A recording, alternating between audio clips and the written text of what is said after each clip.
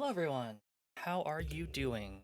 I hope you are fantastic on this here Sunday night.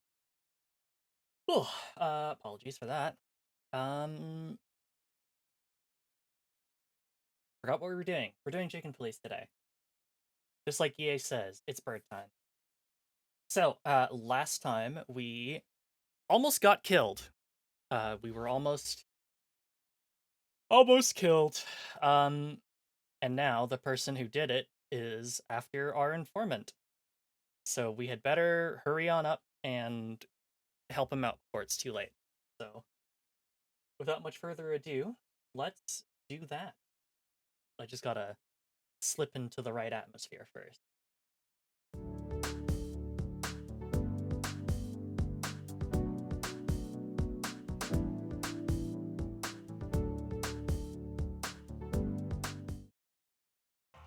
Aha!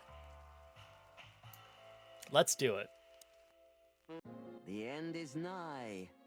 The dead walk among us. I must Relieved. no How? look not whatever. We already talked to you. I guess I'm just gonna Before speed alert you. your wildcat. Why then? I simply try me. I have. I'm. We already talked You about know, this. Mr. Featherland. Don't take this through. Just I hope. take care. Is that advice? I'll leave. Okay, yeah, we already talked to her. The workings of the mind. These books might not even be real.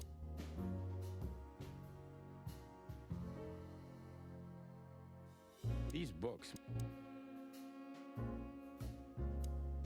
Cold-blooded beauty. Alright. So we did that. So we can head out to Hot Dog.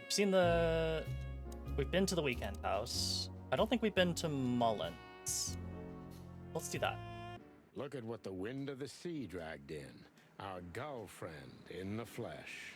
I can't believe it. Is this guy everywhere? The gull sees farthest who flies highest, Marty. Yeah, that guy's never given up. That's clucking sure. Let's get this over with. He's not so bad. You just have to get used to his style. You had 10 years to do that. 9, and it wasn't enough. Don't panic, Sonny. You have around 5 good years left, maybe 6 before you fly up to the heavenly chicken coop. So you can still succeed if you try hard enough. Just shut up, Marty, please. I have to admit, I can't stand his kind. I can't help it. Hey, Sonny, how could you say that? It's not the 7th century anymore. I mean journalists, Marty, not seagulls. Uh-huh, okay. Sorry. I was afraid there for a second. Timothy, Timothy, how is it you always end up exactly where we are? Coincidence? I don't think so. Seems like the kiosk is still a good business. I had a chance to travel in one. They had some big-time cases that... Okay, so it looks like the inspections don't update for everywhere we go. Alright, Timothy. Hey there, Timster. Long time no see. Hey, boys. What a lovely surprise. Do you also have a deja vu, Sonny? It's like all of this had already happened, isn't it? Yeah, now that you mention it. I wasn't following you boys, I swear. We never said you were, Timbo. But what exactly are you doing here? It's a little far away from Roachtown. Okay, I confess. I was following you. But I simply had to know what this is all about and how it's gonna end. It's my job, after all. Well, you have to understand, pals. We're not your pals, Tim. And I'm telling you for the last time, get the clock off our backs, or it's gonna end up a lot different for you than you'd think. Ah, that's harsh. Even from you, Sonny. Did something happen? Did you get dragged into something personal? And on New Year's Eve again? Yeah, I mean, what's the chance of that? Bloody New Year's is back? Is there a connection between the two? What happens if it reappears again? Make him stop, Marty, or I'm gonna twist his beak off. Hey, okay, I get it. Yeah, my beak is sealed, and I'm gonna keep it low. Very good. You're not so stupid after all, Tim. You must have been just pretending. That's a good one, Sonny. I'd be grateful if you didn't follow us anymore, Tim. We know you're a veteran scribbler, but where we're going, I'm not sure you'd make it out alive. Uh-oh. Well, that sounds rather irresistible, Sonny. You couldn't have made it more tempting for him. Oh, shut up, both of you. Okay. Okay. So long, Tim. I hope we won't meet again for a while. Yeah, the pleasure's all mine, boys. So long, Tim. Yeah, He's gonna end up saving us or something, I think. This newspaper booth has been standing here for more than 100. I wonder if they've got the entire...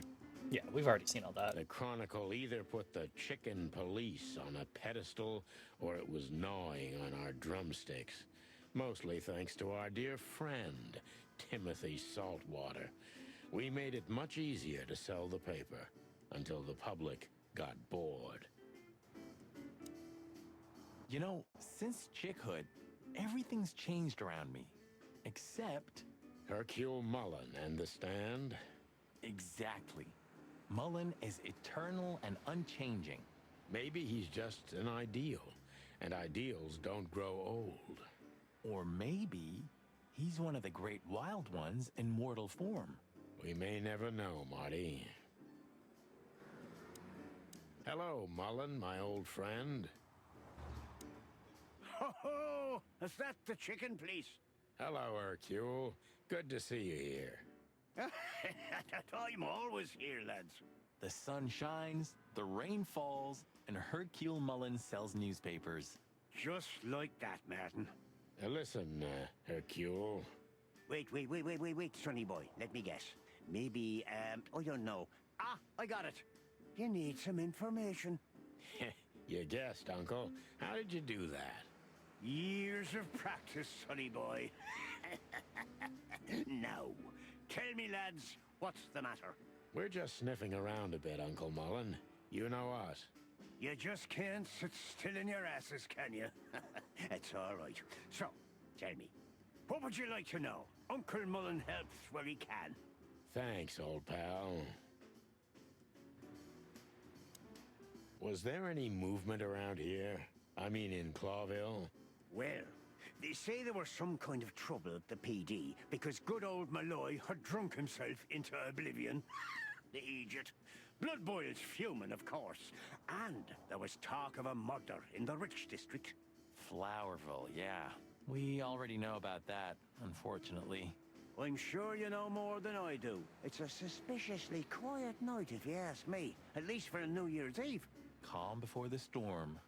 Something's brewing. I can feel it in me old beaver bones, and that signals three things perfectly every time. Bad weather, big trouble, and the wrath of me beloved wife. Thanks, old man. We'll keep our eyes open. You do that. Tell me, lads, what do you need? Just your eternal fountain of knowledge, old beaver. All right, we got some new questions to ask. Let's start with our good friend, Dr. Bubo. What a night we're having. We even ran into Bubo. And you're still alive? Give praise to the great wild ones, lads. We do. What's going on with the old owl? He didn't tell us much about himself. I hear the old owl's doing quite all right, since more and more cops step outside the line and more gangsters shoot themselves in the foot. Busy days, huh? Ah, something's coming, lads. It's in the air, and I can feel it in me beaver bones, too. Clawville's boiling. Yeah, we feel it as well, Uncle Mullen. We managed to run into Philmar, too. Good old Phil, huh? I've heard he's not been doing so well of late. He didn't look so good, that's for sure. At the age of the private eye is over, lads. Now animals either sue each other or turn to the local crime lords. Only jealous or betrayed housewives remain for private detectives. Phil would never admit to that. He's too much of a romantic. Are we still talking about Filmar? What the hell is Tim doing here? You're still angry at him then? He's not really a bad fowl, and he simply idolizes you. Be gentle with him.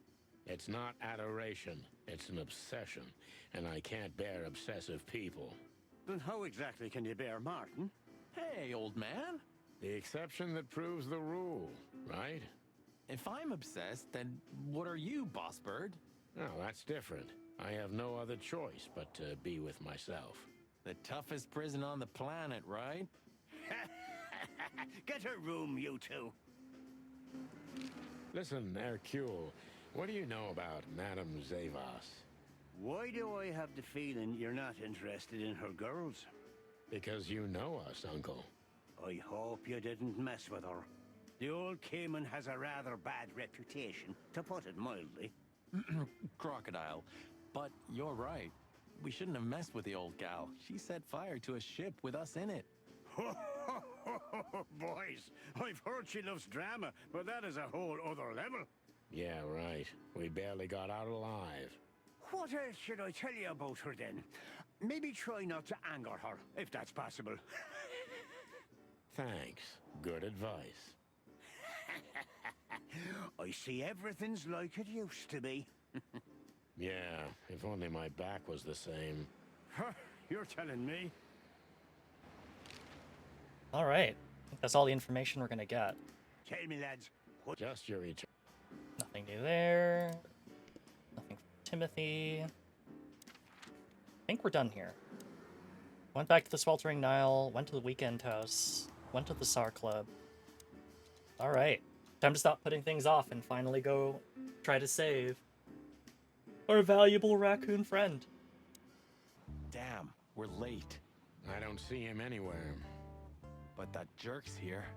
Yeah, the famous scribbler Tim in the flesh. He must have seen something. And because he's here, he must have caught a whiff of a serious case. We should interrogate him. Oh, let me be the bad cop, boss bird. Permission granted. Yes. He couldn't have seen anything. He was over there with us like a minute ago. They say an animal's just like his car. Does that mean I'm old and rusty? Well, you said it. What about you? You don't even have a license. That's just it. I'm special and fresh like a spring chicken. No, like a moron. Do you think Marty lost his license or never bothered to get one?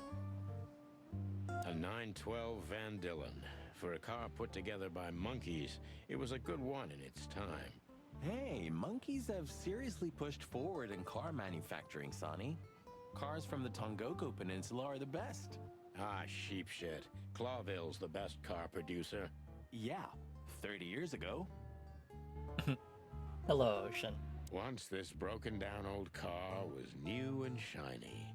Am I a broken down old car too? Ah, is that the kite and... I think so. And I'd like to visit the high... yeah, Okay, we've already seen all that. when all of this is over, You owe me a foot massage. when all of this... You owe me a... Please don't eat me, big guy. That's the Cobbler District over there, or Cockroach Town, or the Hive, as others call it. It was a nice, normal place when I moved to Clawville. Now it's an insect ghetto. You're a broken down old car. Well then, I'm just gonna have to restore you.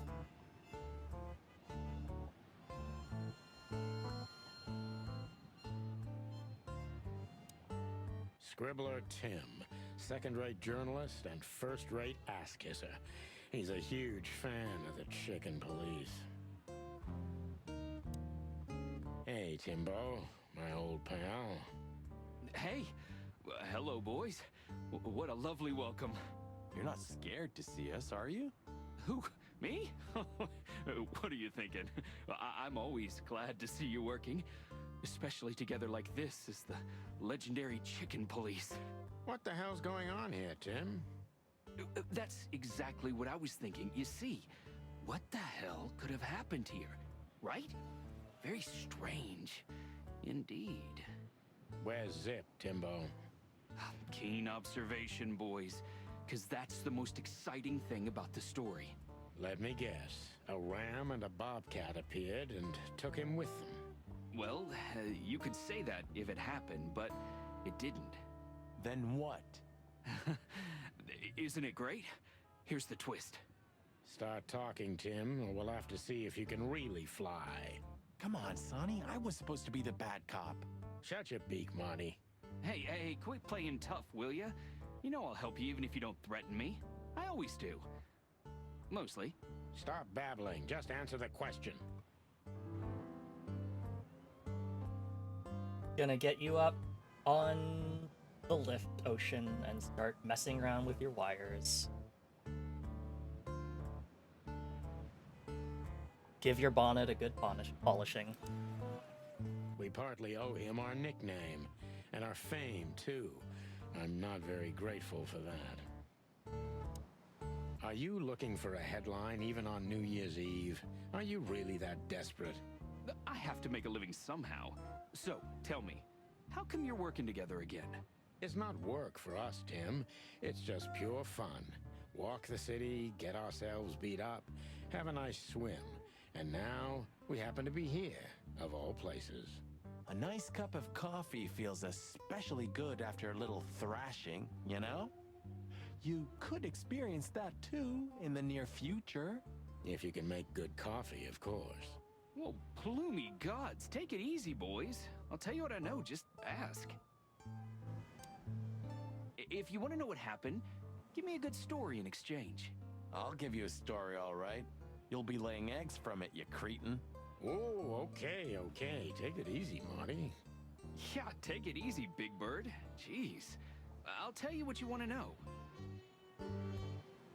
I don't know why they're still threatening him.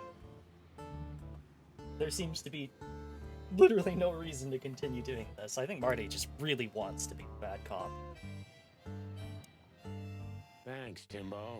I hope we don't have to see you again tonight. I wouldn't bet on that if I were you, gents. Have you seen anything weird around the river? You mean the smoke and burning ship? Exactly. Oh, no. I haven't seen that. What do you know about Madame Zavos, Timothy? What's the old hag up to these days? I only know what everybody does. She's rich, she owns a brothel, allegedly she used to be a spy, and she's an enthusiastic supporter of the Crown and the Royalist Party. What else? Well, I haven't heard anything else, I swear. She's surrounded by secrets. She was a spy, you know. Although... Yes? A little bird told me she's been entertaining quite a lot of foreign guests recently. I mean, real high-quality VIP guests. Who? From where? Well, I don't know, but allegedly, she's welcomed patrons from Stavonia, Averia, and even Nautica. Basically from everywhere that matters. And? Well, that's all.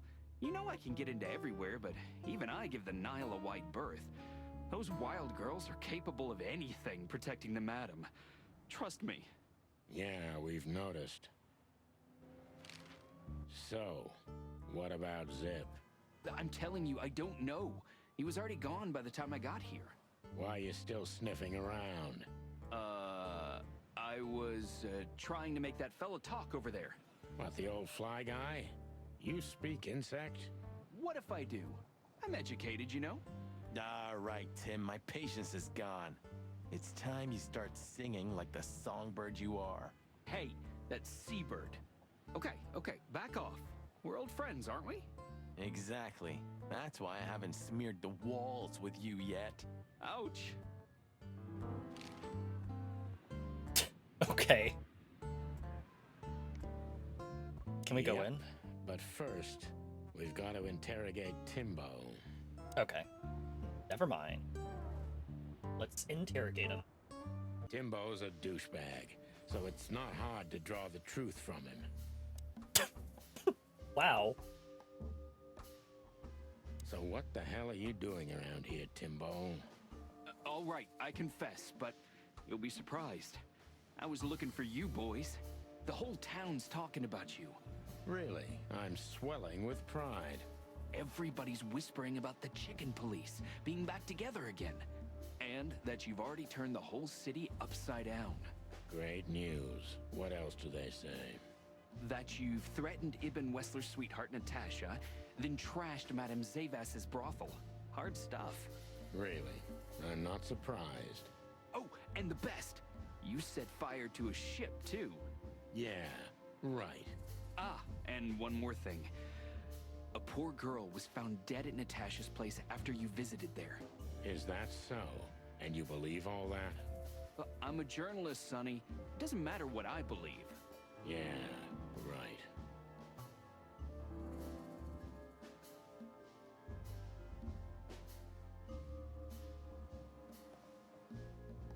And why were you looking for us here, of all places? You offend me, Sonny. I'm your biggest fan. I knew the hot dog's gonna be on your list. So it was a lucky guess. Something like that.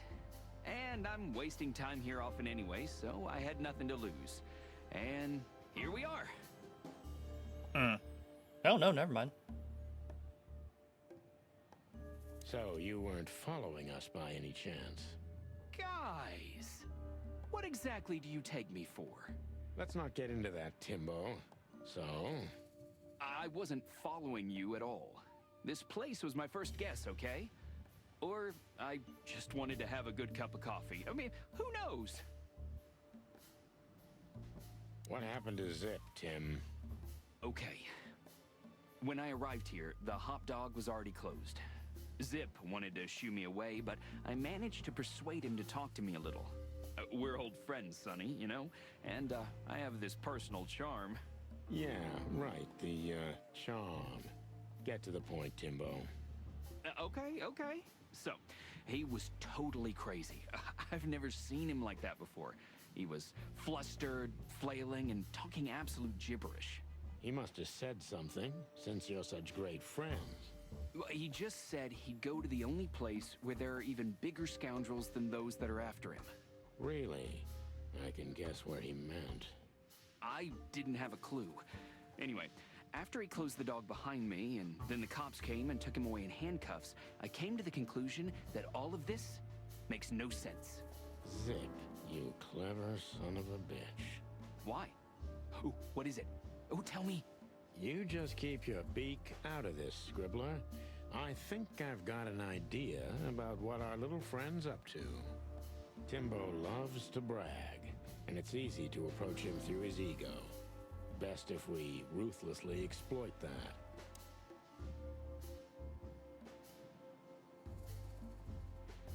Working on a new front-page article, eh? Well, if a specific celebrity couple's willing to give me an interview, then maybe I am. Don't even dream about it, Timby. Eee.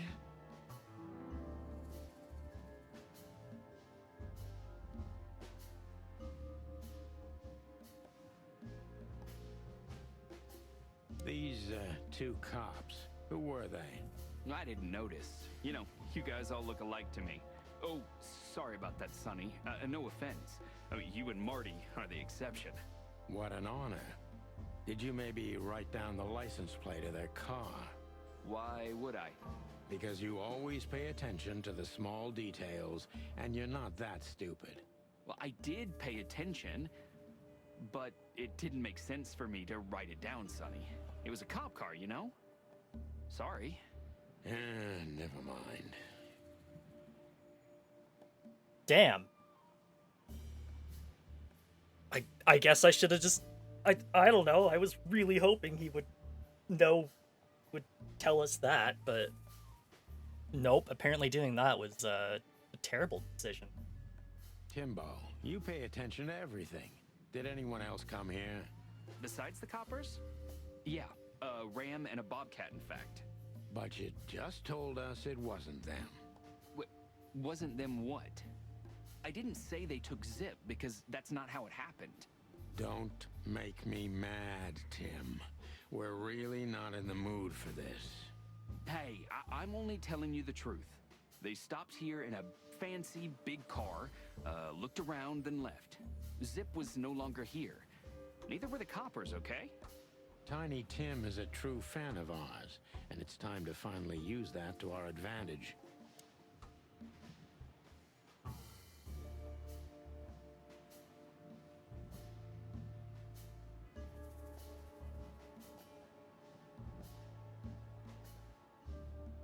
Help your old pals, Tim. What was Zip doing before they took him away? Hey, you're trying to grease me up with all that sweet talk, Sonny honey. Of course not, Tim Tim. We're old pals. I'm sure we are, but I don't remember you telling me that without an ulterior motive. But you know what? I don't care. Feels good anyway. I'm glad to hear that. So, Zip was acting crazy. He was running around, knocking over everything and throwing things away. Then he suddenly disappeared into the kitchen. I guess that's when he made the call, because soon after that, the coppers arrived. and in between? Well, I didn't see him in between. Why didn't you go inside? He's your friend, isn't he? Well, I tried, Sonny. The door was closed. I knocked, even yelled. You know how a yelling seagull sounds like, but nothing. I think I have a hunch what that was all about. Good for you, Sonny. Zip was hiding something in the dog, right? What do you mean exactly? Well, you tell me. You're good old friends, aren't you?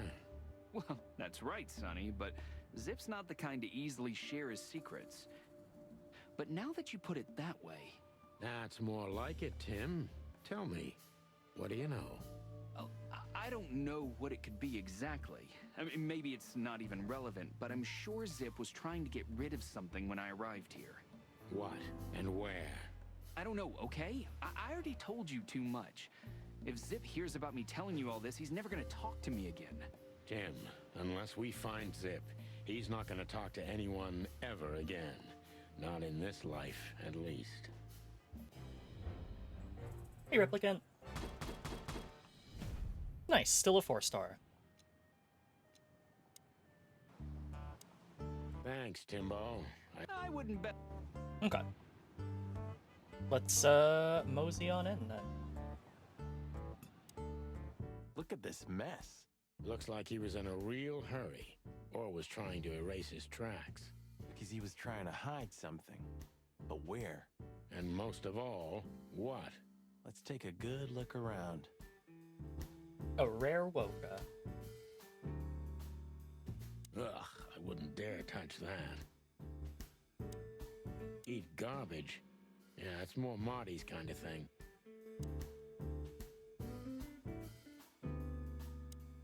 I think poor Marty just lost the last little bit of his sanity. Greetings, pal. What can I get you? What are you doing, Marty? A nice hot cup of coffee? Maybe some toast? Ooh, our strawberry jam pancake is divine. You must have hit your head pretty bad. Yes, sir. 1 coffee and a turbo milkshake with extra vanilla and millet powder coming right up. Ah, furry gods help me. Please don't have a nervous breakdown, okay? Did you find something? Nothing. Or, I mean, there's a lot of stuff here, but nothing important to us. A pity.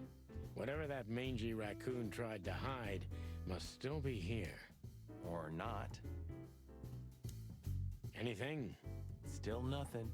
But I'm starting to like it here. It's like a new job, new life. Well, if this case gets plucked up, you'll find yourself looking for a job, so enjoy it. Ha, ha, ha, ha. Anything? Huh? I think poor Marty's truly lost. When we get over this whole mess, I'm gonna take you to a concert. No, you won't. Yes, I will. Swear. Yeah, well, good luck with that. You'll see. Just wait. Even looking at it makes me tired.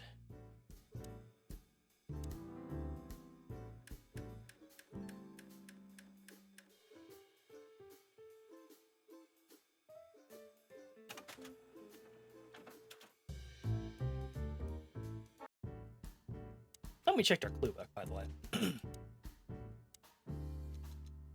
Zip called the cops on himself and got them to take him in. But why? Well, probably so he doesn't get murdered. Zip is hiding something at the hot dog. We must find it before it's too late.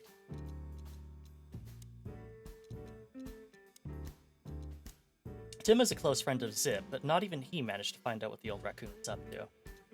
Tim knew what happened to Zip very well, and he's most likely keeping tabs on our actions, too. He literally admitted to it. I know that was a side conversation, but come on, guys. Zip called the police on himself, but why? Was he so afraid of something? Yeah, of getting fucking murdered. Nautica.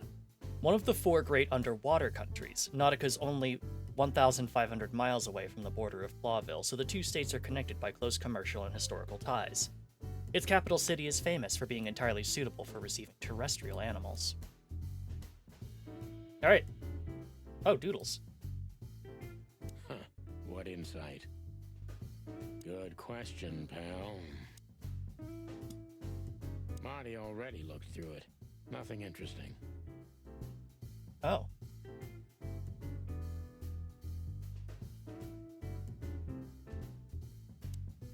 Eat garbage.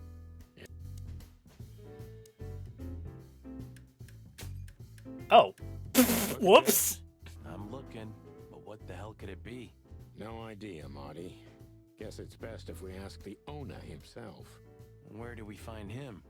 Well, Timbo told us he's with even worse bastards than the one chasing him.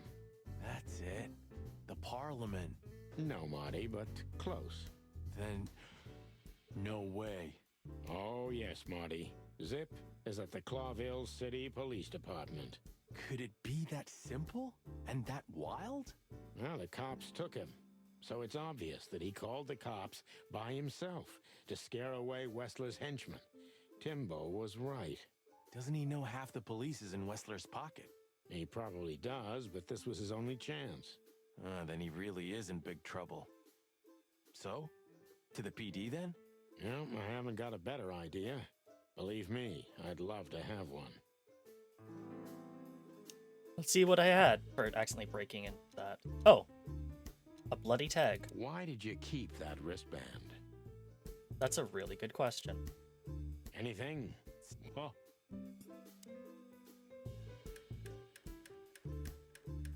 Sorry about the jukebox.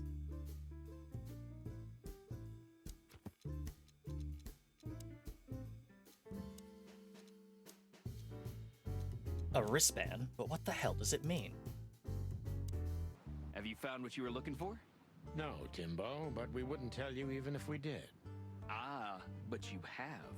You are an open book to me, Sonny. So, thanks for the intel. Be careful what you're writing, Timmy boy. I'm a cop for only the next 121 days. After that, I can gut you if I want, and get away with it.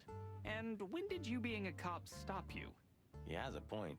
Just keep a low profile, okay, Timster? Okay, I get it. My beak is sealed. Zoop. Thanks, Timbo. I wouldn't bet on... Hey, old pal, could you help us? Does he understand us? I don't know. Excuse me. Have you seen where the raccoon went? The one who owns the joint? Nothing. Hey, old pal. Does, nothing.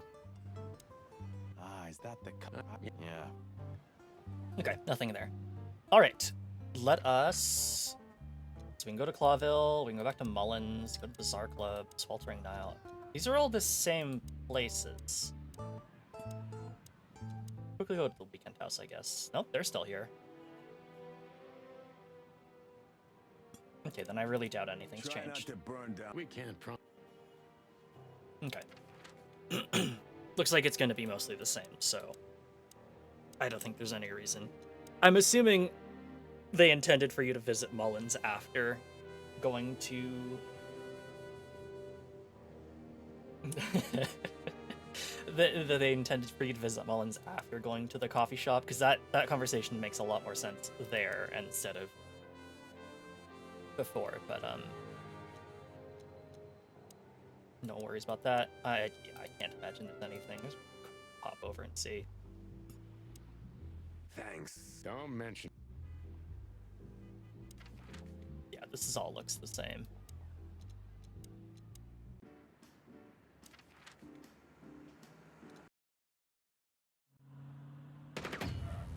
Clucking furry hell. So they know we're still alive? And they'd like to do something about it. Uh-oh.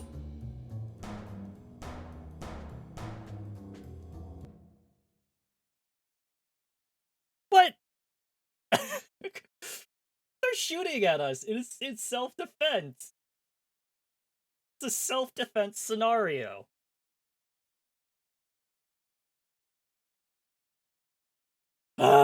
Fine.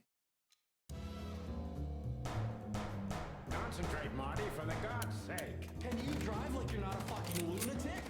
Shut up and shoot, you big feather pillow.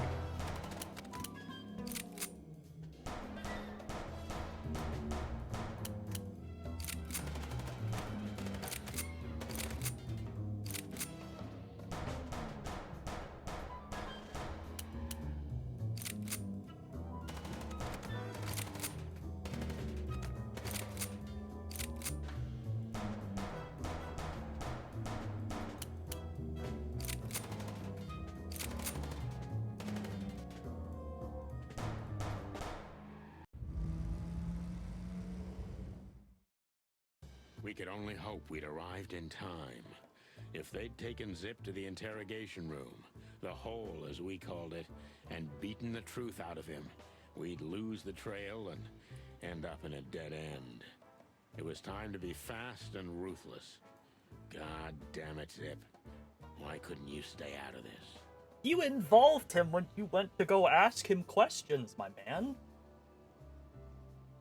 Hey, shooting, thanks. It was taking every single bone in my body not to shoot at the people shooting at me. Ah, look who's here. The top of the cops.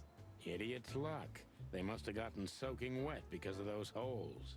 Sometimes I wonder how these two are even still alive in a city like this. Wonders of the world, Marty.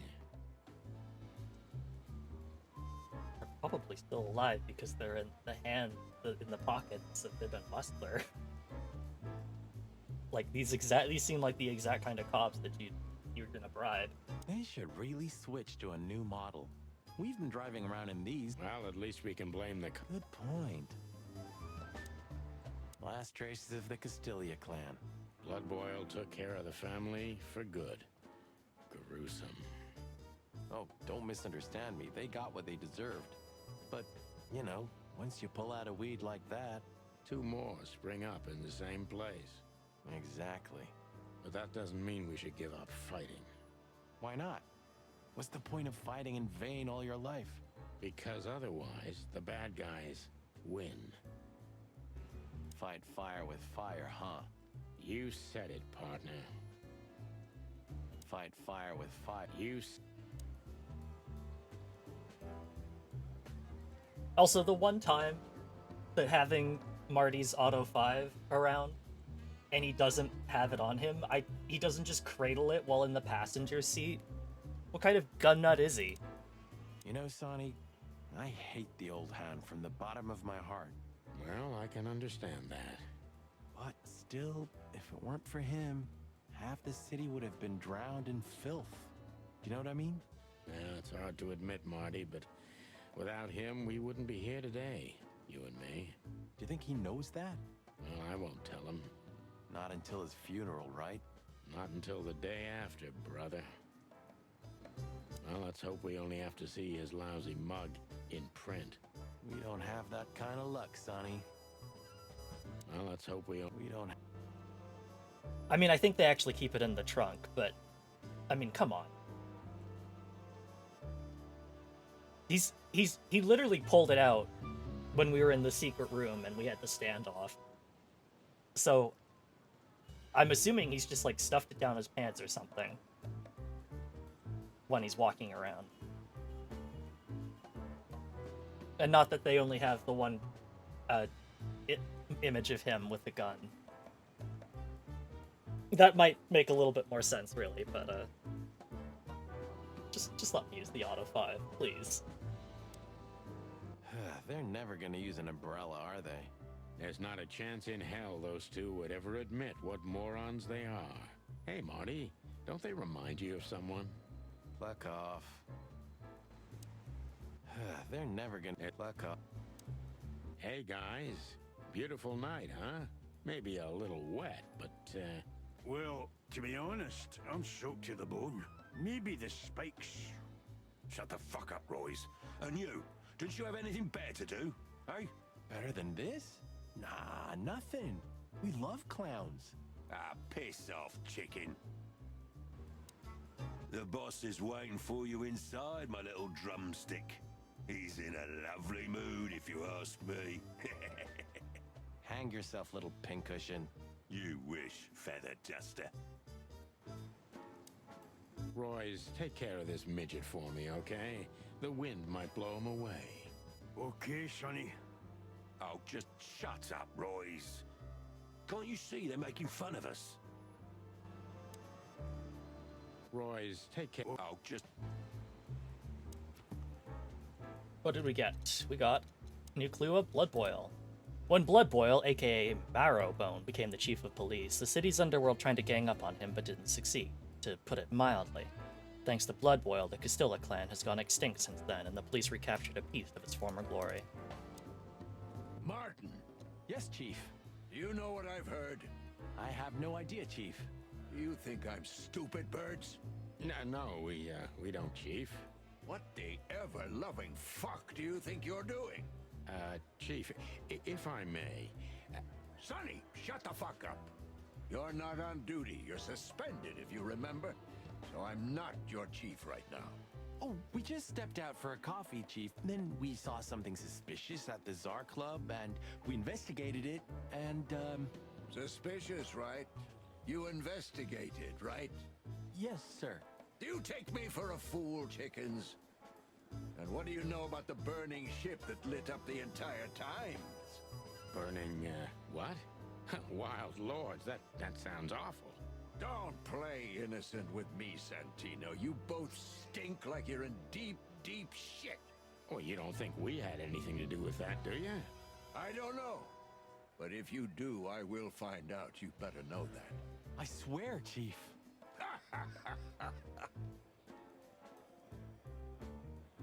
I've had enough of your swearing for a lifetime. Get the fuck out of my sight. Yes, sir. Have a beautiful day, Chief. Don't let me see you again, Santino. Or I'll try not to be seen, Chief. I'm not your chief. Get lost. Oh, he's right here. A busy day, sir? Sonny, you think I'm just joking, right? Speak to me one more time, and I'll fire your ass. Understood, sir. Sorry. I hope this doesn't count. Get the fuck out of my sight, Santino. Yes, sir. Sorry, sir. Not gonna happen again, sir. Did anyone ever tell you you're a real pain in the ass, Sonny? Only my mother, sir. The Hound of Hell in the flesh. I don't think any kind of devil would be brave enough to get a dog like this son of a bitch. Maybe if we pretend we're not even here. Are you kidding me? The old man can spot us a mile away. He already did, in fact. Maybe if we pretend... Are you Still here? No, sir. Well then. For all the whiles, Sonny, get out of my sight. I don't understand how you do it, Sonny. Do what? You drive him crazy, yet he still doesn't bite your head off. He didn't even suspend you. Because he respects me, Marty. I may be insufferable, but he can't deny I've always brought something to the table. That's why you drive the poor old dog mad? No, I do it because I'm bitter and twisted. Oh, yeah. I'm really not in the mood to meet Deputy Malloy or any of my ex-colleagues from the Predatory Division. We have no business there. All it takes is one look. Tonight, the heart of the station is beating incessantly. That was beautiful, boss. Already said that one. Oh, got new things to ask. Hey, Monica. Hey, boys. I hear the city's on fire since you're back together again. Not yet, but all is not lost. Metaphorically, I mean. So, how can I help you? And we need some information, if you're not busy. Of course I'm busy, and of course you need information. But I'll help you, as always. You're an angel. Yeah, I know, Marty. She's too good for this world. What about the raccoon? What's he doing here? You tell me. You're here because of him, am I right? Are we that easy to read? I know you as if you were my own chicks, boys. Oh. Don't get too excited, Marty. Busy? Always. Do you know anything about a girl named Deborah Ibanez? You mean the Bambi whose body was found in Natasha Kutsenko's weekend house with huge red letters on her back? Don't call her a Bambi. So you knew her. Just fleetingly. Anyway, I don't even want to know. I don't know much about her. Moses and Plato are on that case. Thanks for the intel, Mon. Anything else worth mentioning? You were at the scene, right? We? Of course not. Sonny, you can't lie to me. You just can't. Is this some kind of interrogation? Just leave us alone, Monica. You're an open book for me, Sonny. Remember that. Guess who we had the chance to meet? Madame Zavas, the legend herself. So you're that lonely? I didn't think that was your thing, Sonny, but you know what's best for you. We were there to investigate. Of course. And were you successful? To be honest, they beat us and tried to burn us alive. Inside of a sinking ship. Wow. Busy night, right? Even for you. Yeah, so what do you know about the madam? Nothing much. She's not had any run-ins with the police recently. Of course, because half the PD goes to her. Well, I'm not gonna say anything about that. Look, Mon, we suspect Madame Zavas is in cahoots with Ibn Wessler. Any idea why? No, but those two mean trouble by themselves. I don't envy you, boys. Seriously, any ideas? Get out while you can. Right about immediately. Well, you're kind of right. We can't, Mon. We gotta see this through to the end. Famous last words. So, we're in a bind now. We have to get our buddy Bosco away from Zip if we want to have a word with him. What are you thinking? I don't know yet. Zip H. Murphy. Do you believe he's really that scared? Or is it just an act? Zip's a good actor, but he's not that good. If Wessler's henchmen are after him, he has good reason to be afraid. We've got to learn why Ibn wants him out of the way. Do you think he'll sing? People like Zip always sing, Marty. You just have to work on him for a little bit. Alright, we come back from a break. We're gonna do just that. I just need to go take a quick minute break. See you in 2 minutes. Bye-bye.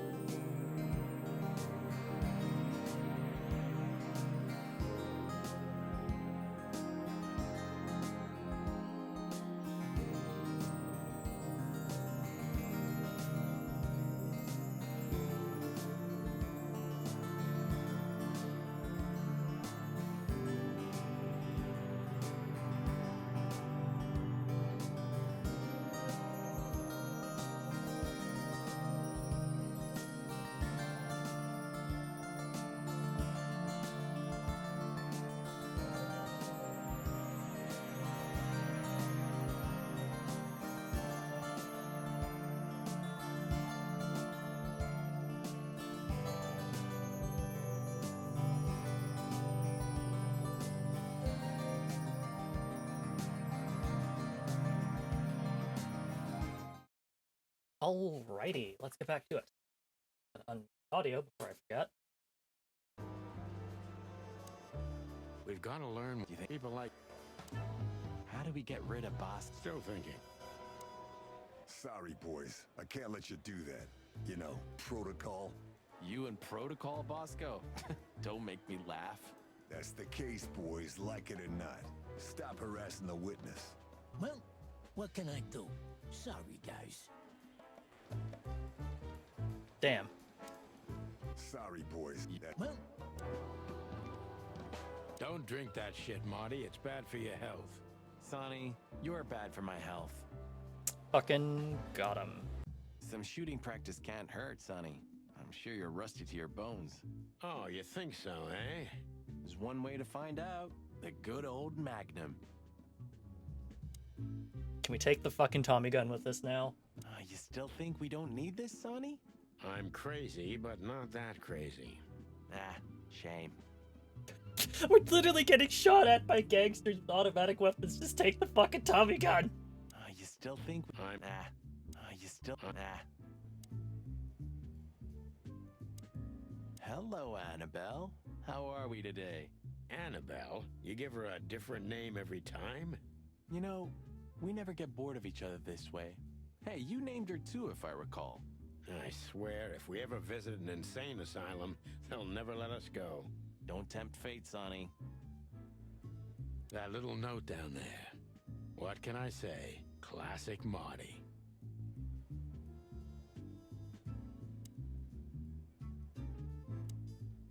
Maybe I should thank him.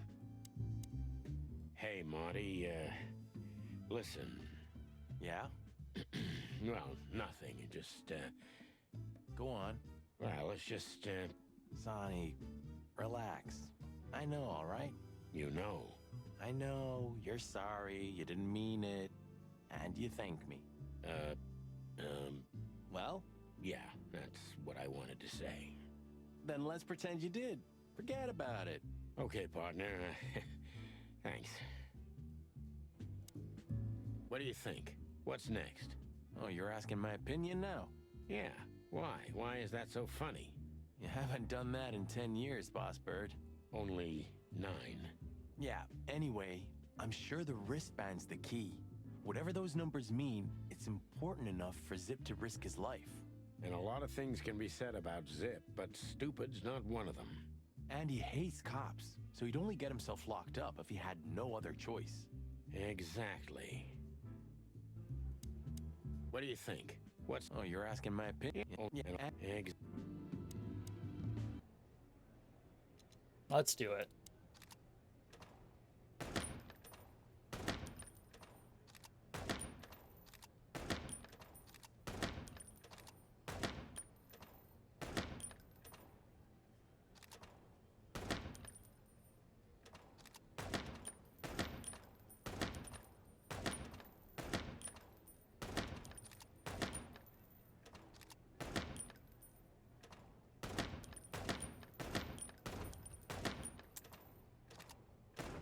Whoop.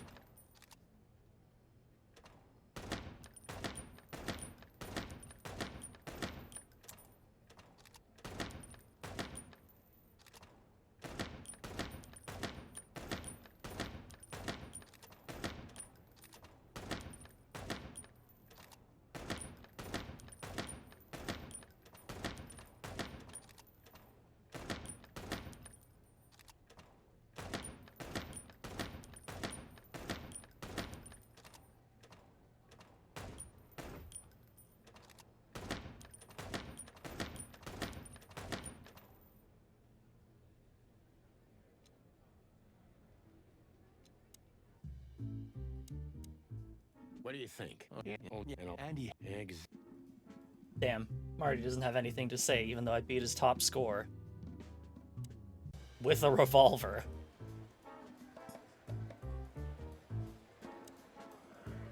You two again. Say, Bosco, what's all this about, Zip? Yeah, if only I knew. This idiot called us on himself. He told us we have to take his statement. And what does he want to confess to? I don't know yet. We still can't get it out of him. But we're taking him down to the hole soon. There, he'll sing like a little bird for us. No pun intended. Would you mind if we asked him a few questions before that? You know, just for old time's sake. Sorry, boys, but you know the rules. The rules, right. More like blood boil. Oh, yeah, more like blood boil. So sorry. Don't you have anything more important to do, Bosco? I do, but Blood Boil ordered me to guard good old Zip here.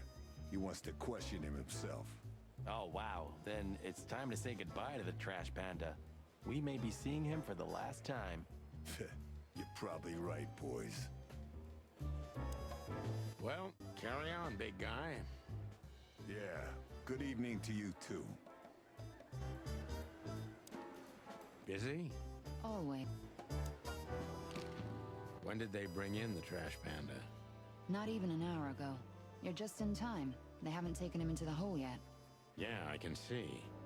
Listen, Mon, would you do us a favor? Can I be honest? Not really. Oh, just a small thing. For old time's sake. Me and my big heart. So, what do you want? Call Bosco over here for some reason, okay? So that we can have a quick talk with Zip. Okay, I guess I can do that. But you owe me one. We'll thank you somehow, I promise. No, no promises this time. Shoes. Shoes? Size 35, high heels, black. Yes, ma'am. Good. Hey, Bosco. Yes, ma'am.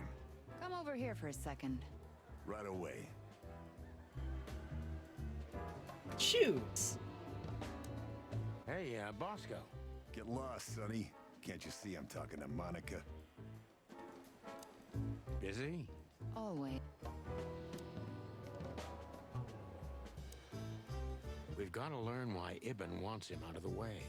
You think he'll sing? People like Zip always. Hello, Zip. Hello, boys. What's up? We were trying to visit you, but guess what? You were nowhere to be found. Yeah, I don't get it either. But suddenly the cops appeared and, Cut the crap, Zip. We talked to Tim. We were at the dog and at Bubo's, Zip. Two meatheads were talking about gutting a rat. A rat? An informant, Zip. We immediately knew it was you. Isn't that flattering? I can explain, boys. My life was in danger. These lunatics want to kill me, and I have no idea why. They wanted to cook us, Zip. We're lucky to be alive. Then we walked our feet to the bone and almost got shot to pieces just a couple of minutes before. What Sonny means is we're not in the mood for bullshit. Or raccoon shit. But boys, I have no idea what they want from you. I don't know what they want from me either. We have time. And by the looks of it, you have too, pal. So start telling us what you have to do with all of this. Don't drink that. Sonny, You believe me, right, boys? unfortunately, we know you. So spill the beans or else. You wouldn't dare to threaten me, would you? With Chief Blood Boil here? Who would you rather sing to, Zip? Us or him? Choose the lesser evil, Zip. Choose life. Ah, shit. Okay, ask away. But if Blood Boil hears about this, he'll hang you out to dry by your waddles. Let that be our problem, old pal. Come on, boy. All right, Zip. Come on, boys. Hit me. All right, Zip. Let's see. Bubo doesn't have a high opinion of you, Zip. How do you know him? You see these stitches? His weight. All of them. Ah, I see. My condolences. He's a good friend of mine. But the word friend is misspelled in his dictionary. Have Have you ever been to the Nile, Zip? Oh, I wish, man. But my kind can't get in there. Why, did you? Right in the madam's room if you're interested. Oh, so that's why you look like that. Bingo. Did you know that the place has ties to the Wessler Empire? That place has ties to everything and everyone in Clawville, boys. Even to the royal family. I'll bet my tail on it. What do you think about this paper? I've seen better, sonny boy, but that's not paper. Do you know what it is? At first glance, it's canvas. A piece of a painting. But it's too small and too blurry to make anything of it. So, still nothing. Well, thanks anyway, Zip. Anytime, boys. Are we done? Just one more thing here. When are we going to learn more about this painting, I wonder? So, we were just about to listen to some sweet music when, Didn't that damn jukebox break all of a sudden? Oh, damn it. Damn it, indeed, Zip. There was a wristband behind it, with numbers on it. 984-237-22 to be exact. What? All that from memory? How the hell? I have no idea either, and it scares me too, but that's not the point. Tell us about it. That is, if you want to leave this place on your feet. Okay, okay. You got me. I'll talk, but only if you promise that the cops won't know about this. Do we look like we're on duty? Here we go. Come on, boys. All right. Zip is a real opportunist. He's trying to turn everything to his advantage, but we're gonna turn the tables. Who did you escape from? And why here, Zip? Why? Because I like living, that's why. How did you know they were coming for you? I got a tip-off from a friend that I should pack my things and go if I want to live. But I had nowhere to run. You know me. The hot dog's my everything. So you thought you'd be safe here? Of course. Ibben's people are everywhere, but, maybe it's harder to get rid of me at the PD. Well, I wouldn't be so sure about that.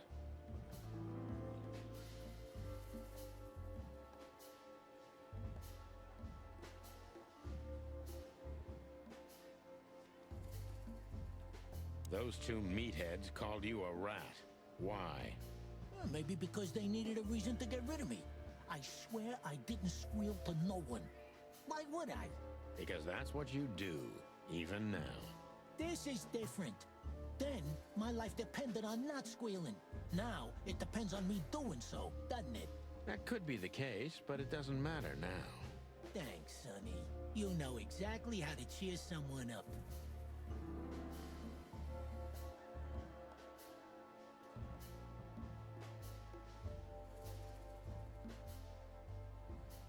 It seems you can't leave the underworld behind. I have nothing to do with Wessler or the Castilia clan or anybody else, okay? I swear. You mean, not anymore?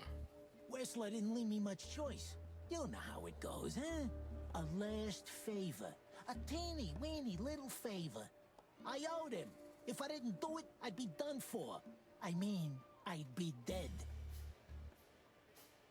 What did you have to do for Ibn? I never hurt anyone, all right? Let's make that clear right now. I never said you did. I just had to get rid of a package for the boss. That was the job. Quick, clean, simple, right? Yeah?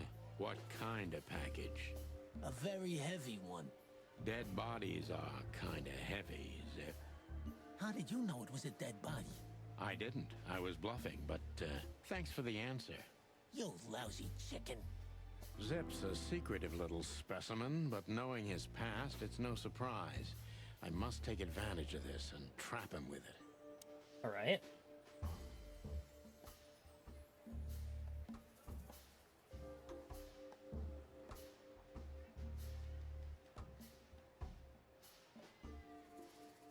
Why you, Zip? Ibn has many loyal henchmen for these kinds of jobs. Because, it's harder to trace back to him, I guess. He chose you out of the whole city for this particular job. Why? He needed someone who knows the Hive well. The Hive. So, Roachtown, eh? Why? Because I had to get rid of the package there. You mean the body? It's starting to get interesting.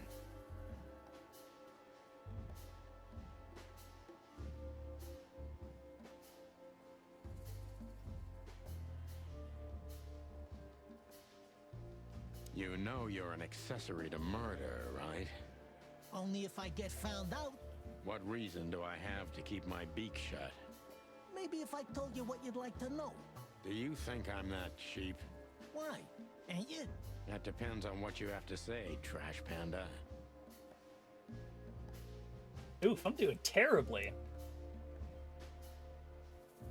You wanted to blackmail Ibn, didn't you? Who do you take me for, Sonny?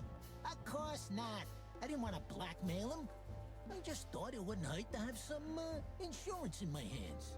Of all that's furry, Zip, you're incorrigible. Yeah, I might be. But you haven't changed either, pal. Oh, gods. This gambit could cost you your life, Zip. By the look of you, yours is too, chicken. What happened to the body, Zip? I don't know, Sonny. All I had to do was drop it in an abandoned part of the hive. Where starvation's most prevalent, I guess. Where insects fight for their survival, right? I couldn't have found a better way to get rid of a corpse myself. All that fresh meat must have been gone in a matter of minutes. Fuck, I don't know. I didn't stick around to see what happened. You make me sick, Zip. You would have done exactly the same thing in my situation. Anyone would have. I got the order, I did what I had to. I wanted to survive. That's Ibn for you. Blackmail. Yeah, something like that. Zip may be secretive, but if he manages to open up, he's also honest. He's not trying to change the subject anymore, so I only have one thing left to do. Ask the right questions.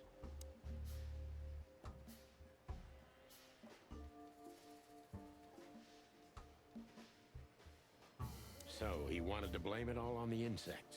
Why would he do that? They're easy prey. Yeah, I get it. Insanely simple, Sonny. Ibn Wessler's not the only one who takes advantage of the tensions, you know. It's the easiest method of sweeping things under the rug. I've heard that Wessler's trying to break into the substitute meat industry. Surprised? What do you think will happen if Wessler saves Roachtown from starvation with a new, cheap, and accessible faux meat product, eh? Boom! He's gonna be a hero. And maybe he'll get voted into the Council of 12. Clucking hell. I'm asking you for the last time. What's with the wristband? I honestly have no idea, Sonny. It simply fell out of the bag when I threw it down in the alley. At first, I wanted to leave it there, but then, well, you know me, huh? And that's the whole story? That's the whole story. At first, I thought it was some kind of, code. But on a wristband, it's usually an ID number instead. Like on prisoners? Exactly. But I know from experience that prisoners don't get bands like this. Not in Clawville. It looks more like something from a hospital. Maybe you're right, Zip. While we're at it, was it Dr. Bubo who gave you the tip-off to get out of the hot dog? Yeah, it was. Why? Thanks, Zip. You've helped us put some vital pieces into place. Well, that's great. That didn't help me, Sonny. I don't want to rot in here or end up in an alley of the hive. We'll see what we can do. You gotta help me. Be glad I'm not charging you as an accomplice to murder here and now. Just keep your head down. Understand? I will, Boss Bird. I will. That's more like it.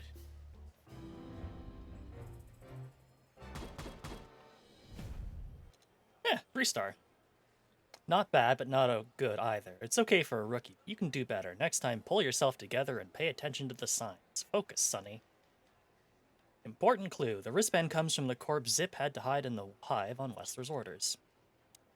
So you're telling me you have no idea what this is? It's a wristband. I see the same thing as you. This was the only thing left of the dead body. And me, you know me, they don't call me Sticky Fingers for nothing. So you just took it? Maybe for some blackmailing? Who knows? Maybe it just hurt my sense of justice. I wanted to know who I buried. You're a real bastard, Zip. A real first-grade bastard. Should I say thanks? Thanks. Just lay low, Zip. Real low. Thanks for the advice, Sonny. So, where to next? Where did that wristband come from? I got bad news, Marty. I only know one person who knows about medical stuff. Oh, no. We were just there. Sorry, partner. Bubo again. Bubo time! We've got to learn why people like... What do you want? Chicken police. Hands up. What? Marty, that's enough. Hey, Bosco. Get lost, Sonny. Busy?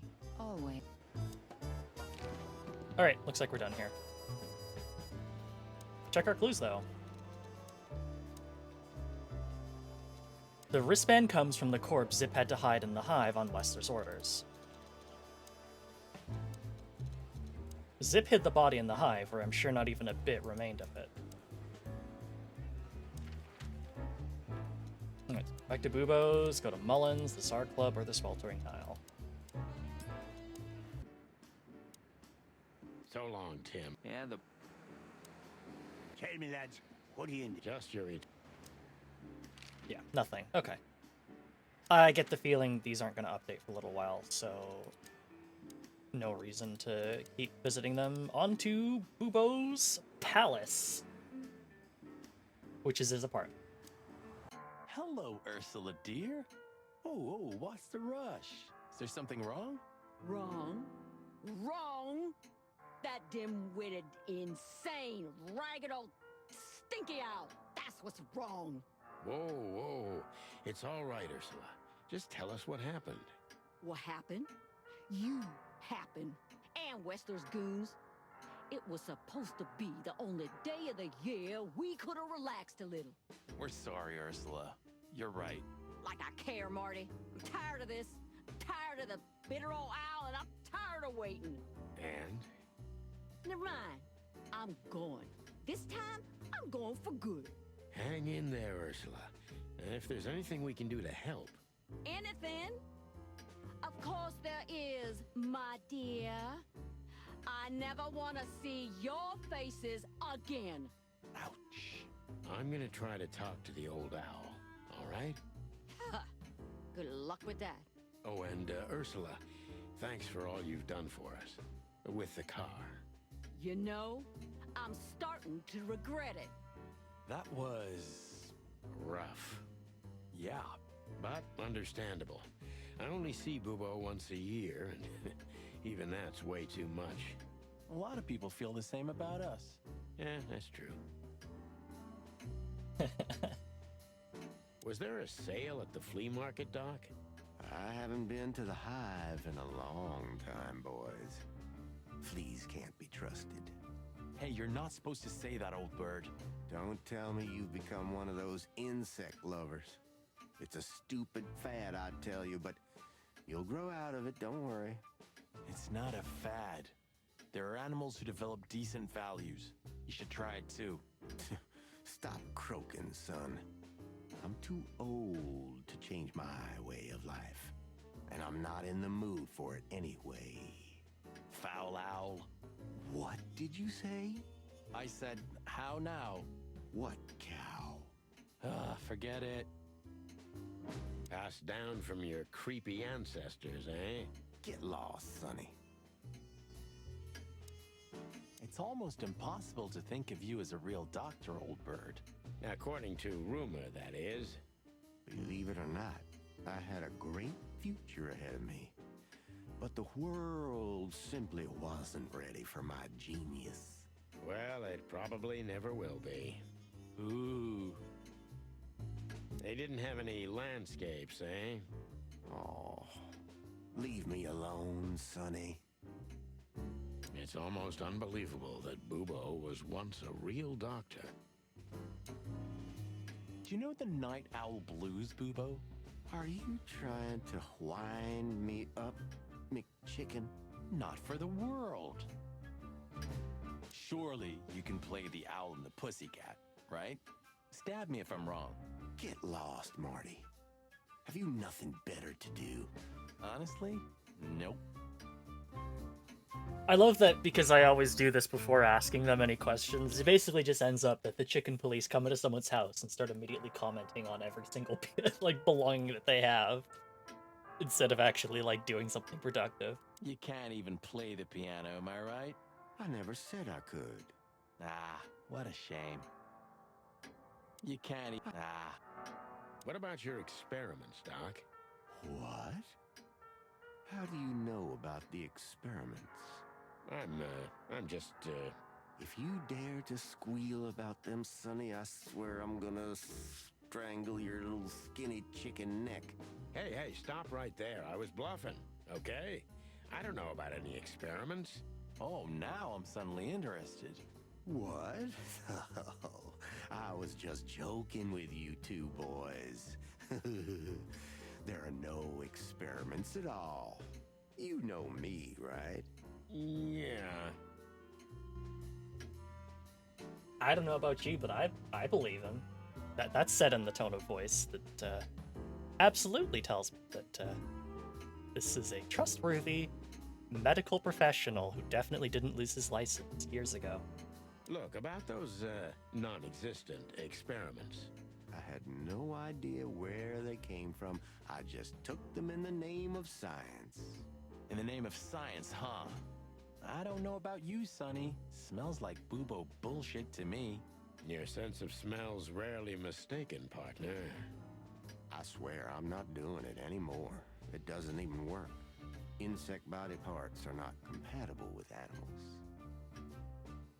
What did you just say? Who, me? I didn't say anything. Okay, we don't want to hear any of this, Boobo. And I think it's time for us to go. Good idea, Boss Bird. Haha. Oh no. Let's just drop the subject, okay? It's best for everyone. You're probably right, Doc. How's it going, Papa Boobo? Very well, thank you. I've lost a bit of weight recently because of my death, you know. Ah, I see. Sorry to hear that. Get well soon, Papa. Thanks, son. One more thing, Paps. Yes, my boy. Are you done? Yeah, sorry. Sorry. Good evening, Papa Boobo. I was never so scared as when I was lying here and you were leaning over me, Doc. Do you mean that time when McChicken shot you? Yeah. That was a night to remember. Ah, don't even mention it. Good old days. Do you ever clean this, Doc? You really want to know, Sonny? Not really. Here you go. Bad memories. Do you think he's broken up about it? Boobo? You mean because of Ursula? I don't think so. He's too proud ever to admit he was wrong. Or say he's sorry. Okay, but deep down inside. Oh, I don't want to know what's deep down inside of Boobo, Marty. I don't know, Sonny. Sounds like you're talking from experience. Let's get this over with fast. I don't want any family drama. We're already in it up to our crest, Sonny. Hey, what's up, Doc? Somehow we guessed we'd find you still awake. Stop playing innocent. I've heard that little intermezzo. I have the ears of an owl, you know. We're very sorry, Boobo. I'm sure she'll come back. Of course she'll come back. She loves me. I don't know why. And she's afraid that I'll drink myself to death once she's gone for good. She's not wrong about that. What do you want? Haven't you caused enough trouble already? We're here for some information. Then we'll be out of your hair. I mean, feathers. Who cares? So what do you want? And be quick about it.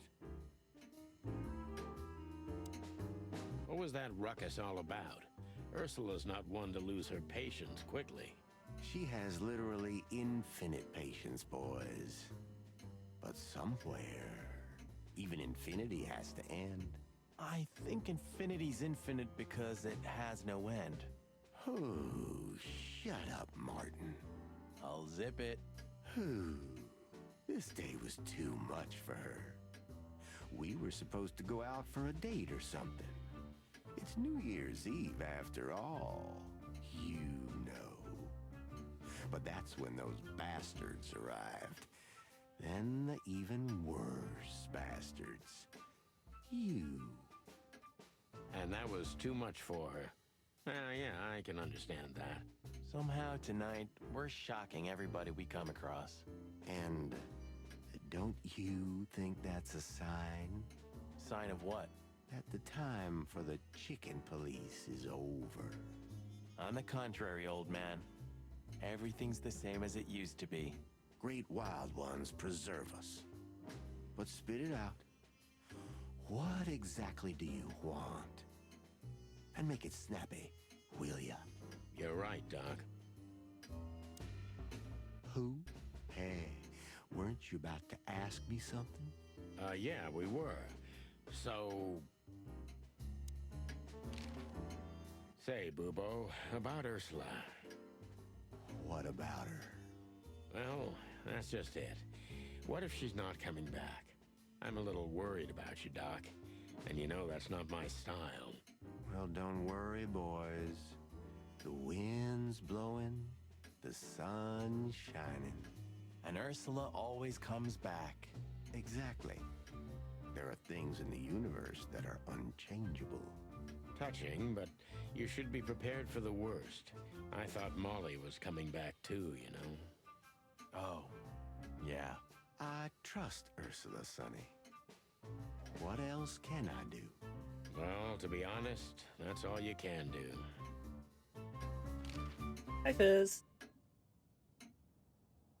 That rat you mentioned was Zip. Should I be surprised or what? I knew it was him. Yeah, we knew you knew. What did that old raccoon do this time? Ibn was blackmailing him with something. That's what we wanted to ask you. Do you know anything about it? I don't care about Wessler's dealings, Sonny.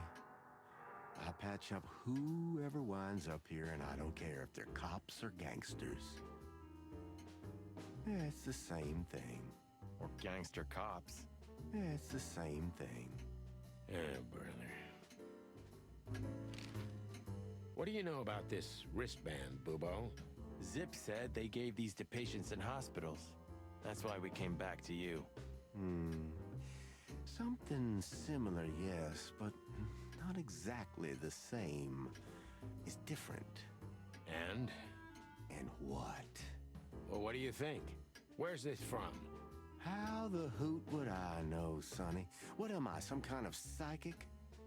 That I put my hands on it and tell you? Okay, let's try another approach. It's from the morgue. Is it Deborah's body? That feels a little counterproductive considering that, like, the cops have already seen her, but... I mean, I can't exactly think of anyone else's corpse that we've run into, so... Do you have any idea why Wessler's men were looking for Zip so hard? I don't. How should I know? Why should I care? He had to hide a body. The body of someone Wessler killed. The wristband is from the corpse. Really? That rang a bell, old owl. Well, boys, if I'm right, you're in deep shit. That's more like it. Tell us, Bubo. So, Wessler, the wristband, and a corpse, huh? It looks very much like I know the connection. Or at least I have a hunch. Out with it, Owlface. Okay, don't peck me, chickens. Hobart Ibn Wessler has a relative who happens to be a resident at an insane asylum. The band is very likely from there. Wait, a relative? What kind of relative? Yeah. You don't know? I thought you were the detectives. Anyway, Ibn Wessler has a twin brother, Albert. Albert Wessler. You put it together very skillfully, Marty. Yes, Albert Wessler. He's a madman kept in solitary confinement. Do you think he's the corpse? But why? How the hell should I know that? Thanks, Bubo. If what you told us is true, then this time we'll owe you one. Will wonders never cease? Who? Yeah. So, insane twist. Do you think Albert replaced Ibn, and that's why he hasn't been himself? I think that's a possibility, considering they said twins, but who knows. The wristband is very likely from an insane asylum where Ibn Wessler's secret twin was treated. Hello, Corey. Ursula got really mad at the old owl, but it doesn't seem to upset Bubo that much. He is just dead inside. Albert Tadeus Wessler. Species, Ratus. Gender, male. He is a dangerous lunatic. We haven't even met him yet. Albert Wesker is Hobart Ibn Wessler's twin brother, who's being treated in an insane asylum far from the city. Whoopsie. Evil twin switch, yeah.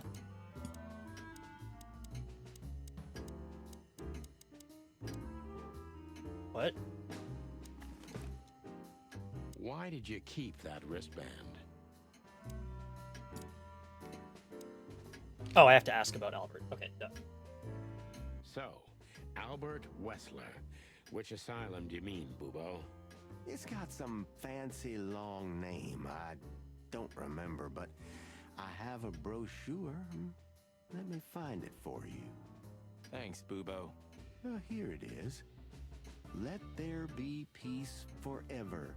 Mental institution for ill and damaged minds. Quite a beakful. Where can we find it? I've never heard of it. It's a good 6-hour drive from Clawville. Maybe more. But you'll find everything in the brochure. You're the best, Bubo. You finally proved useful. Whew. Finally? Now get your chicken scratchers out of here while I'm asking nicely. Just one more thing. What's that, Bubo? If that someone was really Albert Wessler, the trouble's bigger than you think. It's always bigger than we think, Bubo. We're used to it. You don't understand. Ibn Wessler never loved and respected anyone in his life like he did his brother Albert. So what? Then the problem's bigger than we thought. A cornered rat bites. Well, thanks for worrying about us, Doc. But there's no way back from here. Too far, too late. We're like hounds, old man. Once we've caught someone's leg, we never let it go. Who? Not while you're alive, eh? Yeah, exactly. Well, goodbye then, fellas. And I wouldn't mind if you never visited me again. The pleasure was all ours, Doc. All right. Who? Yeah. Off we go. Got the brochure. You're the best, Bubo. You finally proved useful. We are waiting for you. Call us from Clawville 555-966. Clawville States. Follow the Asylum Road Bush Marsh 966.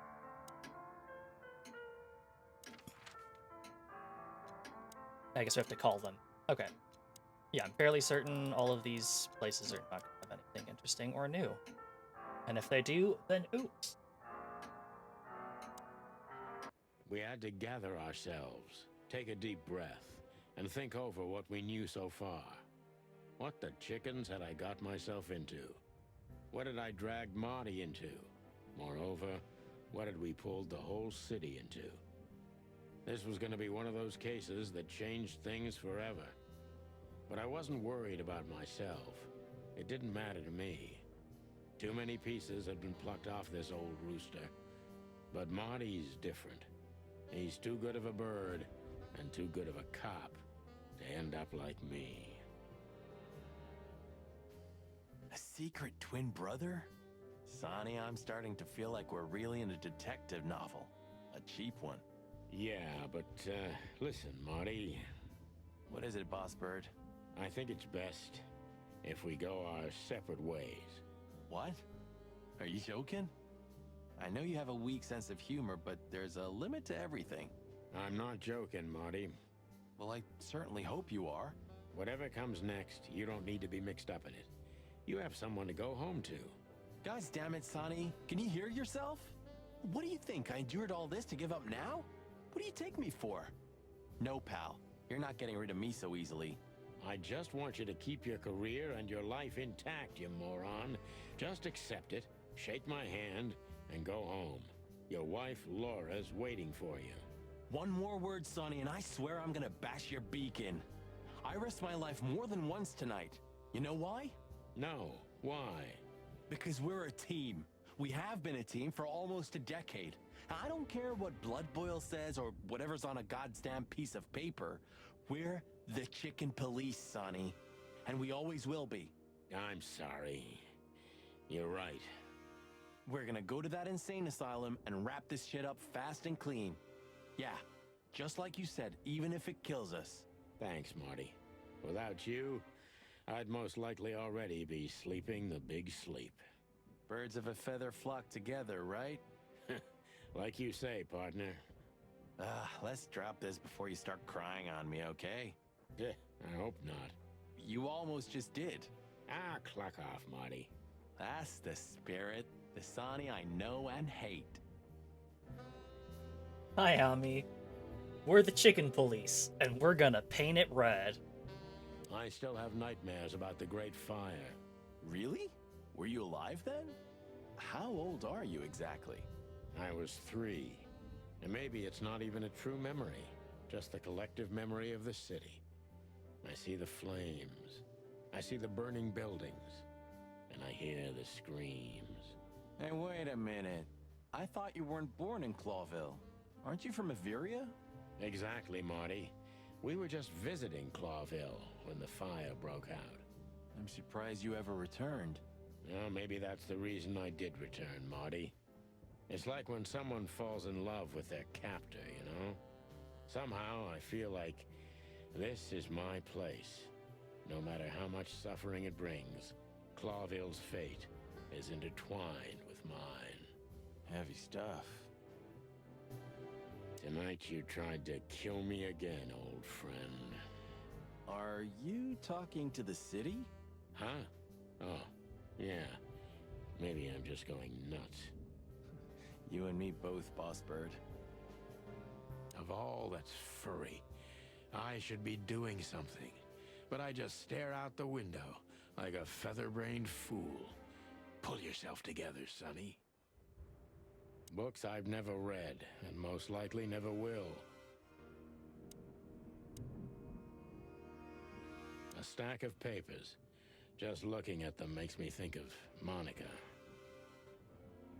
I've had enough stimulation for today. You know, I thought about it multiple times that you might be Meredith H. Marble. We've met her on a number of occasions, Marty. Remember? Her real name is Susie. Maybe Susie's just an actress you hired. You've read too much of that cheap garbage, Marty.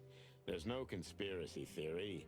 Susie's just a money-hungry little dame who made a fortune off of us. That's all. You're disappointing.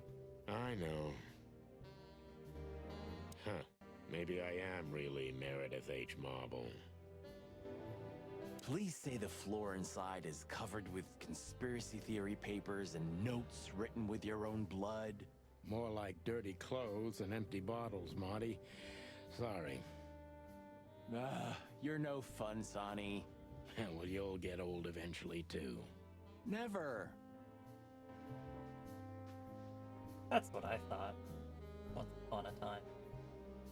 I'd still like to take a peek inside. I wouldn't do that if I were you, Marty. I wouldn't do it if I were me, either. Ooh, it gets more and more enticing. I'd still like... When all of this is over, I'm gonna go on that long journey. A closet that's closed forever, like an old movie theater. Can I ask an honest question, Sonny? If you must. You think of her differently now? Because of what you've learned? I don't really know. Our shared past didn't change. Our daughter, our experiences, our pains. Yeah, I guess you're right. But yeah, Marty, I think of her differently. I won't lie. I'm sorry. I know, Marty. Huh, we've been partners for 10 years, and I only ever met Molly a handful of times. Isn't that weird? 9 years, Marty. But you're right. Molly was, reserved, like me. Maybe that's why you were a good match. Just the opposite, Marty. That's why we drifted so far apart from each other. Why didn't you tell me? So, when and where was this? Not long after I met Molly. She always loved to work with orphans. She simply liked to give. I see. So what the cluck are you doing in the picture? I helped around the orphanage for a while. As a volunteer. So you were a kindergarten teacher? No. Relax, Sonny. It's nothing to be ashamed of. It makes me think of you from a new perspective. Stop it right there, Marty, while you can. And what do the kids call you? Mr. Santino? Uncle Sonny? Papa Bossbird? One more word, and I'll twist your beak off. And what do the kids call you? You've heard the gossip, haven't you? That they were the ones to set fire to the city before saving it? Everyone heard that, Marty, but most likely it's sheep shit. I don't know. Somehow it fits for me. First, they burn down the city, then they save it with their influence and money, and then they're heroes. You watch too many movies, Marty. They had zero reason. They saved the city because all their business and political interests were here. If everything burned, all they worked for would have turned to ash. It must be horrible to live inside your head, Boss Bird. I don't see it that way. I don't believe everything's directed by cold, calculated logic. Because it's not. But most conspiracy theories are just pure, made-up sheep shit. The real conspiracies never come to light. Ah, so you do believe in them? I believe in the possibility, and what I see with my own eyes. You're an awfully worn piece of old furniture, pal. I hope you know that. So, are you still a fan? Adoration is the prerogative of youth, Marty. Bird shit. So, hey, if you like music so much, why don't you have a turntable, Sonny? Maybe I love the silence even more. The silence of Clawville. You mean the sirens, the gunshots, the crying, the screams, and the wailing? Yeah, something like that, Marty. Who's that guy again? He's still M.B. Davis, Marty, the immortal king of jazz. Oh yeah, right. I think you've already mentioned that. It's chaos and mayhem wherever we go. Oh, Sonny, it's good to be working with you again. Yeah, I never thought I'd say this, but you're right. I never knew how much I missed it. Ah, that feels good, Boss Bird. Just don't get too excited. Hey, when this is over, do you think we'll be on the front pages again? Ah, hell yeah. I can already see the headline. Chicken police shot to death in an insane asylum. Ooh, I love your optimism. Who's that guy again? Oh, yeah. Hey, when this is... Ooh, All right, let's talk to Marty and let's make that call. Thanks for everything, pal. Truly. Don't mention it, Sonny. If it weren't for you, nobody would have tried to kill me with a Tommy gun or set fire to a ship with me in it. How lucky you are, huh? Damn right. I got a feeling tomorrow's gonna be another tough day. You could use a good night's sleep. You're telling me. I got a feel. What do you think, Marty? What? You care what I think? You must have hit your head pretty bad. Stop fooling around, Marty. I'm serious. So what do you think about everything? Well, I think we're in deep shit. But to be honest, Ibn Wessler is in deeper shit. Do you think he really murdered his brother? But why? And what does it have to do with Natasha and the threats? Doesn't add up yet. Something's missing. Let's visit the institution and try to find out what we can about this Albert Wessler fella. Exactly. If he's the dead body, we've got to know what the motive was. If we can't, and if he's still alive, we gotta ask him directly. And what do you think, Sonny? I think Ibn, Albert, and Natasha are the three key players in this case, and that all of it has something to do with the brothel. And the fact that Natasha used to be a courtesan? Yeah, that too. Listen, Sonny, about Molly. Oh, just forget it, Marty, okay? She's not part of my life anymore, so that's exactly what I'm gonna do. Forget it. Let's concentrate on the case, and on making it out alive, and helping Natasha, too. Whatever you say, Boss Bird. So you think Natasha's really in danger? It could be, or she could even be behind everything. No, you don't believe that. I'm not sure what I believe, Marty. Let's see. Things got mixed up at the brothel. Oh, I thought we were supposed to call him to progress it, but let's investigate. Brothel. Natasha's secret. And Natasha? Nope. Then Saywas? Nope. Ibn Wessler.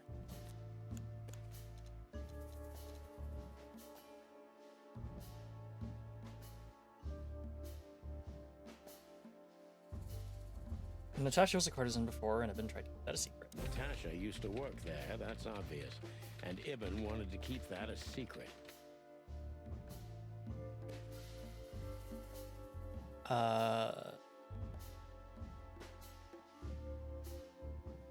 Natasha's... Oh no, it's a clue. Deborah's dead? Wait, no, it is an item. Painting piece? No. Wristband? A secret, it seems. Somebody else had to pay for.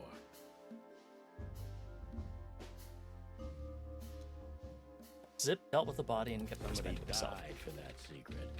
Zip hid the body, but he kept the wristband. Wessler's twin. Who could it belong to? Albert Wessler, the resident of an insane asylum. The dead body was almost certainly Albert Wessler, a resident of an insane asylum. But why did he have to die? Good question. Done this before in Sherlock Holmes games, fun. There's a game that I want to play. I haven't bought it yet. I think it's called like The Darkest Files or something. I played the demo for it a couple years ago. You have to like essentially piece together what happened back in World War II based on people's testimony, which sounds really heavy, but also just really interesting. So, I do want to give that a try sometime. All right. Looked at that game. Nice. Of all that's furry. I got a feeling tomorrow. You're telling me. Okay, so the picture is more or less clear. Ibn's got his brother killed because he learned Natasha worked in a brothel. No, that could be the case, but I believe the roots go deeper than that. Which we'd only learn if we talked to him. I mean, if the corpse isn't him, because then we'd need a medium. Which would be exciting, but maybe it's enough if we ask the doctor who treated him. That too, yeah. But where's the fun in that? Sounded sad. Oh, it sounds extremely sad. And we'll see if that's something that I'm up for, but ooh. It did seem really interesting. A closet that's... Okay, so the picture is more... That... Who'd have thought? I believed that little rat. I thought he'd changed. Idiot. There's a point when it's too late to change, Marty. His past caught up with him.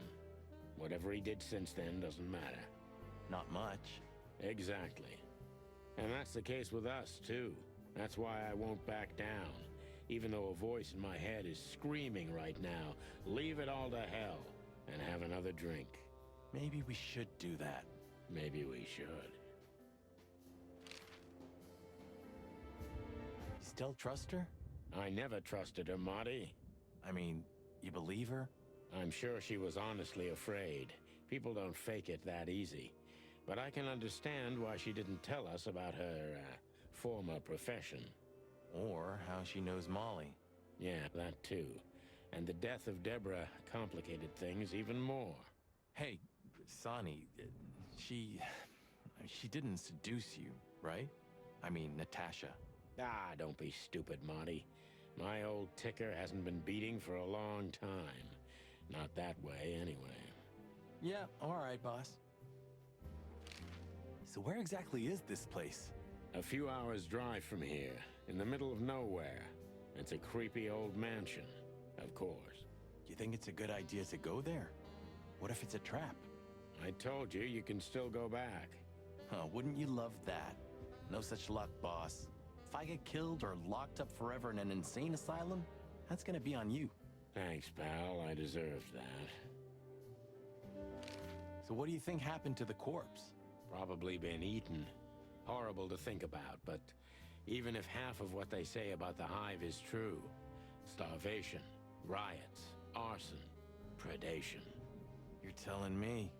Makes my feathers stand on end when I think about what goes on in there. And we pretend we don't know about it. As if Roachtown isn't even part of Clawville. This won't end well. I'm afraid soon Clawville's gonna burn once again. And because of its own foolishness. Well, that's if another meat war doesn't break out first. 'Cause then, the whole wilderness will burn. Lovely prospects, eh? Either way, it was a damn clever move for Wessler to hide the body in Roachtown. It's the only place no one will ever find it. Like the belly of a burning ship. Oh, I think that was an intentional red herring. Sounds about right. Let's learn about the Meat War.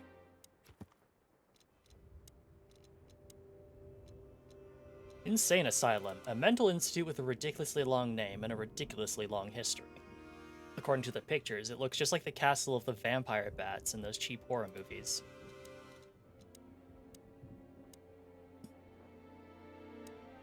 The what? The vampire bats? Oh no, the Meat War. The Meat War. The Great Meat War was the biggest and most bloody conflict in the known history of the wilderness, ranging from 822 to 849. In the beginning, it only affected Altera, the two-headed continent, but in its later years, it spread to 12 colonial provinces, including all of Clawville's 4 colonies. During the Meat War, about 80 to 90 million animals died, and after the war, 27 species were declared extinct. Oof. Alright, let's make that call. Actually, let's not. I'm gonna take a quick break, and then we're gonna make that call.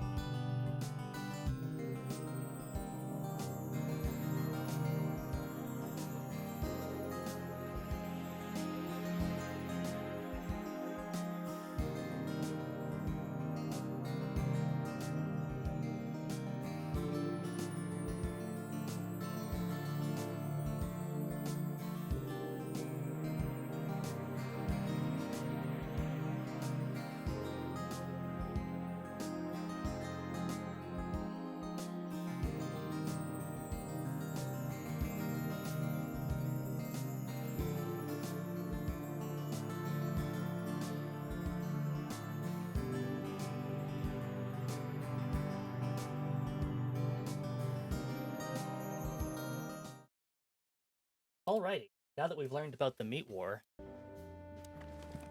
let's call the number 555-966.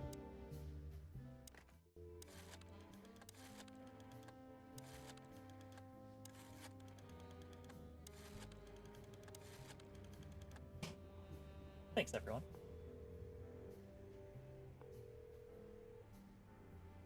Hello. You've called the Let There Be Peace Forever mental institution for ill and damaged minds. What can I do for you, sir? Or madam? Well, I'd like to inquire about a patient who I believe is being treated at your institution. His name is Albert Wessler. I'm sorry, sir, but I can't give out that information if you don't have the password given to relatives. Do you have one?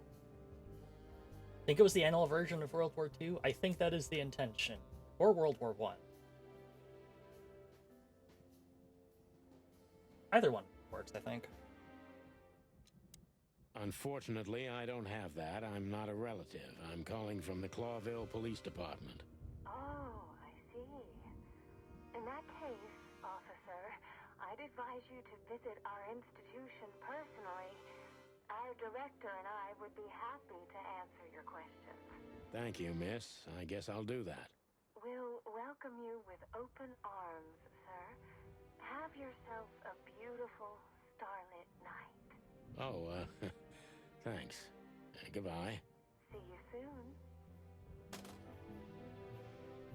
See you soon in 6 hours. So, We have to go there. the thought gives me goosebumps. Chicken bumps aren't good enough for you? Ha ha ha. So, I get the couch? It'd be better if I called Lewis. He'll open up a room for you to sleep in. Whew, great idea. Sorry for the mess, Marty. I rarely have visitors. Don't worry about it, Sonny. I didn't expect anything else. Thanks. Damn. Sorry for the... I got a feeling to... of all... Alright. I think we've gotten rid of everything. Call Lewis's number. 555-932.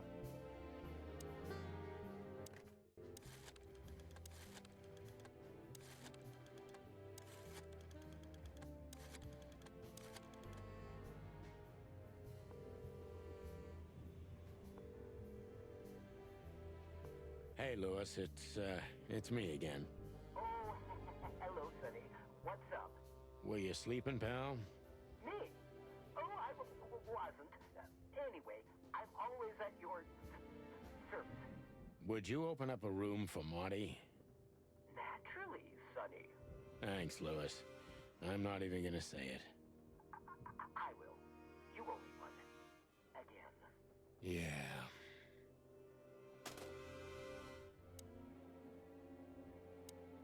Sorry for the mess.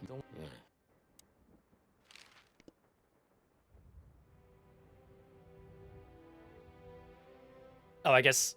Okay. Okay, I see how we're doing it. We're gonna... I select to travel, and then when I do, that's when the day progresses. And that's the only place we can go, so, I think time to be off.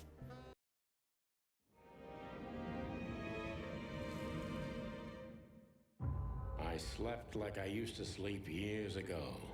Like a miner or a soldier. Empty. Dead tired. Then I saw Tessa. My darling little daughter. But no matter how hard I tried, I couldn't recall her face. I reached out to her, but she just kept getting further and further away. Then I saw Molly. But she wasn't real. Just the ghost of a memory. I'm here, I cried. But all I heard was laughter. Not hers. Who's there? Suddenly, she appeared. Natasha. Just stood there laughing. But her eyes were cold. Then she said something. Painted red, painted red, painted red. That was just a dream, Sonny. Nothing more. I looked at Marty and I saw the same thing in his eyes as he probably saw in mine. It's time to hit the brakes, to turn back, go home and forget about all of this. Of course, I stepped on the gas instead. Honestly, I wasn't expecting anything good, but this... Ooh, just like a horror movie. I was thinking the same. Appearances can be deceiving. Let's hope so. Achievement unlocked. Ah, what a lovely mural. This picture... It's very... special? This... It's special.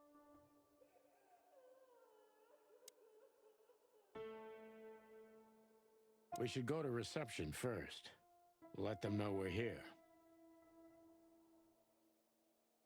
Even if you manage to escape, there's nothing but hills and forests for 100 miles. Imagine how many poor lunatic ghosts must haunt those woods. Ooh, Sonny, you're creeping me out. Boxing shares his pudding cup with the mask.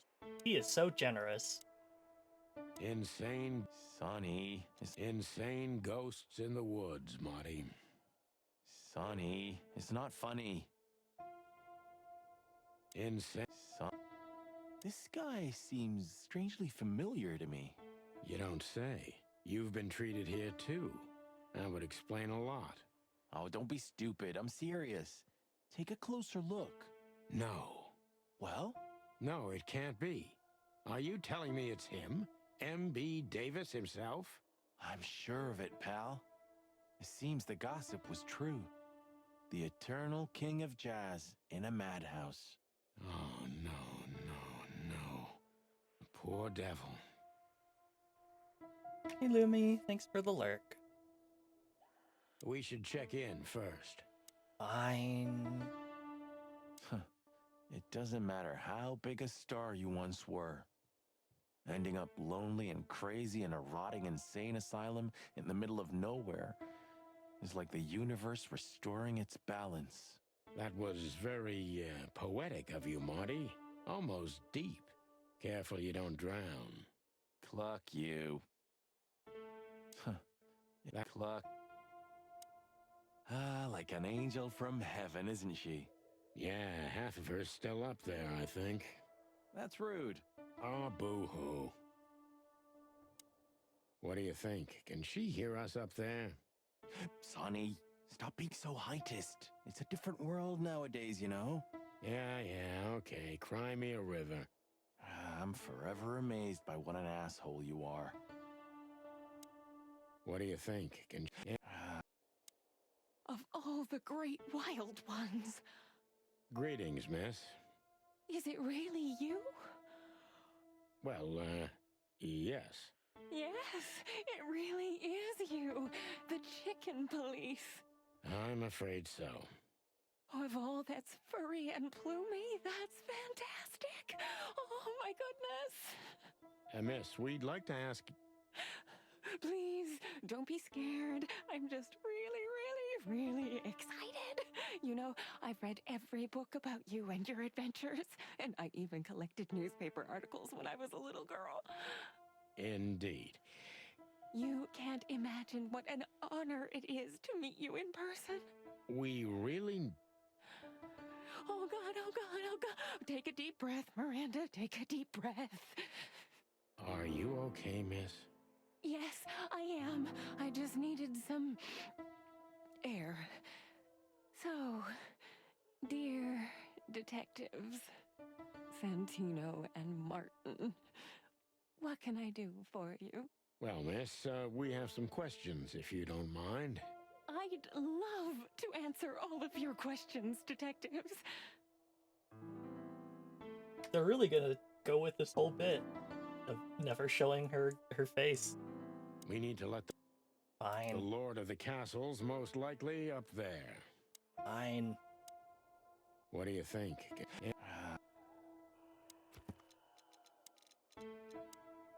Miranda. Oh, nurse. Excuse me. Oh, there we go. Miranda the nurse. Species giraffe. Giraffa. Gender female. Special feature. Full of life, full of hope, full of almost everything. She is a big fan of us, unfortunately. An overly nice nurse we met behind the desk at the asylum. Her name is Miranda, and she's an embarrassingly huge fan of the chicken police. Sorry, but I still can't believe it's really you. Neither can we. You can't imagine how wonderful it is that I can help you in one of your cases. Does this mean it will become a new book? And maybe I will be in it? Miss, those books aren't really... Don't even tell me. No, I don't want to know. Let it be a surprise instead. No, I didn't mean... Leave it to me, Sonny. I'm good at this. Thank you, miss. Your words are very flattering, and we are honored. No, I thank you. I'll never forget this day. We won't either, that's for sure. We're happy to bring you joy, miss. Anytime.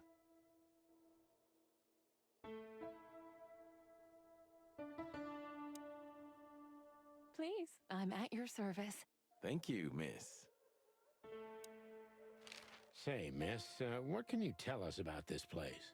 Our institution was standing even before the Great Meat War, and during the war, it was transformed into a military hospital. Since then, we're relentlessly working on treating injured minds under the leadership of Dr. Quetzal, the famous specialist. The place seems pretty empty. Do many people work here? We have 32 residents and 7 nurses, including me. We also have a 3-person maintenance and cleaning staff, and, of course, the heart and soul of our institution, Dr. Quetzal himself. I see. Now, this Dr. Quetzal, is he the director here? Exactly. Director, scientist, researcher, patron, and doctor. And even a friend. Quite a guy. He certainly is. Dr. Sesnus Quetzalcoatl. So who is this Dr. Quetzal exactly? He's a world-famous researcher of the mind, Mr. Featherland. He published countless books in the fields of psychology and psychotherapy. Psycho... what? Unraveling the mind. It's the most crucial mission of the century, Mr. McChicken. That's really good to know. So this doctor's some celebrity, right? Does he usually meet, other important persons? I'm not sure I know what you mean.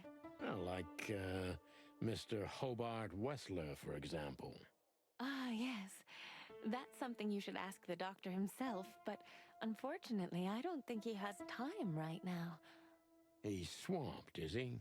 Exactly, Mr. Featherland. He is very, very, very busy. All the time. I thought so. Now, what can you say about this, miss? Have you, seen anything like it? Of course. Our residents wear these for identification. But how did you come by it? They only wear them inside the institution. Huh. I see. The wristband does belong to one of our residents, but I'm afraid I'm not allowed to tell you more due to regulations. Oh, come on, Miranda. It's us, the Chicken Police. I'm sorry, I can't. Miranda, this case is a matter of life and death. Lives are in your hands. All right. All right. I'll do it. Albert Wessler. The patient's name is Albert Thaddeus Wessler. Figures. Just as we thought. Thank you, Miranda. We'll never forget this. Please, don't make me blush. And don't tell anyone you heard it from me. Oh, we won't. I promise. Cuffer boys? Why would we do that? I'll put you in handcuffs. Breach of patient security. Look, oh, how? So when can we talk to Mr. Wessler? I need to ask Dr. Quetzal. Please wait here. Thank you. No. No. No.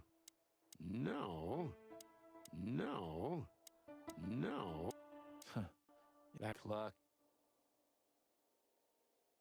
Dr. Quetzal will see you. He's waiting for you in his office. Up the stairs, all the way down the hall, until the last door. What a surprise. It's enough to mention Wessler's name and all the doors are open. I wouldn't want to get mixed up in this, but do you think Albert is in danger? Danger? What do you mean?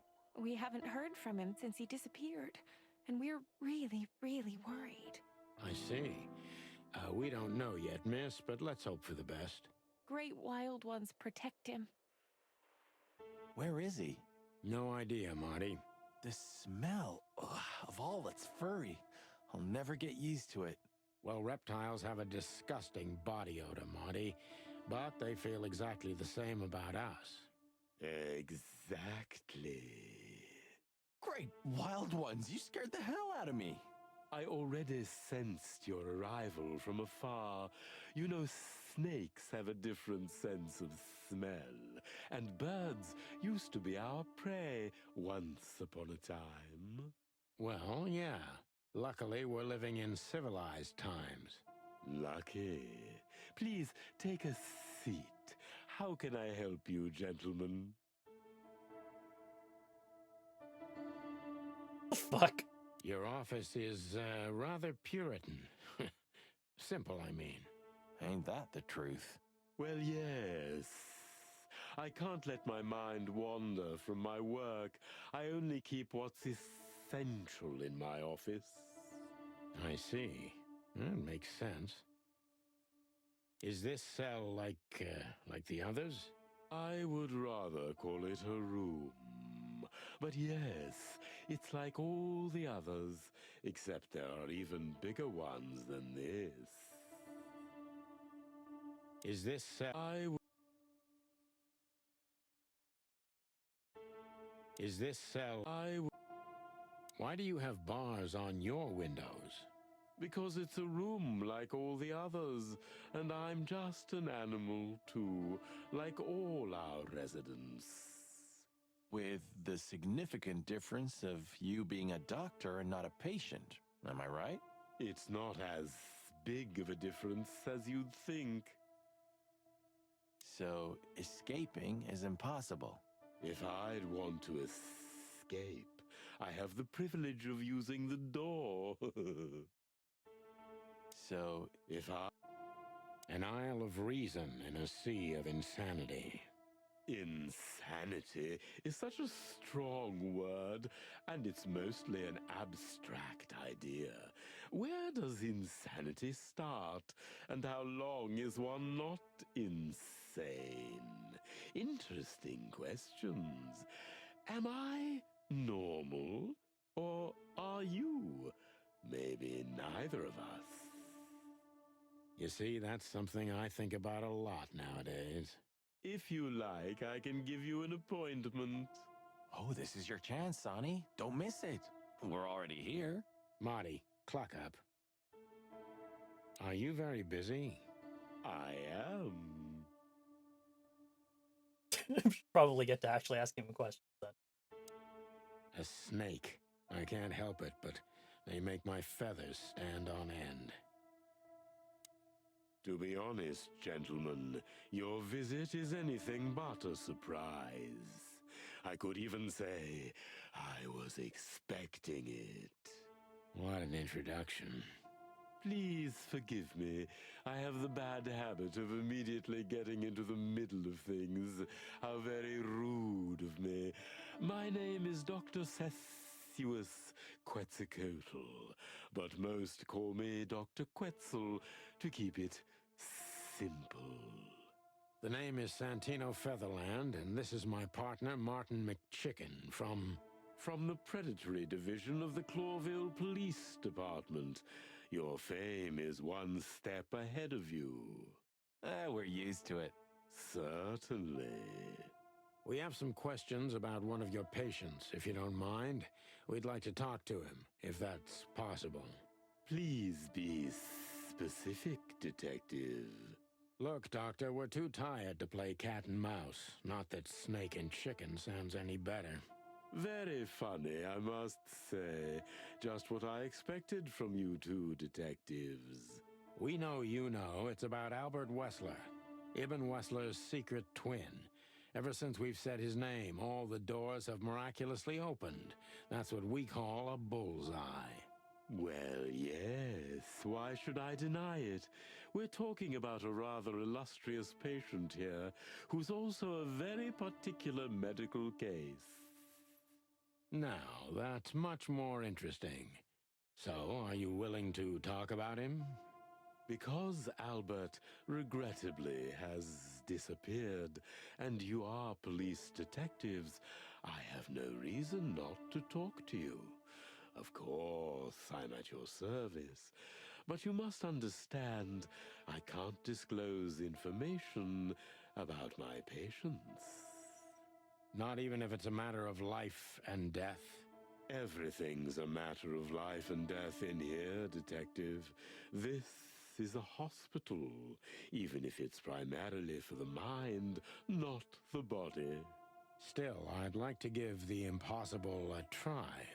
Please, Detective, just do your job, and I'll do mine. Let's review the clues. People. Dr. Jesus Quetzalcoatl. Species green tree python. Orella viridis. Gender male.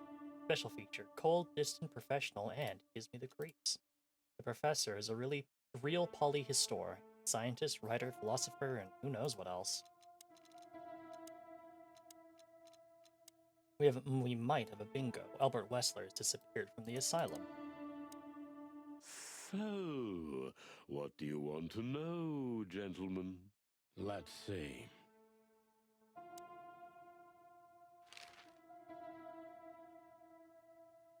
How long was Albert a resident of the institution? For quite some time. His first symptoms surfaced in his teens. Depression, panic attacks, and schizophrenia. Was he brought here immediately after the first signs that something wasn't right? You know, the biggest problem with an opinion on insanity is that animals are ashamed of it.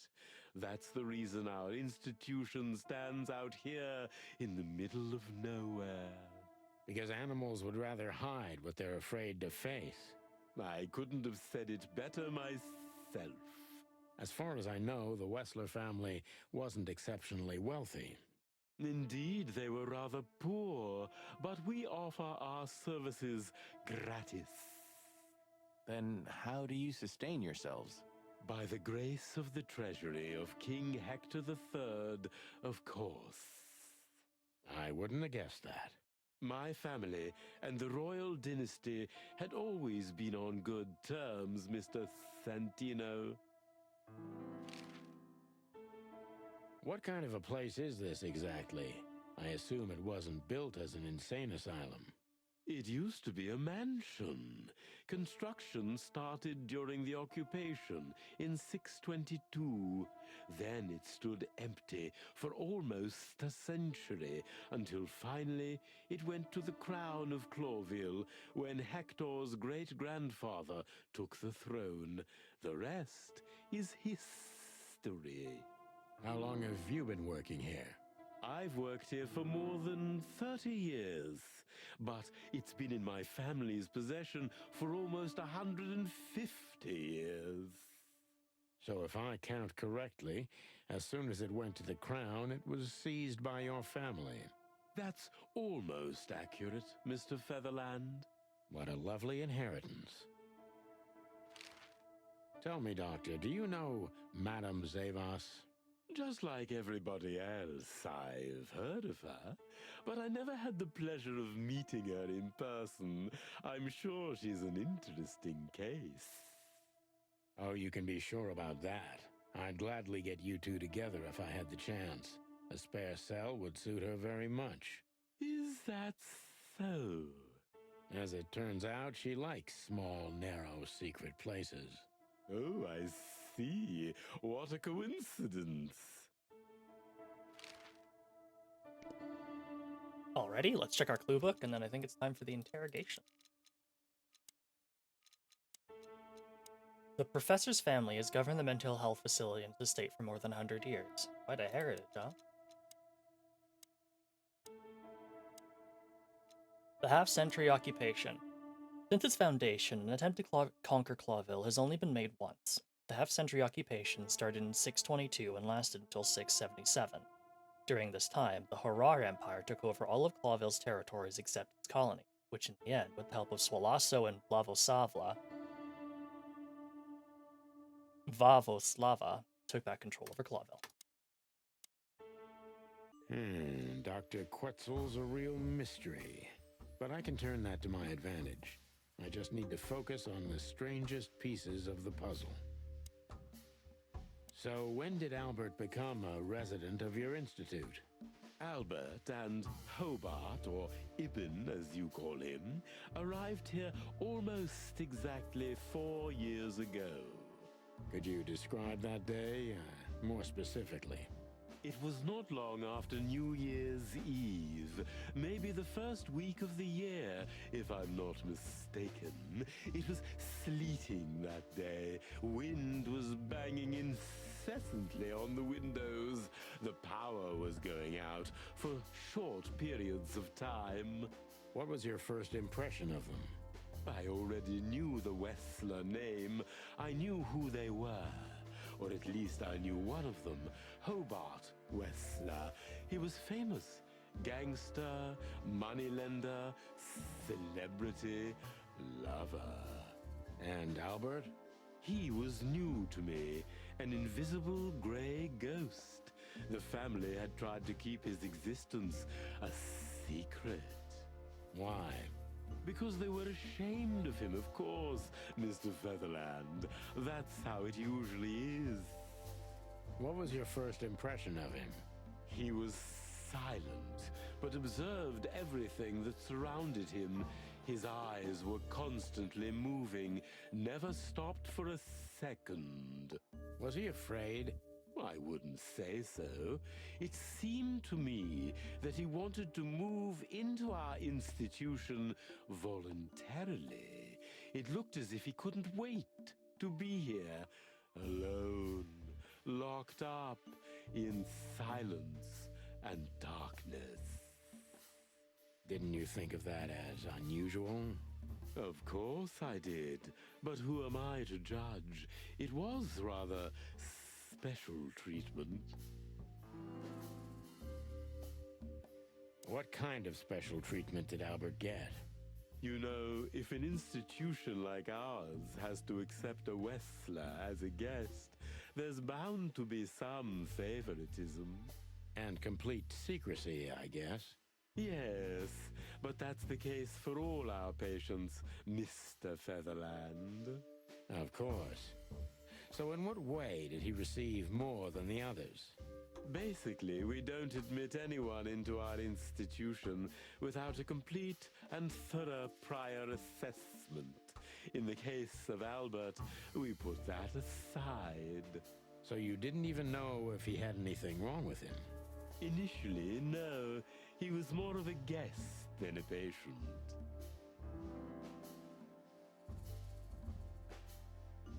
How did you see Albert when you first met? Albert was shy and reserved, like a ghost. He almost never touched anything. It was evident he was exceptionally intelligent. He measured and observed everything around him. What else? He was delicate and graceful, almost like a woman. Yes. He was rather feminine. He was an artist, Mr. Featherland, a magnificent painter, and rather good writer, too. Sometimes I even heard him sing. Why did he have to be locked up? I asked the same thing at first. Estrogen would have saved Albert Wessler. Are you telling me Albert had multiple personalities? We found out very quickly that there was no other reason for the cause of his seizures. He had a cold and calculating personality who sometimes, especially on stormy days, took the reins over their shared mind. He had these seizures from the beginning. Yes, Mr. Featherland, but they started to intensify after Albert left our institution for the first time. He did what? Left the institution? More than once? Oh, yes, Mr. Featherland. Albert left the institution on several occasions until the last time, when he failed to come back. Quetzal's not only very observant, but he's addicted to details. I must focus on that if I want to get closer to the truth. Focus. Addicted to details.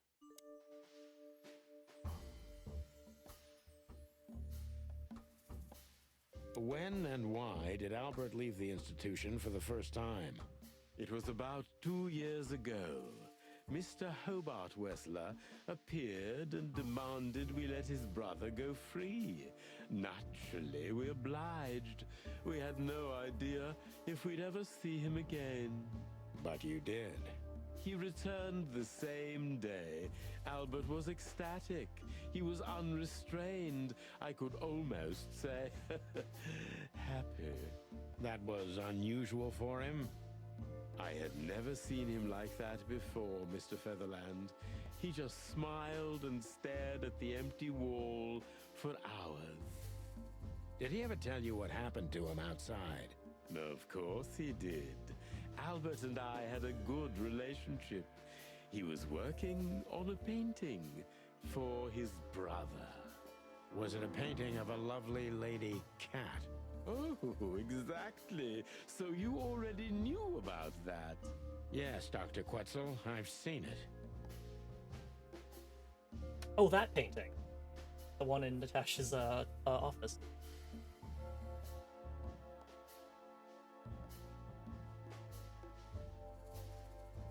So Albert left on many occasions to continue working on the painting. Exactly, Mr. Featherland. Every time he came back, he was like a different person. But unfortunately, his seizures also multiplied and became more dangerous. More dangerous? Albert was hurting himself. And on one occasion, he even tried to hurt me. It was unprecedented. It seemed his confined personality was taking over their shared mind entirely, piece by piece. Do you think the painting caused it? Not the painting, Mr. Featherland. But its subject. Exactly. He was obsessed, right until that fateful day when he returned to us for the last time. What exactly happened that day, Doctor? It wasn't Hobart who brought his brother back that day, but two of his gorillas. Not literally, I mean. And Albert was in a terrible, terrible state. What happened to him?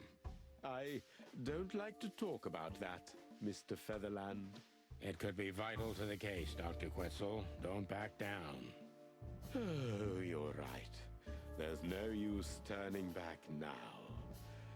So, Albert's tongue was torn out, or cut off, I don't know exactly, and he was blinded in one eye, or rather, one of his eyes was missing entirely.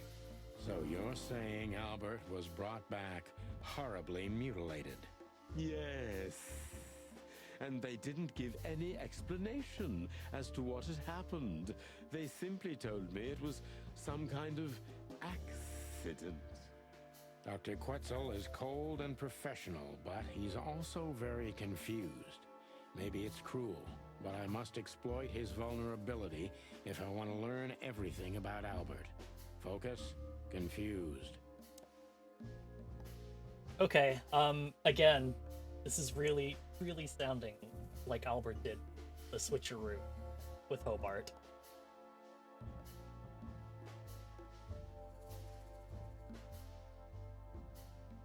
You didn't believe Albert had an accident, is that right? Of course not. I'm not naive. I knew immediately that Albert had been severely battered, and I was sure it had been his brother, Hobart. Well, we don't know that, Dr. Quetzal. Would you defend a monster? Take it easy, Doc. One of the most critical elements of my job is not to make assumptions. You're absolutely right, Mr. Featherland. I'm sorry I got carried away. It's all right. Happens to everyone.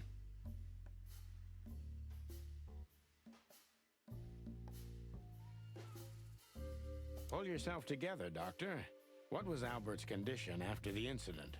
Mind your tone, Detective. Sorry, Doc, but I can see you're disturbed by these memories. How could I not be? I'm not a monster. We're talking about a mutilated animal here. So, what was he like after the incident? Even more silent than ever. No surprise, I suppose. He was not only silent in words, but also in his soul and spirit. What do you mean by that? He never painted anything again, and his seizures completely stopped. What happened then? How did Albert disappear? A few weeks later, Hobart came to visit Albert one more time. Albert had been in terrible condition by then. We even had to transfer him to another cell, a more safe one. What did Hobart do during the visit? He didn't do anything. He just sat and watched his brother, who was in an almost vegetative state by then. Couldn't you manage to draw anything out of him? You or Hobart? Nothing. For a while, he was trying to signal something. Perhaps he was too afraid. And most likely his fingers had been broken too, so he couldn't even write. Do you think Hobart could have killed Albert? It's horrible to say it, but I'm sure of it. How did he disappear in the end? Did someone come for him? That's what's most eerie about it all, Mr. Featherland. He simply disappeared. His door, which only I had a key for, was open. Did anyone see anything? No one. We interrogated the staff, even the patients. He simply vanished off the face of the wilderness. We don't know what happened to him. Unfortunately, I have a hunch. Thank you, Doctor. You've been a great help. Oh, well, I'm glad I could be of help. But please, I now must attend to my work. We understand, Doctor. Thank you.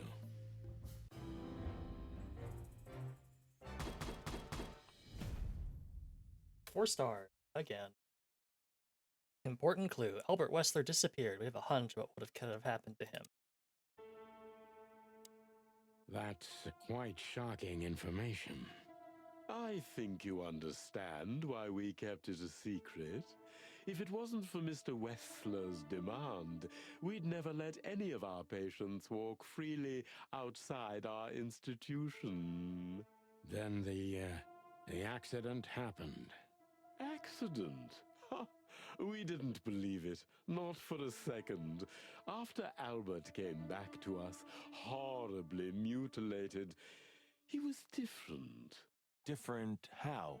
If someone got one of his eyes poked out and his tongue torn out, he'd be different, but not like this. Albert was a different person. We believe you, Doctor. So, can we take a look at Albert's cell? I'd rather call it his room. Mr. Wessler lived in exceptional circumstances. Thanks to the Wessler name, I guess. Yes. Well, we try to make all of our patients stay as comfortable as possible, but Albert certainly enjoyed special favoritism. I hope you don't mind if we take a look around in there. That's not going to bother anyone. Well, that's, surprising. I've never seen a cell like this before, that's for sure. I wouldn't mind living here myself. It seems that being a Wessler gets you privileges. And a healthy dose of danger. Mostly that, yeah. Let's take a good look around. I'm sure we'll find some answers here. I can almost smell them. Well, I smell paint, ink, plaster, some kind of oil, aging paper, slight smell of rat, and great expectations. Hello, Azura. Yes, the game is so monochrome that it sucked the life. Sorry, it sucked the color out of everything in my screen, including me. I've become monochrome woke, monowoka. I'm here to put you all in a death game. Have fun. What the dickens?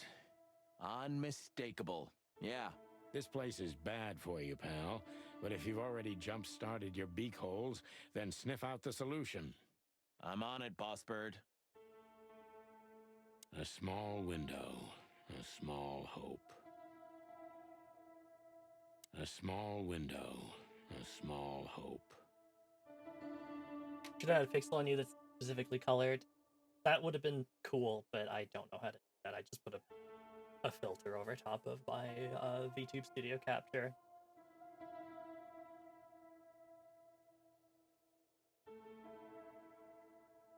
You know, I don't think he had it so bad in here. You mean apart from being separated from everyone you love in an ancient mansion filled with madmen? You're right. As always. Well, I guess the bed has to find a new owner soon. Are you really so sure he's not alive anymore? I never said that. Well, I guess the... I never...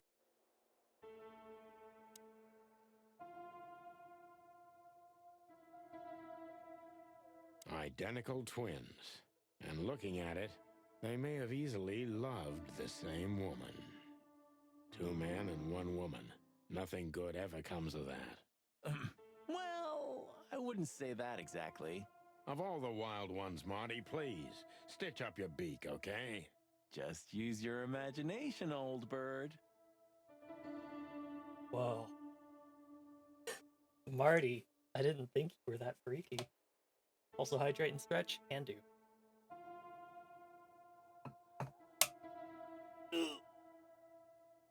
Ugh.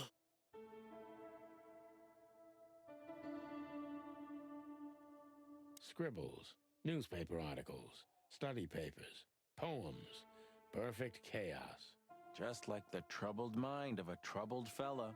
Yeah, but there's still a kind of order in it. It's just too intricate for you to comprehend. If you say so, boss. Isn't this familiar, Sonny? Just like your office and your desk.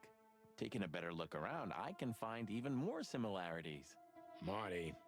Okay. Shut up, Marty. I know. Isn't this okay? Look at that. A letter.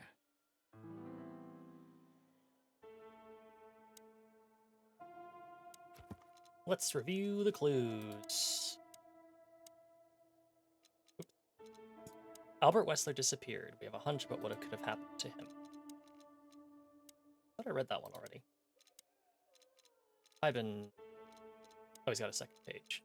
Ivan most likely killed his own brother, Albert Wessler, and made Zip dispose of the body. It seems most plausible right now, anyway. He's cold, reserved, and endlessly professional in his own field, but the thing that happened to Albert even got a rise out of him. No surprise there, I think.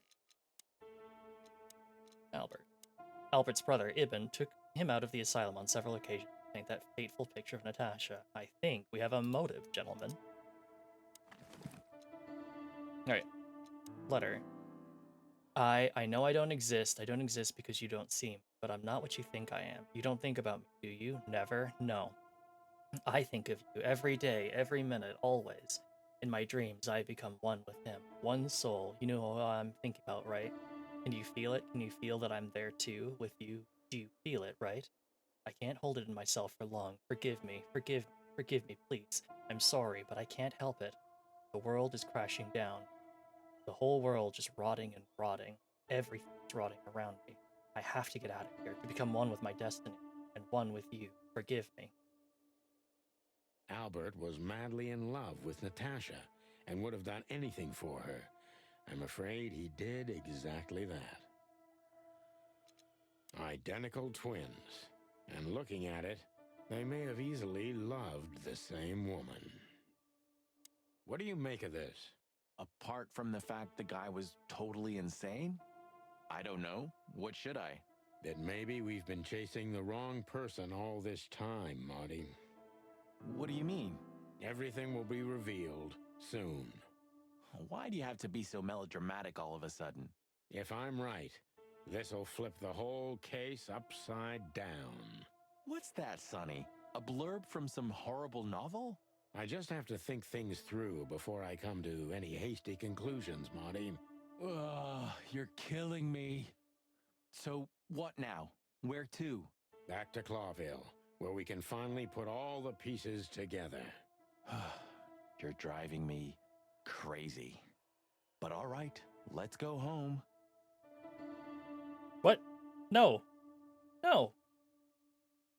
No. No, I had other things to look at. So, detectives, have you found what you were looking for? I'm afraid we have, Doctor. And more. I wouldn't dare to say I'm happy to hear it, but I'm glad to be of service to you. Well, thanks, Doc. I hope I don't offend you by saying I hope we're not going to meet anytime soon. Not on account of either of our jobs, am I right? Exactly. Damn. There's no extra save. I guess we're never gonna see the painting and stuff. Fuck. I thought the painting was the progression thing. Goodbye, Doctor. Goodbye, detectives. Farewell, Miranda, dear. Lovely to meet you. So, you'll remember my name? Marty McChicken never forgets, ma'am. Oh, Furry gods. Let's go. Goodbye, miss. It was a pleasure.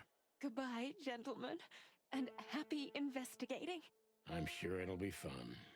If there's anything I can help you with, please just ask. Thank you, Miranda. You've already helped enough.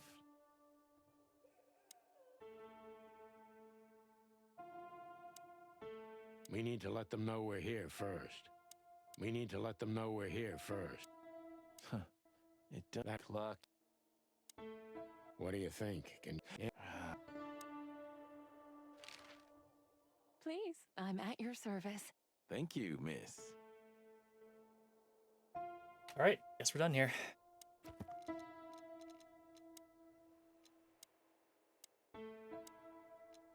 Albert fell fatally in love with Natasha. Was that the reason he had to die?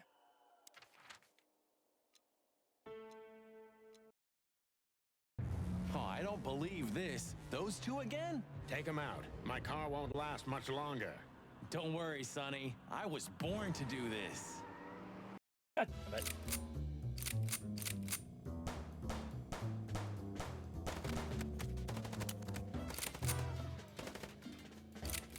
Concentrate, Marty, for the God's sake. Can you drive like you're not a fucking lunatic? Shut up and shoot, you big feather pillow.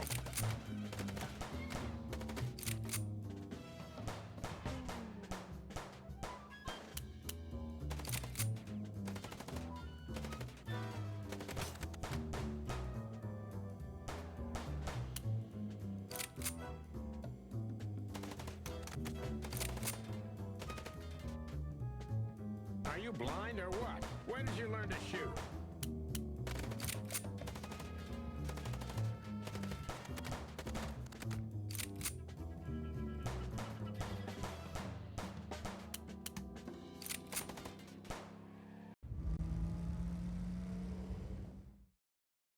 Whew. Well, that was close. A little too close for my taste, and it only strengthens my belief. Wessler is desperate. He knows if we survive, he's done for. Well, come on, what did you work out? Will you tell me already? Sure. Let's put the picture together, piece by piece.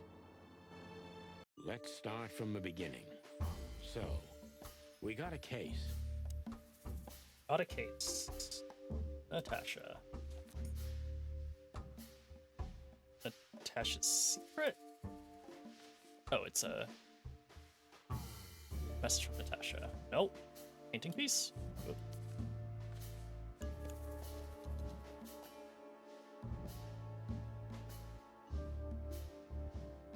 Natasha tried to show us the painting. Natasha tried to show us the painting. Mm-hmm. Nope. Message from Natasha? Yes. Nope. Photo? Yes. And that painting would have shown us the way.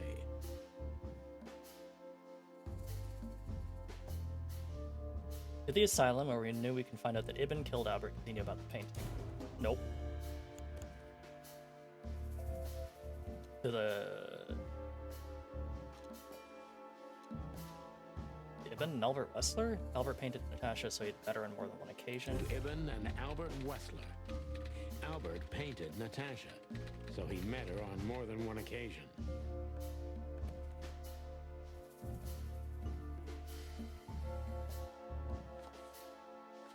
Fatal love? Yes. Which made Albert...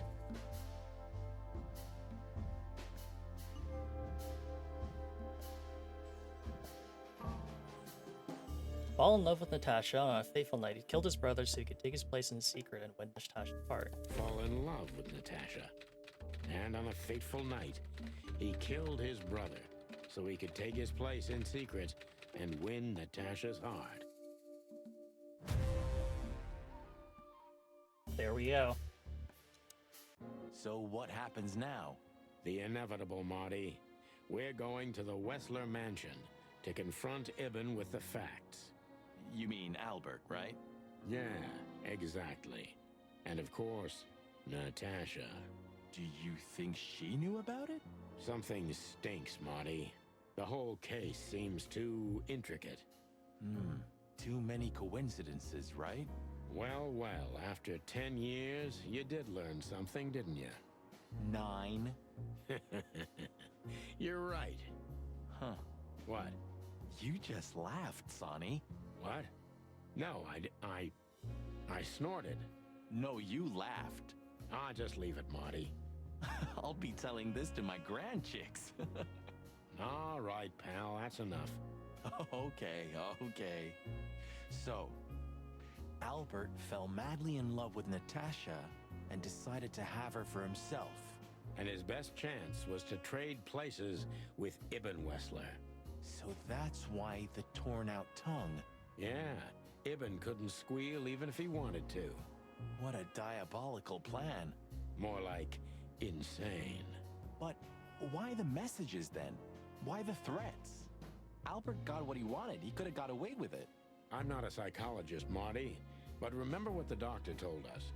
Albert has a seriously injured mind and a split personality. I think his two identities were at war with each other. So the messages were written by one of his personalities, consumed by jealousy? Something like that, Marty. But we can only learn the whole truth from him. You're right. So, are we going or what? We're going, Marty, to finally finish what we started.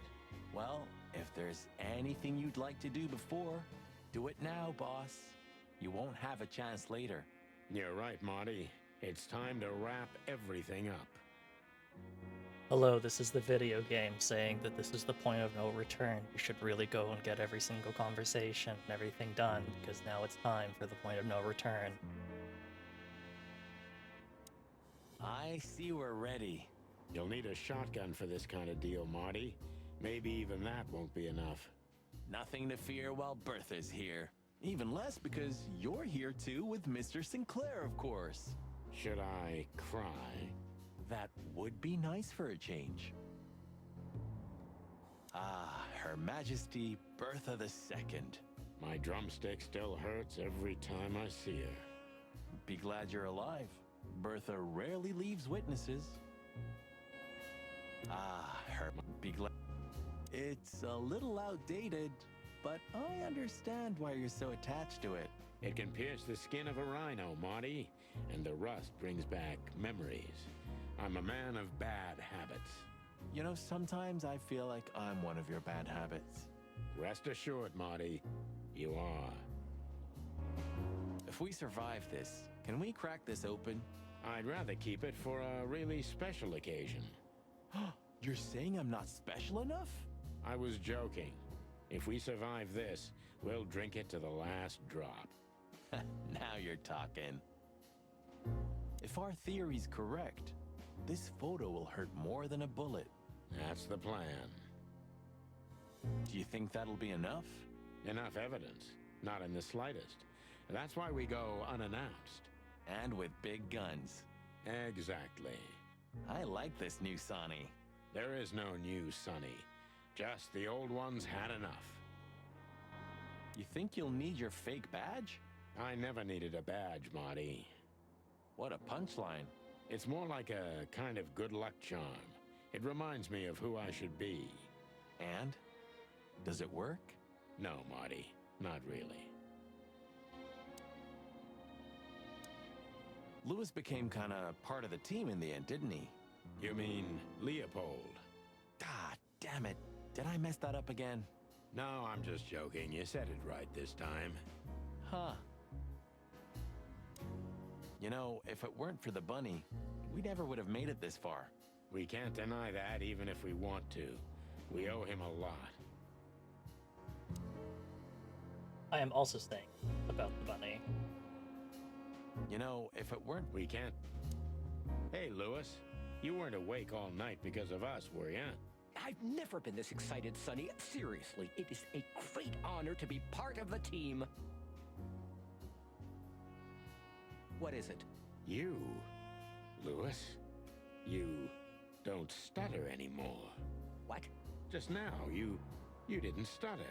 Not even a little. Oh, I must be exhausted. It happens sometimes. And it's back.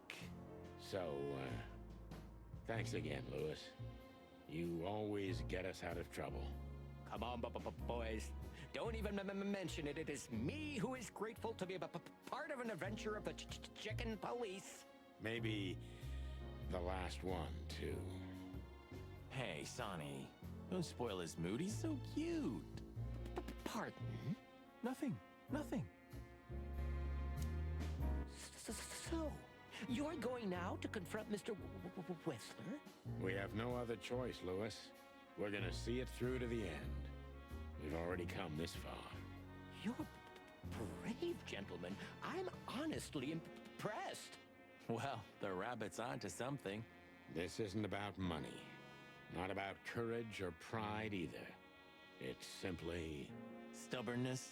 Mostly, yeah.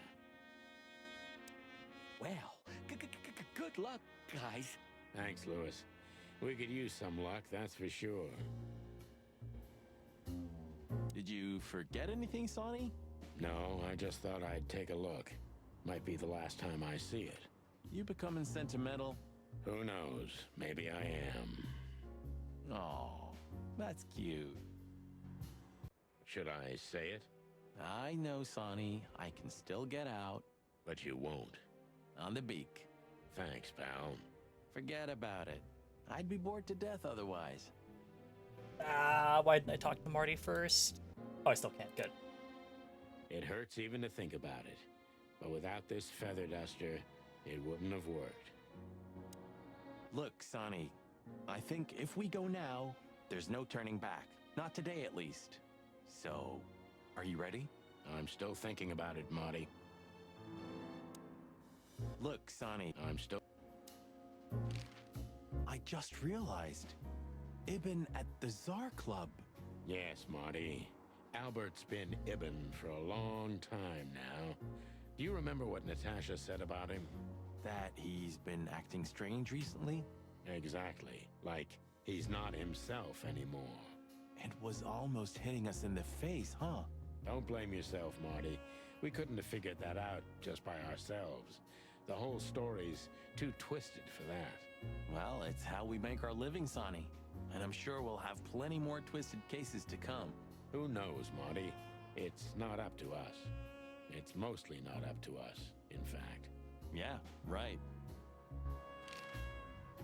Do you think the asylum was in on it? I mean, covering up Albert's disappearance? You know that reptiles give me the creeps.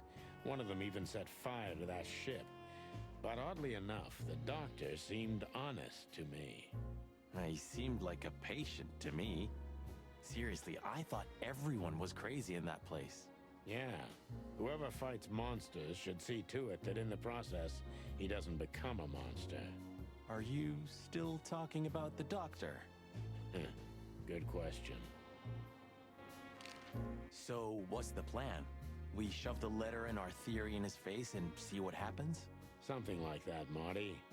I think our presence will be enough for the truth to come out. I really hope you're right, Boss Bird. We have no other choice. So I hope so, too. Do you think it's a love triangle? I mean, could Natasha love Albert as well? Good question, Marty. But I don't think so. When I first spoke to Natasha, she told me she loved Ibn in her own way. In her own way, huh?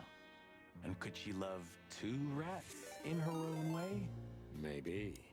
Maybe she even suspected the truth, but didn't dare admit it, even to herself. Hi, cutest goblin. Thank you so much for the raid. What were you up to? Thanks so much for follow. You're doing just chatting. Chicken noir. This is chicken painted red.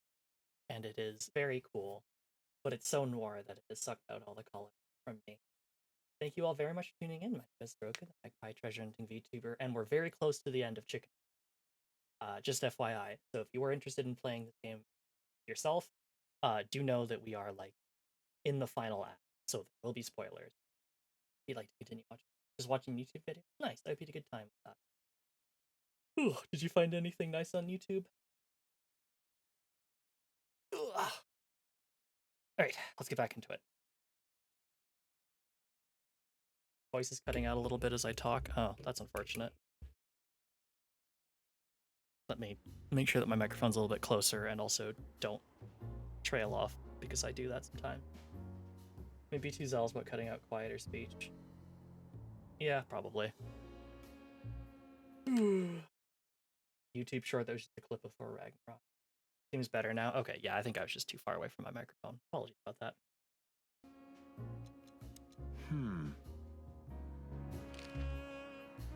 So, what do you think, now that it's clearer? I don't know, Marty, but I believe Natasha didn't mean to be bad. Not intentionally, at least. I'm not as sure of that as you are, boss. But we'll find that out pretty soon, I guess. I think Natasha was very much aware that wherever she goes, disaster follows her. But it's not her fault, and she can't do anything about it. There are people like that. Really? You don't say. Someone remarkably similar came to mind right now. You mean me, right? Who can even read minds? Maybe you're right, Marty. Maybe you're right. Maybe you're right, Marty. Alright. Go to the Hotel Atlas. Check our clue book. Albert is Ivan Wessler himself. The madman took his brother's place and is trying to tie up loose ends. If we don't catch him now, maybe it'll be too late. The Wessler Residency. A fancy mansion somewhere at the end of the world. You just have to own one if you're a billionaire gangster, huh? Lewis. Lewis almost became the third member of the team for all those times he got us out of trouble. How could I ever thank him? Gabriel. That fleabag tried to do away with us for the third time. Unsuccessfully, of course. I hope there's not going to be a fourth attempt. I mean, there absolutely will be, because we're heading to the mansion of his boss. What do you expect to happen? Do you remember that case with the goat? Which one? When that demented wolf devoured the kids of a young goat mother, and in revenge, she cut open his stomach and filled it with rocks. Do I remember? I'll never forget it. Hell, that was a slaughterhouse. As far as I know, she even took the remains of the kids with her. But how did that come to mind? This was that shop. The goat mother was running it. They found the dead wolf in here. This? This one exactly? Good gods. Yeah, before it was closed down, when there was still some life here.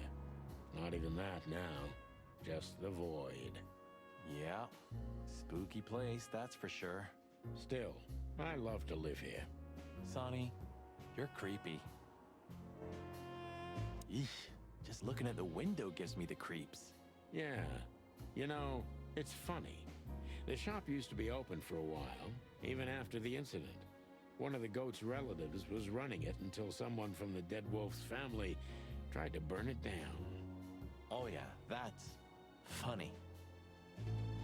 Eesh. Yeah. Oh yeah. I never thought I'd ever look at this place and think of it as home. Life's weird, isn't it? I didn't think that after what I did to you, we'd work together again. You mean when you shot me? You know I had my reasons, Sonny. Yeah. Have I ever, apologized? I don't think so. Then let's leave it that way. Hey, I apologize for shooting you, Boss Bird. That's okay, Marty. It happens even to the best of friends. I'll remember what you've just said, and I'll never forget it. Yeah? Well, don't try to take advantage of it. Who, me? What do you think of me? Relax, soldier. It'll be fine. Huh? Well, why do you say that? You were staring at that building so hard, I thought you could use some encouragement. Are you shitting me? You're enjoying this, aren't you? Not at all. I have feelings too, you know. I never said otherwise. This fog's almost impenetrable. Strange, but somehow this time I feel it's a good omen. Really? How come? I don't know. It's like the light at the end of the tunnel without the light. Oh, you're not getting ready to die, are you, old man? If we're going on a suicide mission, I think I should know. Why, haven't I told you yet? You're not funny. The city seems almost clean this time. Silent, mute, not of this world. Good gods. You're really getting ready to die, aren't you? I'm just messing with you, Marty. Relax. Yeah, thanks. Very relaxing. Into the unknown, right? Like you say, partner. Farewell, my lovely. What was the last book you read, Sonny? Something by Herringway, if I remember correctly. Wow, really? No. Oh. Strange. If they weren't here anymore, I'd miss them. Even though I know I'm never gonna read them. I can't even recognize the city in daylight. Like a raving lunatic while asleep, right? It's like we're the only ones awake in the whole world. I've had enough stimulation. Buddy, you really need a secretary. I thought about it too, Marty, but I'm still searching for a lunatic who'd take the job. I'm sure Lewis would do it. I'd love to see him in a fancy little skirt. Moron. But at least you finally managed to remember his name. Really? Shit. I was trying to say it wrong. If only Monica would take the job. Huh. Maybe I am really Meredith H. Marble. 119 days left, Marty, and I'm out of here. As soon as I get my discharge papers, I'm leaving for the wilderness on the first flight. You know, I envy you a little. It's not gonna be the real thing. Not on my own. Why don't you take Natasha with you? Huh. What are you even talking about? Come on, Sonny. Cut the act. Nautica, Stavonia, or even the provinces. Abandon hope, all ye who enter here. Very funny. Funny, 'cause it's true. When all of this is over, I'm gonna clean up the place. Really. What are you hiding in there, Sonny? You know, it's funny, I have no idea. I lost the key. You want me to open it for you? I got a method. Don't shoot my cabinet, Marty. Okay. A closet that's closed forever. The blue side of the moon. So, you know him after all. Of course I know him. It's M.B. Davis, the greatest musician ever. But sometimes it's just fun to tease you, boss. I'd like to know how many times you did that to me. You see, I can still surprise you even after 10 years. You know it's just 9, don't you? Of course, I know. All the tastes of the sun. Maybe you should go back to the nursery school. I know you're just clucking with me, but believe it or not, I've thought about it. And what's keeping you? I can't stand children. I can't talk to them, I can't drink or smoke with them, I just don't know what to do with them. Oh, yeah, that's quite a problem. If nothing else, I'm still keeping this picture. Well, I don't even know what to think. I wouldn't like to be in your place, Sonny. But this doesn't change the things that already happened, you know? Your memories remain the same. Easy to say, Marty, but I feel like nothing's the same anymore. Even my fondest memories have been stolen from me. You mean she stole them? Yeah. Maybe you should look for her. You know, you could find her. You've got the connections. I could have done it already. Maybe I was too cowardly. Maybe I should look for her one day, at least for my daughter's sake. I guess everything's about selfish reasons in the end. Many heroes become heroes out of selfishness, Marty, but not all of them. There are many unsung heroes, too, who already knew that nobody was going to hear about their deeds. I hope you're not talking about us. No, Marty, we're not heroes. Yeah. Role models exist so that when we're finally mature enough, we can bring them down. We've done a lot of stupid things over the years, huh? More than we should have, that's for sure. Well, memories grow more beautiful with time. Today, I think what we did was done right. It's a miracle we didn't burn down the city. You see? We're getting better.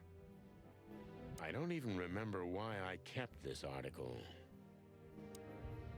Because it's the start of the chick police, obviously. I'm pretty, am I? I simply can't take my eyes off you. Good. Good. I'm pretty good. You know, pulling the trigger was the toughest decision of my life. You mean when you shot me? Yeah. But it wasn't hard, because you thought you'd kill me. Not at all, Sonny. I knew you'd survive. I wanted it to be a permanent injury and hurt like clucking hell. But I knew that everything would change from then on. That something was gonna break between us? Yeah. And that I was never gonna be the same either. With that shot, I also gunned down who I was, you know? It really did hurt like hell. I know. I almost bled to death. Almost was the goal. And? Did you manage to forgive me since then? Well, what hurt me wasn't what you did. I mean, of course it did, but what hurt the most was you not trusting me. That you didn't believe me. Not until you pulled the trigger. At that moment, I knew you were right. Ah, cluck. Yeah, cluck. All right, enough sentimental crap. We have an insane rat waiting to be put behind bars, and a woman you gotta get. What? Come on, Sonny. Even a blind bat can see it. Oh, well, cluck again. Yep. You didn't have the chance to tell me what happened to your brother. He left Clawville, and I haven't talked to him since. Oh, I'm sorry. But I received an unexpected letter 2 weeks ago from the Sura province. Someone dropped it off at my door. Was it him? He wrote the letter, that's for sure. I could smell the jungle when I opened it. But whether he was the one who delivered it, I don't know. Have you tried to find him? He'll find me if he wants to, Sonny. I know he's not guilty, and that's enough. But he's still wanted in Clawville, right? Yeah, Well, I'm sorry for playing a part in all of this. I know, Sonny. The past is the past. You know, you've truly changed, Marty. You tried to hide it, but you've changed. Thanks, boss. Just, don't call me boss, okay? We're partners. Interesting. Guess we're finally learning a little bit more about what happened. Achievement unlocked. Get all the codex entries. Nice. I've also forgiven you, you know? I don't remember asking for it. I'm not mad anymore. Blow me, Sonny. Do you always have to have the last word? Of course not. I've also... Of course... We can go to the Wessler agency, but we're not going to do that yet. We gotta look around. This is our last chance to do it. Damn, I'd be nowhere without you, partner, or most likely on the bottom of the River Times. Oh, here we go. Sura Province. Clawville has 4 colonies, the biggest and richest of them being the Sura Province, home to both a vast jungle and even bigger savanna. Most of the exotic animals currently living in Clawville are from this province. Questioning points, scenes visited, 26 out of 32. Damn.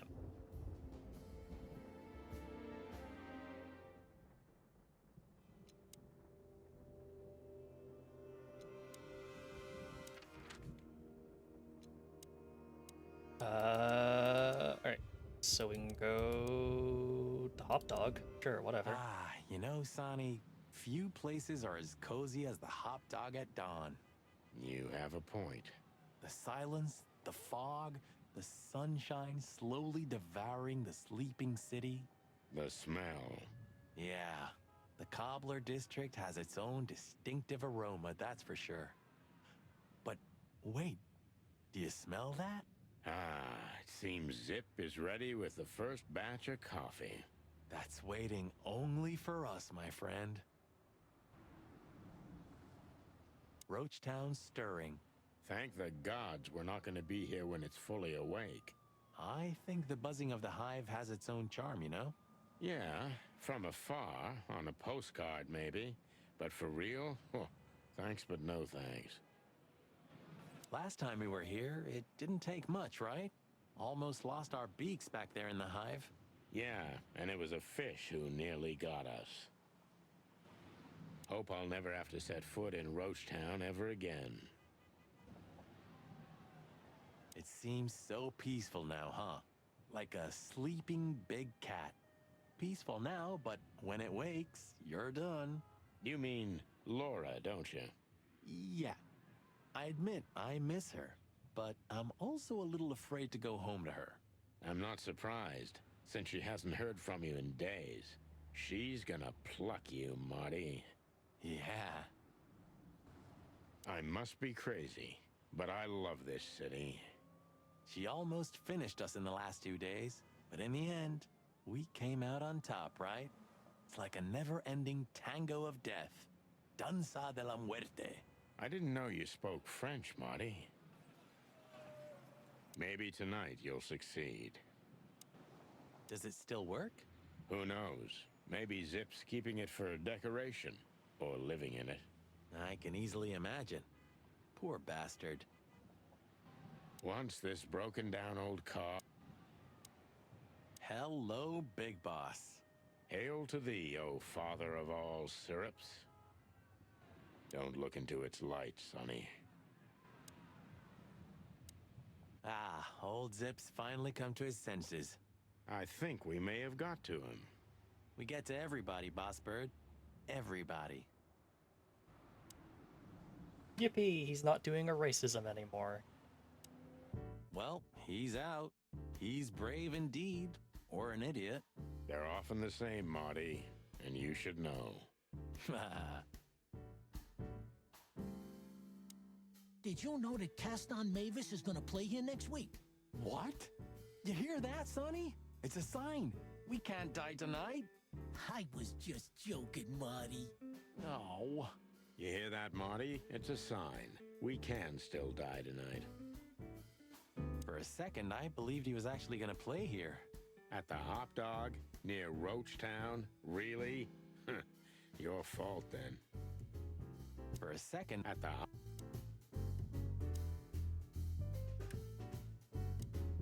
I'm gonna try the food here one day. Well, you have to die of something, right? No, it can't be that bad. Though, I'm sure old Zip's not making it out of premium faux meat. You have such a delicate way of putting things. You can be glad if he's not serving you one of your relatives. You're right about that. Eat garbage. Hey, Zip, listen here. This coffee, it's 2 days old. And?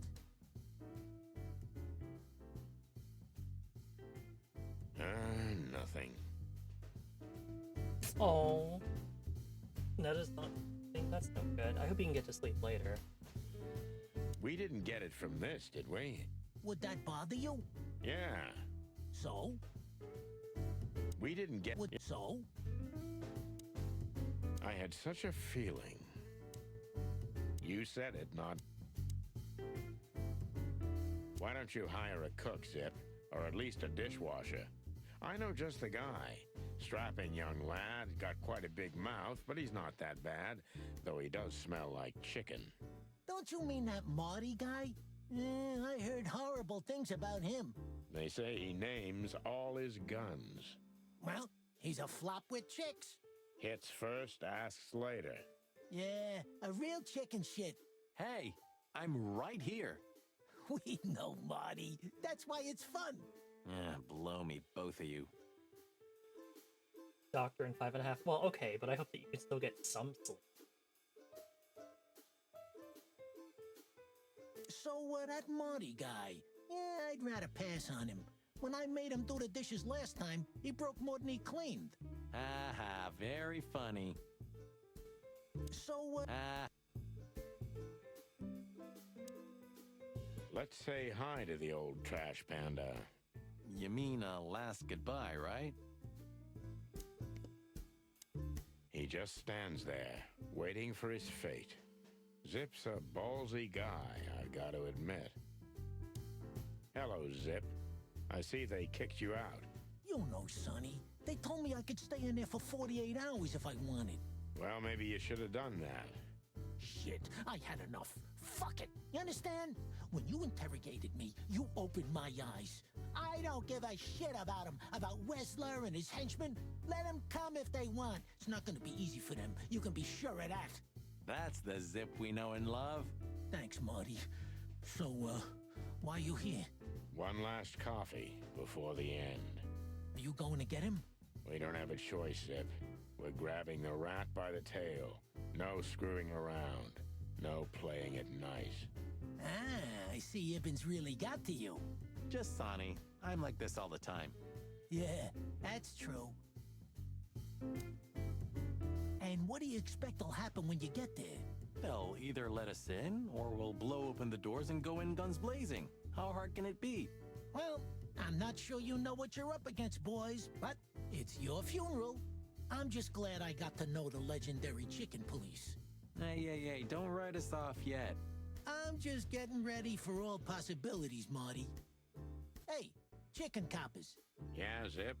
Take care of your feathers for me, okay? Will do, Zip. Don't worry. I'll protect this smelly old bird. All in all, thanks, Zip. You've been a great help. Thank you too, boys. You really opened my eyes. If I see Wessler again or any of his goons, I'm gonna plug them right there. I'm not sure that's what we're suggesting. One more coffee, boys? Thanks, Zip. Maybe next time. If there is a next time. One more coffee? If there... Coffee. Oh,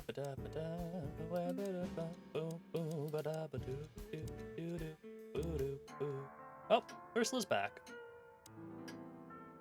Chicken police story. Who's next? Meredith H. Marble. Oh, it's the Olivia bird. All this marvelous stuff, huh? Closing sale at the charlatan's shop. I wasn't asking for your opinion, you croaking crow.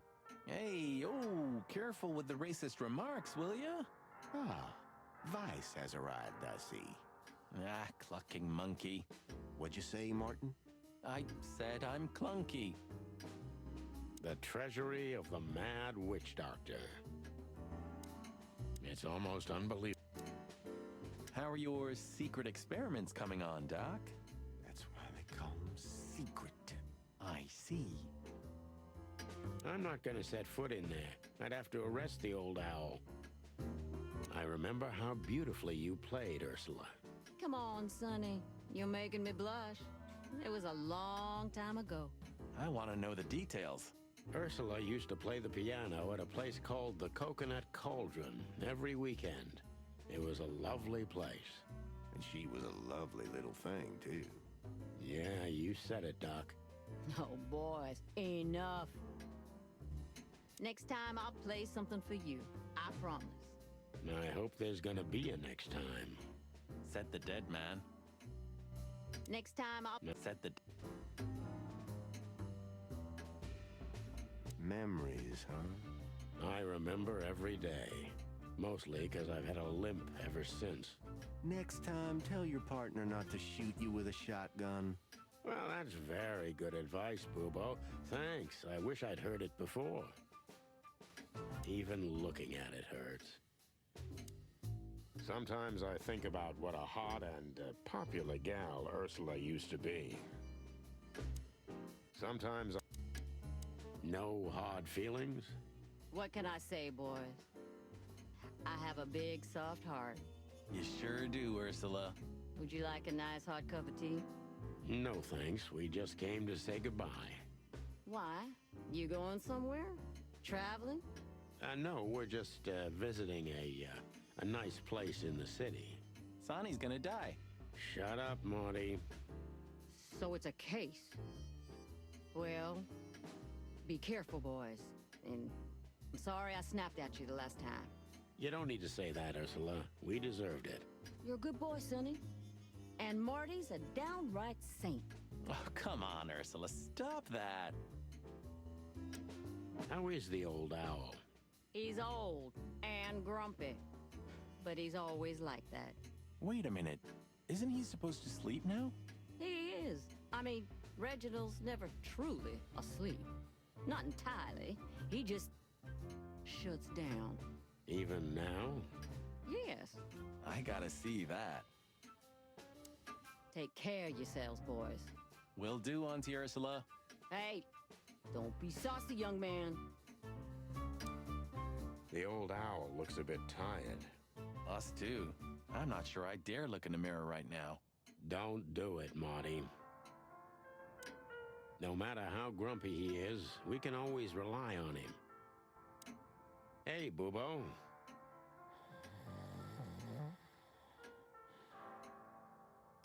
Hello, old man. Is he asleep? But his eyes are open. Boobo! Hey, what is it? I wasn't sleeping.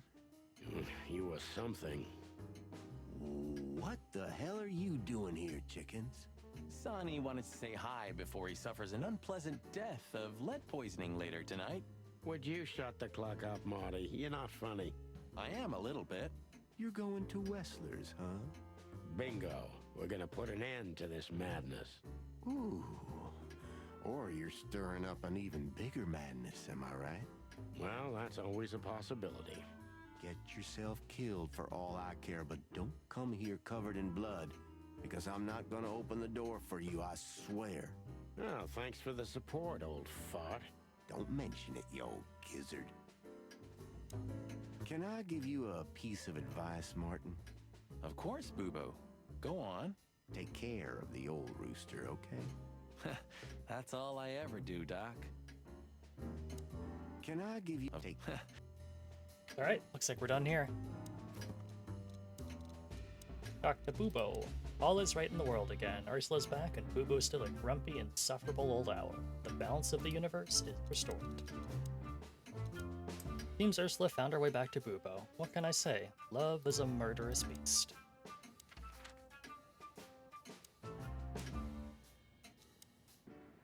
if we have anything else to ask the old beaver, this is the last chance. Hey, don't steal my style. Just learning from the best. Let me give you some advice. Don't. Oh, look what I found. Furry gods. Another chicken police story. And one of my favorites, too. Meredith outdid herself when she wrote this one. Yeah, I can imagine. You know, Sonny, you could read one day. They're not as bad as you think. If it's about me and you, then I want none of it, thanks. Reality is more than enough. You're still mad at Meredith, aren't you? That woman screwed us over. She was supposed to write true stories based on our real notes. Yeah, maybe she didn't want her readers dying of boredom. Anyway, the fly in the soup, the bloody New Year's Eve, and the seventh rule of predation are all based on reality. Yeah? And the other 7? Nothing's ever good enough for you, huh, old fart? Maybe once I'm retired, I'll read one of those chicken police novels. Yeah, I can already see us on the next front page. Or maybe in the obituaries. Ah, you cranky, croaking old crow. Hope Marty's gonna be right. I have a feeling if a nuclear bomb fell on the city, this place would still be standing. Yeah, and Mullen would be there too, even if there were no one left to buy newspapers. Oh, that's quite romantic, Sonny, honey. Extremes are always romantic, Marty, my boy. Will we buy a newspaper here tomorrow? Since when do you drive a wonder machine like that, old beaver? No, that's not mine. My son left it to me for safekeeping while he's working abroad. The Cubs still visit home often, then?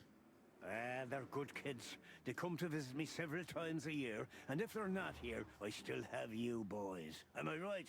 You're fortunate indeed, Uncle Mullen. Sure I am. Seems like the kiosk is still a good business. It's still not too late for us, you know? I'll grab Laura, and we'll all just get out of the city. Wouldn't it be great? You could finally take me to Averia like you promised. I never promised that, but yeah, it would be great. So, we're gonna get ourselves shot to pieces already, or what? Hell yeah. It's still not too late, Sonny. Get your fat old chicken ass in a car and get the hell out of here. You know, if we survive this, we might need a couple of good lawyers. You could be right about that, Marty. Who do you think will sue us first, Wessler or the PD? My bet's on good old Blood Boil. I'll take it. Maybe it would have been better if I chose the legal profession. Then I'd have killed myself a long time ago. And good old Mullen is still on duty. Eternal, like the Knights of Clawville. And the pain in my back. At least there are some safe places left in the city. There's no such thing as a safe place, Marty. Remember that, and you won't be too disappointed. Furry gods, Sonny. Never have anything nice to say. No, never. At least there are some safe places. No. Hey, old man. Sun's not even up yet, and you're already open? You know what's my secret, sonny boy? What? I never close. That clever. How can I help you, lads? I see you're gone somewhere. Well, Sonny's going to die. I'm just wrapping up a delicate case. So, you'll be off to the Westler residency then? You're sharp, old beaver. Well, me dear lads, I'm glad I got to know you. Hey, don't you start too. That I'm just kidding. Got any good advice? I always have some for you, lads. Don't get shot, for example. That's very wise advice. Why haven't you told us before? Could have saved Sonny some painful memories. If you carry on like that, Marty, you too can learn how it feels. You too. Do you have any fresh information for us, Uncle Mullen? Of course. Still crisp and warm, like a fresh newspaper. Ask away. Does the name Albert mean anything to you? I know multiple Alberts, Sonny. Which one do you mean? Albert Wessler. I see you're in a funny mood, sonny boy. I'm not joking, Mullen, but I'm surprised there's something I know and you don't. And who is this Albert, anyway? Ibn Wessler's hidden son, maybe? Even better, my friend. His secret twin brother. Oh, you've walked into trouble there. I was hoping you could tell me something useful about him. I can, sonny boy. Avoid him. Avoid the whole Wessler family. Those who happen upon secrets that deep sink without a trace. Well, I used to be a professional swimmer. Didn't you know? No, I didn't. I lied. What do you know about that asylum? What's it called? Since there's only one of those around Clawville, I know which one you mean, sonny. It's an ancient mansion, easily around 100 years old for sure. Or more. But what do you want to know about it anyway? We actually just got out of there. That explains everything.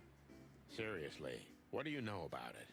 The place is self-sufficient in theory, but in reality, the Crown maintains it. No one knows the exact reason why, but according to gossip, they used to keep someone in there. Someone who was either part of the royal family or just very close to the fire. But who knows? Maybe it's just a legend. Well, they say we're legends too, and we're standing right in front of you. Am I right? What can I say then? This whole city is full of legends. This Albert, he had to paint a picture of Natasha at his brother's request. Let me guess. He fell in love with her. Yeah, classic, huh? Then he killed his brother and took his place. Yeah, well, that's a classic too. So, you're telling me who goes by Ibn Wessler is not really Ibn Wessler? Exactly. He's Albert, a dangerous lunatic with multiple personality disorder. Lads, I guess that Miss Marble's going to write another one of those novels about this. You mean Meredith? Oh, that's just what we need. Once you sold your soul, it's too late to cry about it, sonny boy. That's what I keep telling him. Do you know Dr. Quetzal? Do you mean Professor Quetzalcoatlus? Yeah, now you laugh at this, but we went to university together. You did what? Do I not look the type to you? No, well, I didn't mean that. I just didn't know you went to university. I studied psychology, sonny, only I forgot to graduate. That's when my father died. So that's why you know the animals so well. No, I know them well because I have a newspaper stand and I talk to hundreds of animals each day. And I listen to the everyday problems of almost all of them.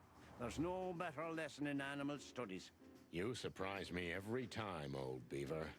And what do you know about him? Can he be trusted? You're afraid he screwed you? He looks like a terribly dishonest snake, but don't let your prejudices overshadow what your wattle tells you. Quetzal's one of the kindest-hearted and most honest animals I've ever known. That's good to know, Uncle Mullen.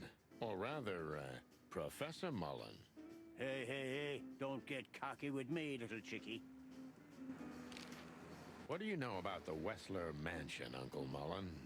That if you're about to go there, bring a tank with you. Or two. Dangerous, you mean? Dangerous? It's a fortress, so it is. Giant walls, watchtowers, and of course, Wessler's hired thugs are waiting for you there. Yeah, sounds great. It's a beautiful place, I must admit. At least you'll kick the bucket with mouths hanging open in wonder. That's something. Good attitude, my lad. Keep it. Do you have any fresh... Of course. Alright, that's all we have from Uncle Mullen.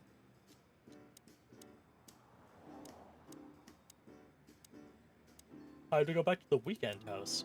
So, we're looking for more evidence? No, I was just thinking we could take another look. You know, just in case. Okay, sure. But... Don't even ask, Marty. You're really becoming sentimental. One more word and I swear I'm... Yep, I'm gonna shut it.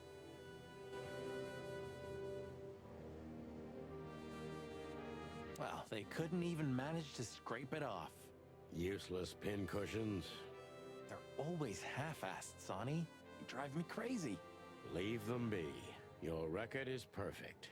You've been on the force for 15 years, almost 10 of that with me. That's why I deserve a medal. Get out. Wind down. Resign. Become, let's see, anything. If you only knew how much I've thought about that. But I'm simply not good at anything else. Either I'm a gangster or a cop. I've got too much of a backbone to be a gangster. Also, to be a cop, Marty. That word.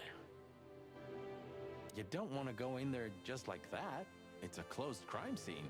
I hope you're just messing with me, Marty. Of course I'm messing with you. Let's get inside there and see how much the boys have messed up the place. You know, Sonny, when we entered the room and saw the girl... Deborah. Yeah, her body. I called you every name in the book inside my head. I just had enough, you know? I wanted to quit. What kept you with me? Was it just curiosity? No. I just wanted to see your downfall, boss. I wanted to be there when you met your end, get humiliated or even shot. Wow. Well, thanks for your honesty, Marty. But then everything changed on the ship. On the ship? Why there? I don't know. Being tied up with you, waiting for certain death. I know I lashed out at you, but in truth, I felt there was no place I'd rather be. It was my place on that fucking burning ship with you, even if we both died there. Know what I mean? I think I do, Marty. I think I do. So, I guess there's nowhere to go but forward, huh? Nothing left to do but kill a rat. As the chicken police. For the last time? For the last clucking time, partner. Swear? I swear. All right. Let's hit the road. Achievement unlocked. Talk to Marty about his feelings before confronting Wessler. Yippee! Natasha became even more mysterious with every detail we learned about her. You fell for her hard, huh? It's nothing like that, Marty. I only met her one time.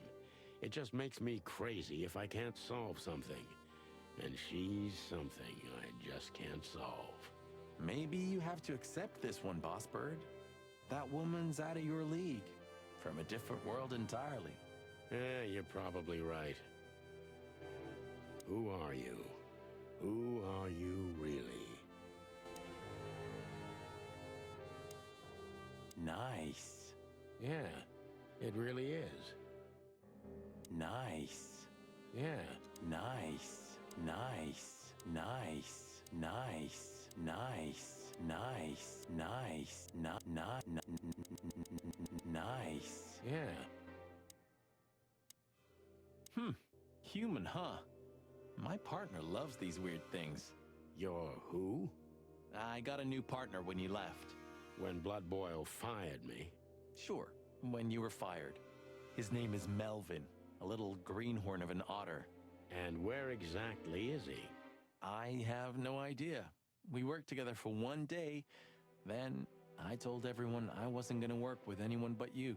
But you hated me. Yeah. I was even a little afraid they'd call you back. But Blood Boil got it, so he let me work alone. That feels strangely comforting.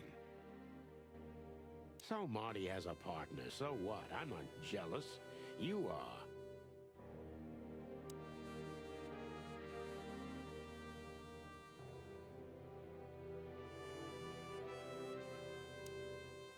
Any better? Not really. I'm curious about how they killed her. There were no injuries on her body as far as we could see. Well, if all goes well, we'll learn about that soon. Or not. Or not. Wouldn't be the first time. Strange, but I have a terrible feeling of déjà vu. The phone's dead.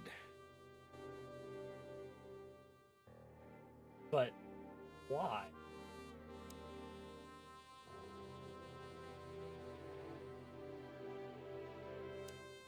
Nice.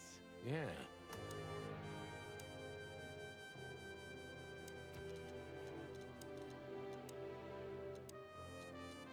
who kill phone. It seems that Marty was only playing stupid for a long time to see how the mighty Centiner Featherland falls down. To be honest, I understand him, and I think I deserved it. Alright, it's finally done.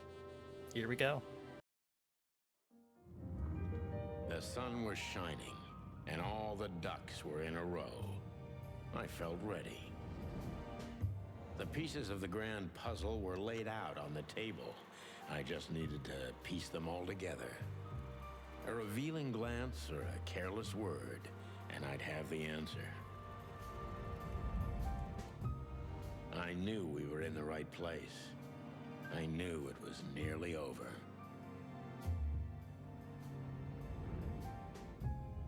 Was Natasha really just a victim? Or did she know everything? Was she controlling the puppets from behind the curtain? Well, if you don't know where to go, go straight ahead. What could possibly go wrong?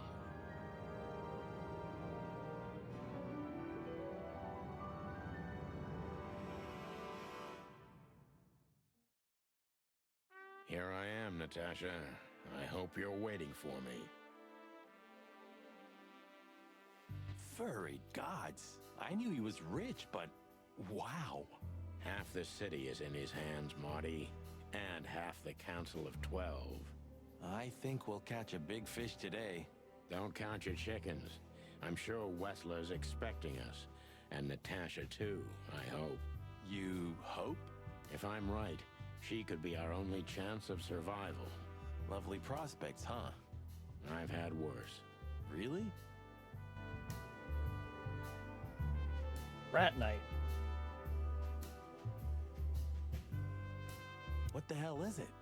Water tower? Turret? A frickin' lighthouse?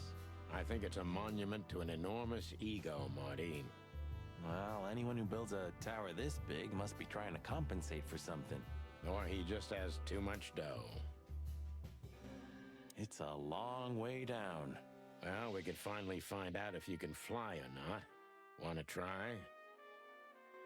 It's a Quite the steed, isn't it? Seems nowadays organized crime pays well in Clawville. Are you surprised? The chicken police retired. Well, they say the team's back together again.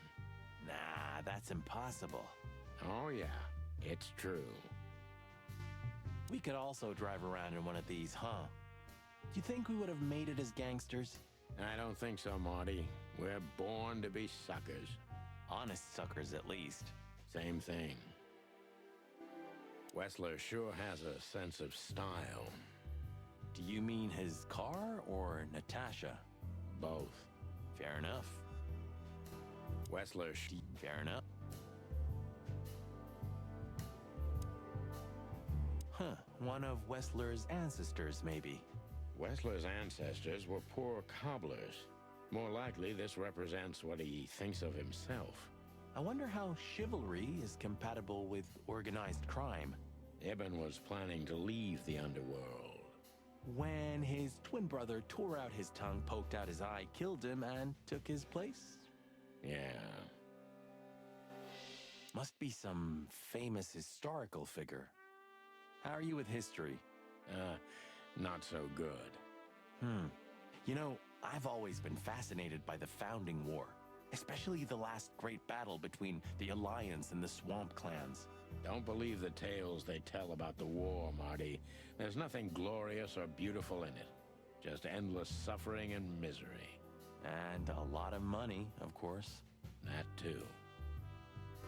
Maybe one day, you'll get your own statue at the PD, boss. I can almost see it now. Not while Blood Boil's alive. Oh, yeah, that's true. Maybe one... Is this a mansion? Or a grand palace? Or a small city? Well, if it comes to hide and seek, old Wessler will have an advantage.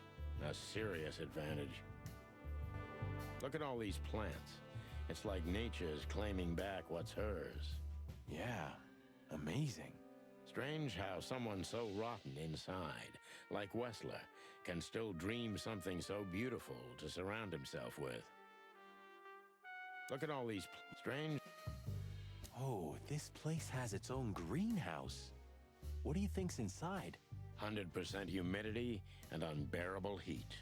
Oh, not like that. Could they be growing rarities in there? Or maybe some chicken-eating giant flower monsters. What? Oh, you just made that up, right? Nah, I'm sure there's no such thing. Do you remember that case? When that old weasel met us in a greenhouse just like this one. Of course I remember.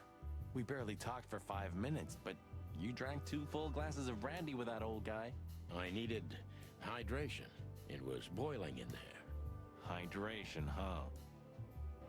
A real jungle grows in the middle of the concrete jungle.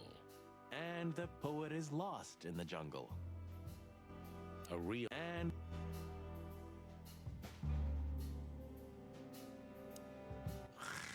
Hey, not so fast, chickens. Please excuse my partner. He didn't mean to be rude, it's just his terrible habits, as you may already know. Not as long as I'm here, boys. We'll see about that, furball. Look who's here. What a surprise. Our biggest fans.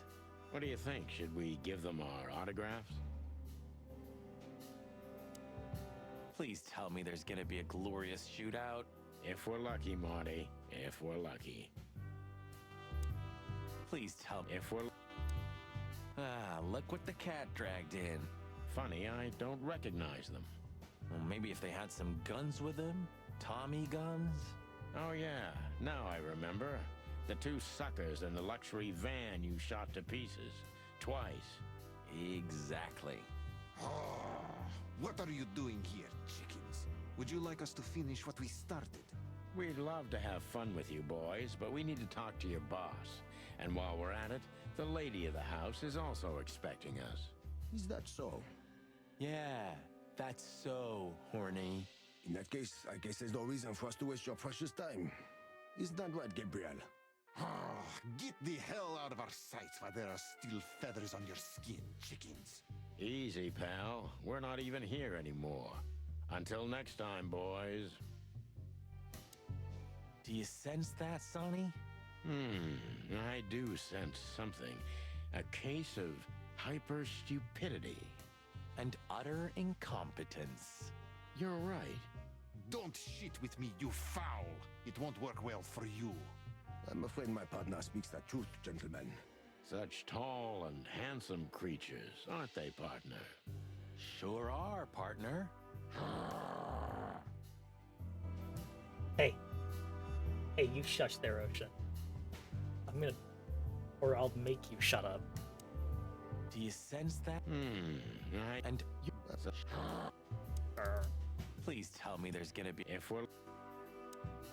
This must lead to Wessler and Natasha's suite. Let's get the big guns out and kick the door down. No need for that, Marty. We'll wait until they invite us in, like real gentlemen. Then maybe we'll need the guns. But I hope it won't come to that. Oh, my trigger finger's itching, Sonny. Someone's gotta pay. Relax, Marty. Someone is gonna pay. Tonight. Yeah, just don't let it be us. It's the Olivia bird. It's like the vegetation's trying to suffocate these beautiful walls. Maybe it will.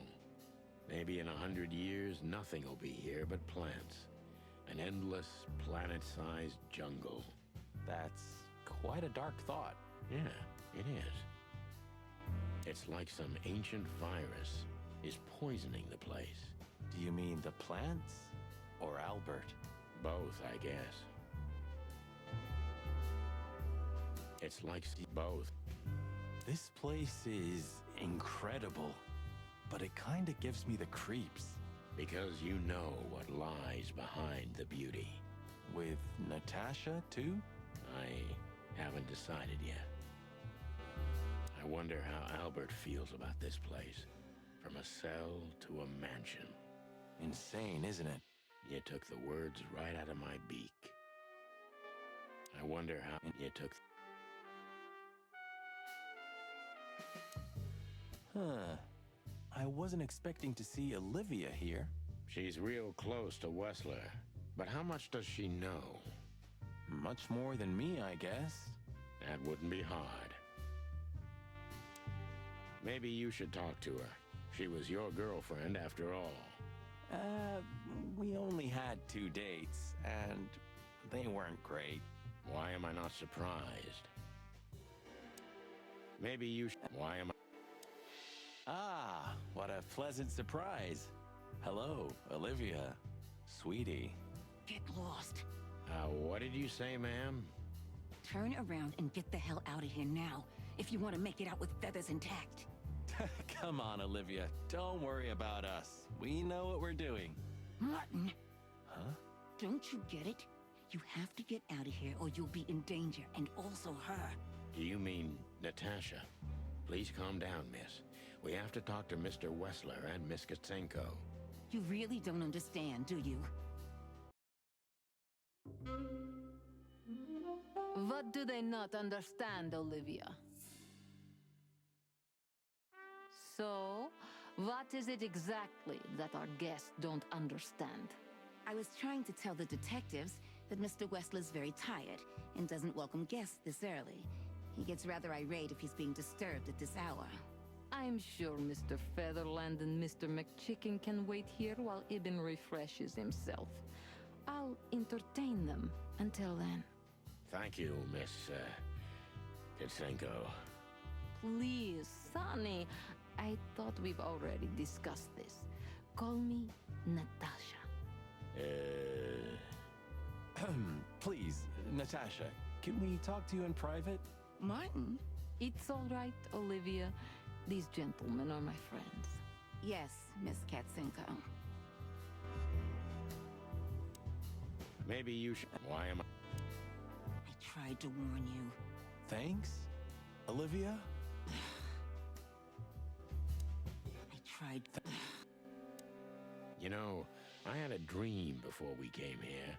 I saw Natasha with a bloody mouth and red claws. And? What does that tell you? I don't know, Marty. I admit it. I haven't been this on edge for a long time. I'm just angry. Truth is, I'm not entirely sure why. Your sense of justice kicking in? More like my sense of don't fuck with the chicken police. There she is, the femme fatale.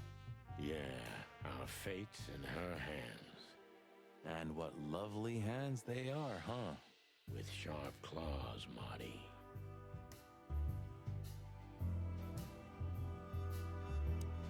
Come on, Sonny. Deep breath. Pull yourself together. The truth is, Ibn isn't really in a good shape today, gentlemen. He's rather furious. Are you sure this can't wait? You commissioned us, Natasha, and we barely escaped with our combs intact. So you know who left the threats? Oh, we know much more than that, Natasha. We even know where you used to work. We talked to Madame Zavas. Wild gods! Why didn't you tell us? Do you think it's easy for a woman to talk about such things, that she used to be an escort? Along with Molly? So you know. Yeah, I know, Natasha. I also know all of this was a trap.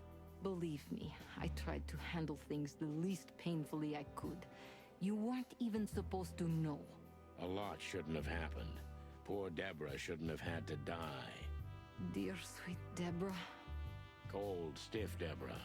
Please don't say that. A price worth paying? You cannot think I had anything to do with that. You just cannot. I don't know, Natasha. Please, Sonny, tell me, what is going on? You have to know, right? Please. Excuse me for making you wait, detectives. I'm having a rough morning after a long night. Is that so? Our night was also kinda long. To put it mildly. I was just telling the gentlemen that you were exhausted, my dear, and they should come back another time. I'll escort them out. Oh, honey, no need for that. My door's always open to the legendary chicken police. Please, come on in, guys. Let's talk in my room. Then this way, please. You just stay here, my darling. I'm sure our conversation will bore you to death. Please, go and refresh yourself or tell Olivia to go make some coffee. Yes, dear. Whatever you like. Please, follow me, gents. Lead on, Wessler. So long, sweetheart. Goodbye. Come on, Sonny. I tried to... Coffee.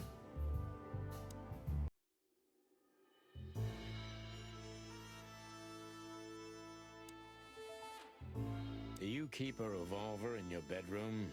Yeah, a bad habit. One who has a lot to lose has a lot to fear. I agree. Have you been suffering? Yeah, no. Have you been suffering from nightmares recently? Yeah, no.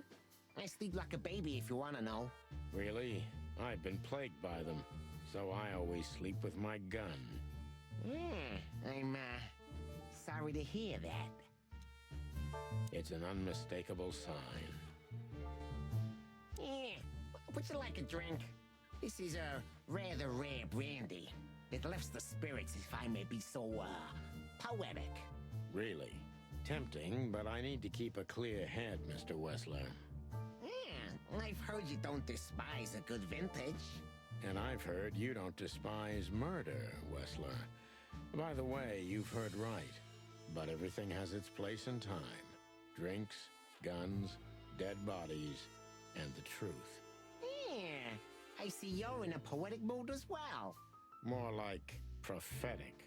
And that's not a good sign. Yeah. Are you trying to intimidate me? No, that's not how we do business. We're gentlemen. I really hope so. It's a little early for that, isn't it? Yeah. Some people need coffee to start their day, Mr. Featherland. I start with a good brandy. Damn. You know what? In your place, I'd do the same. Maybe I should confiscate it as evidence.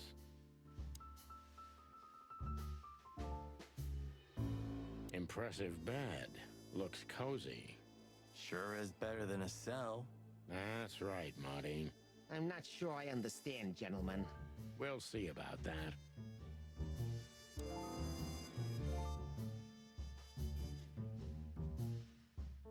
It almost gives me the creeps just looking at it. It almost... This painting. It's beautiful and rather provocative. Almost makes my comb stand up. I'm not surprised. But the corner is missing. You're right, Sonny. You're quite the observer. Well, yeah, this painting's unfortunately damaged. I don't know where the missing piece could be. You don't know? Well, if you're interested, we know exactly where it is. Really? Really. It's here with us. An insignificant little piece, isn't it? But there's an exciting cat scratch on it. More like a rat scratch, because it's a monogram.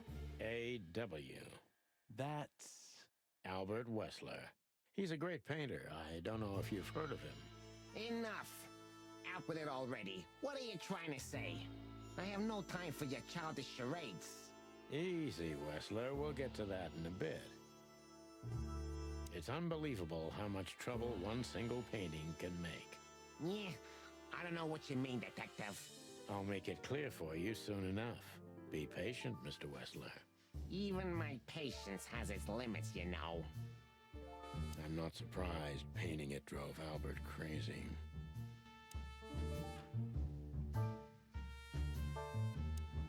Interesting. Now that I know who he really is, he doesn't even resemble Ibn Wessler. The whole thing's so transparent. We must finally put an end to this case, even if it kills us. We must... So, what do you want to know? I've heard you've been through a rather eventful few days. Oh, you have rather good informants. Eh, that's true. I should tell you, I see and hear everything that happens in the city. And you are exceptionally resilient. No offense. None taken. But tell me, are we gonna flatter each other for a long time, or are we finally done with the courting? Straight to the point. I like it. Yeah, so let's continue like that, shall we? What do you want? How dare you intrude upon me in my own house? Oh, forgive us. Our moral compass has been confused a little bit after someone tried to kill us several times in the last 48 hours. With fire, with machine guns. I could go on. And while we're at it, you could answer some of our questions. If you've nothing to hide, you have nothing to fear. And then we'll just leave you alone. All right. I'll go along with your childish little game. I would have had a long and tedious day ahead of me anyway. So, can we start? With pleasure, Mr. Wessler. My time's precious, chickens. Get to the point before I lose my patience. Don't rush us, Mr. Wessler. We'll get to the point when it's time. I have no idea what she sees in you, but Natasha's been seriously worried about you. Yeah, she, really worries more than usual, but it's understandable. Those disgusting messages. Disgusting, all right. Do you know why that word exactly? Why did they write that specific word everywhere? Since you've been to the Nile, I guess you know the answer to your question. Didn't it bother you, Wessler, what Natasha used to do? Surely it must have upset you. Why? Did it upset you when you discovered your wife did the same thing? What did you just say?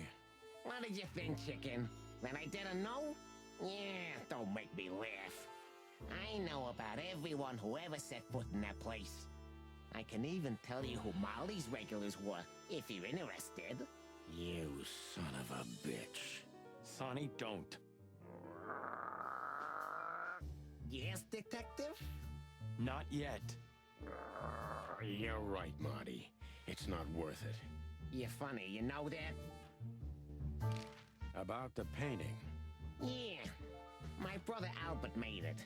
He's a great talent, but, still, he's a rather troubled individual. Such self-criticism. What did you say? My partner means that you and your brother are very much alike. Identical twins, if I'm not mistaken. Indeed. But, what does that have to do with the painting? We'll get to that. Don't worry, Mr. Wessler. So Albert made the painting at your request, is that right? And the one that's in Natasha's room in the Tsar, too. Yeah, exactly. Is that a crime? No, it's not a crime in itself. This picture, it's rather strange, you know? Why do you think so? It's just me, Natasha, and my brother. The photo doesn't tell much in itself, yes. But if you already have the right information, suddenly it starts to talk. Really? He fell in love with her, didn't he? Who do you mean?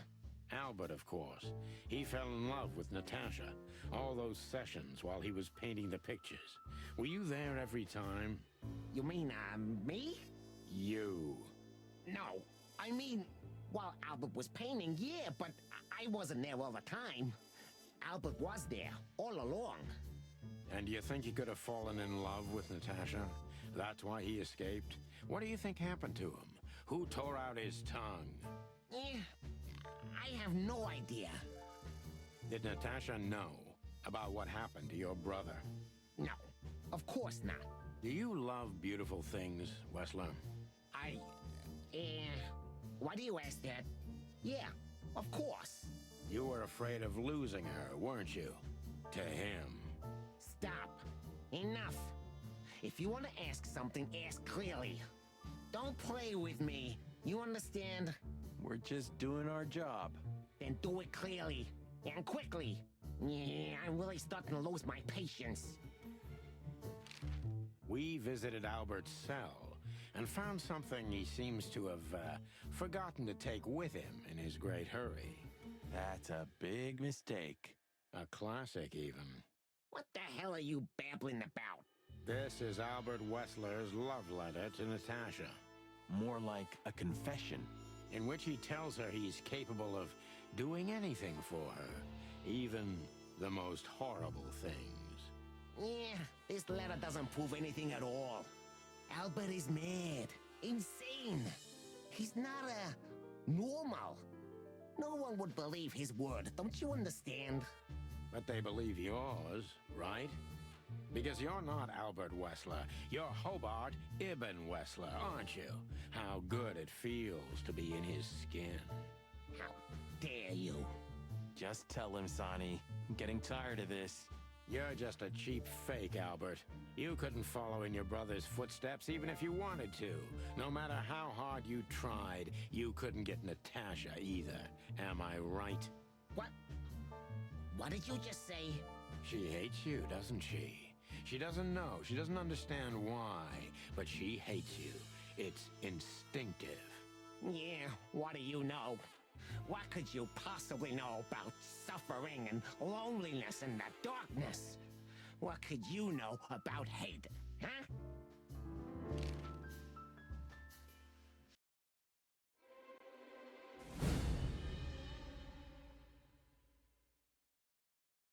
Albert is an imposter. He's not who he says he is, and might not even know who he really is. I have to concentrate on this first, to soften him up, and to avoid us being shot in the gizzard, of course. What were you thinking, Albert? How long did you think you could keep it up? Until the end of my life, if needs. Yeah, I cared about nothing except for her to love me. Not for who Ibn was, but for who I am. Why did you think that would happen? Everybody noticed the change. Yeah, I knew it would be hard, Santino. But I also knew animals see what they want to see. I didn't have to behave like Ibn. They only had to believe I'm him. Probably read this. Albert is an imposter. He's not who he says he is, and he might not even know who he really is. I have to concentrate on this first, soften him up, and avoid us being shot in the gizzard, of course. Imposter, manipulator.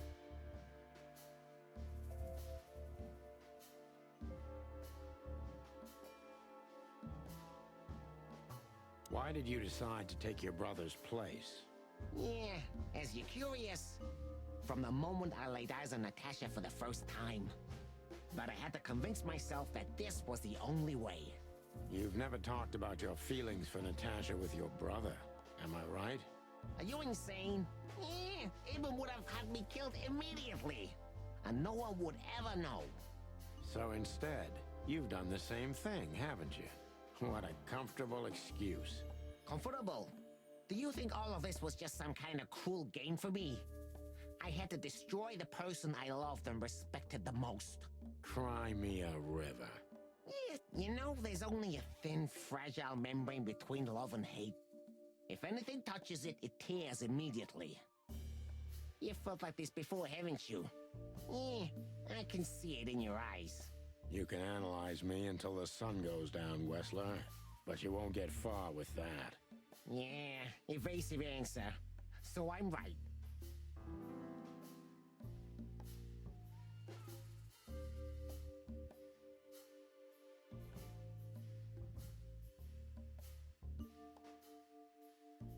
Did you ever believe that you were Ibn Wessler? Did I ever believe? I still do. I believed it all along. Don't you get it? I am Ibn Wessler. And also, Albert Wessler. I see you're starting to understand.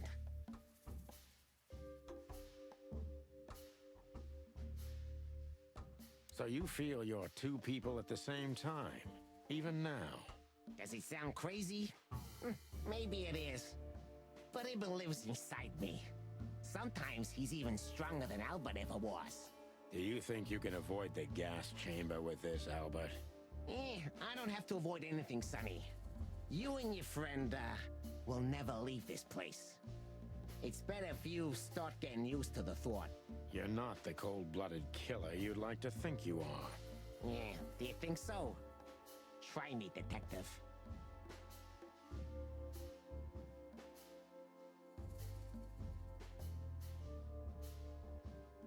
That was your plan. Take his place and live happily ever after. Why? Isn't it good enough of a plan, Mr. Featherland? It was perfect, even in its imperfection. Which is? Ibn's ghost. His what? Please don't take it literally, Mr. Chicken. I'm not talking about spirits. When Ibn died, I didn't just take his place, but also his role. He himself, his essence, if you will. Yeah, though I guess that's too much for you to understand. So you mean Ibn's here with us even now? He was here all along. Don't you get it? I am Hobart Ibn Wessler. I must get serious, because looking at the gun in Wessler's trembling hand, I'm afraid I don't have much time. Albert is a cruel psychopath, but maybe I can turn that cruelty against him.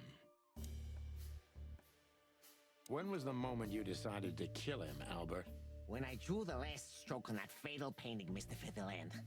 When I glanced at it for the last time, and then at Natasha, who was shivering under the weight of my gaze. You simply fell in love with her? End of story? Not in the slightest, Mr. Featherland.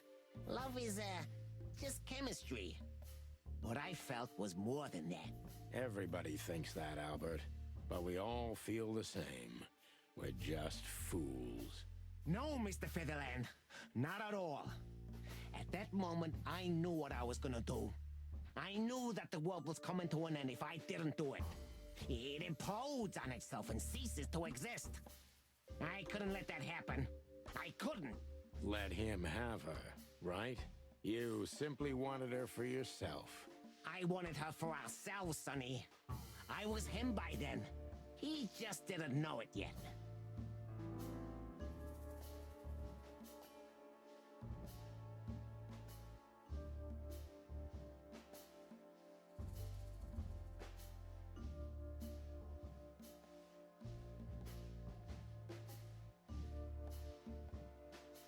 You're just a cheap copy. You know that, right? You're just making your position worse by insulting me, Detective. I wasn't insulting you. I was saying out loud what we all know very well. Don't force my hand to pull the trigger ahead of time. There are many, many things you'd still like to know, wouldn't you? Why don't we get it over with, Wessler? Pull the trigger and let's finish this pathetic charade. You think I don't dare do it? If you loved Natasha so much, how could you lie to her all along? We lie the most to those we truly love, Santino. Isn't that right? It shouldn't be that way. You mean your wife, don't you? See? That's how it goes. We lie because we don't want to cause even more hurt. What you did, Wessler, is nothing like Molly or me. What you did was out of simple selfishness and cowardice. Watch what you're spitting out that dirty beak of yours, Santino. I'm not afraid of you, Wessler. You'd better get that into your small little rat brain. Classic mistake, Mr. Featherland. I'm very close to breaking him. But if I'm too hard on him, I could quickly be signing my death warrant. It's time to dig a little bit deeper and uncover Wessler's wounds.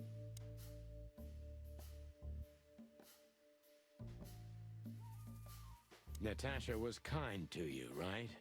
Too kind. Natasha was, simply amazing, gentle, kind, lively, but still so, distant. You're telling me. It's like she was from another world. A world where everything's full of charm and grace and everything's fragile and delicate. Do you understand? I think I do, yes. I knew Albert's touch would harm her. Albert is rough. Albert can't keep such a delicate thing in his arms. That's why you had to become Ibn, am I right? I didn't take Ibn's place, Mr. Featherland. I became one with him, can't you see? It's the only way I could comprehend and accept the miracle that was Natasha. Was? I think I've corrupted her. She's not that gentle and pure creature I painted on the canvas anymore. I ruined her. She became rotten under my hands. Maybe it's not too late, Albert. Tell her the truth and end this. No, You can't understand this. She can't either. I killed Ibn, but he also killed me. Can't you see? We're nothing without each other. You can't be two people at the same time, Albert. Nobody can bear the weight of the sins of two souls. Ibn loved her. I admired her. Ibn was crazy about her. I've been crazy for a long time. Ibn idolized her, and I hated her. And if there's anything more blind, more devoted, more extreme, and more true than love, it could only be hate, Mr. Featherland. It's an endlessly exciting, thrilling, and warm feeling. And infinitely red. Just like love. You know you're not going to be able to go through with it, right? That you won't be able to carry the weight. But you still did it. Why? Yeah, if I didn't kill him and become one with him, Albert would have died, Mr. Featherland. And the threats? Which one of you was that? Albert or Ibn? Who wrote them? And which one of you killed Deborah? In my world, Ibn and I are inseparable. Just like love and hate are one and the same. And I hate Natasha so much that I could destroy myself along with her, just so she would die with me. Are you familiar with this feeling, Mr. Featherland? More than life itself. You see? We're not so different after all. You and I have nothing in common, Wessler. You know why? Why, Mr. Featherland? Because if I were in your shoes, I would have pulled the trigger a long time ago. Goodbye, Sonny. So long, Albert.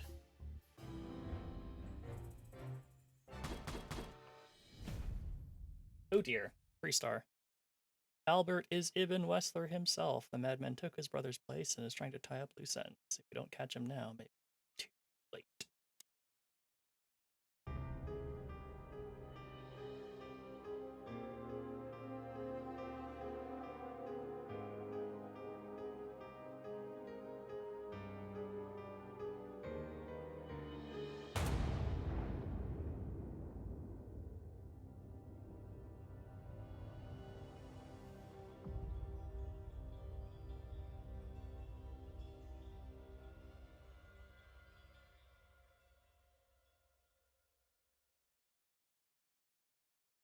So, you heard everything.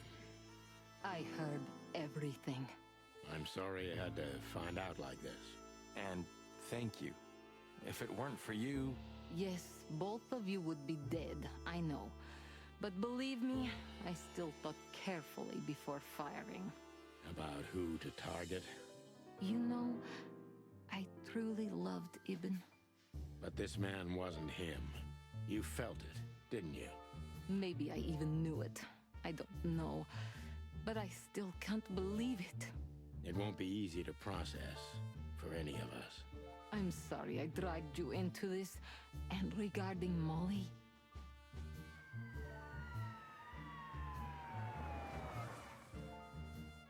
The cops.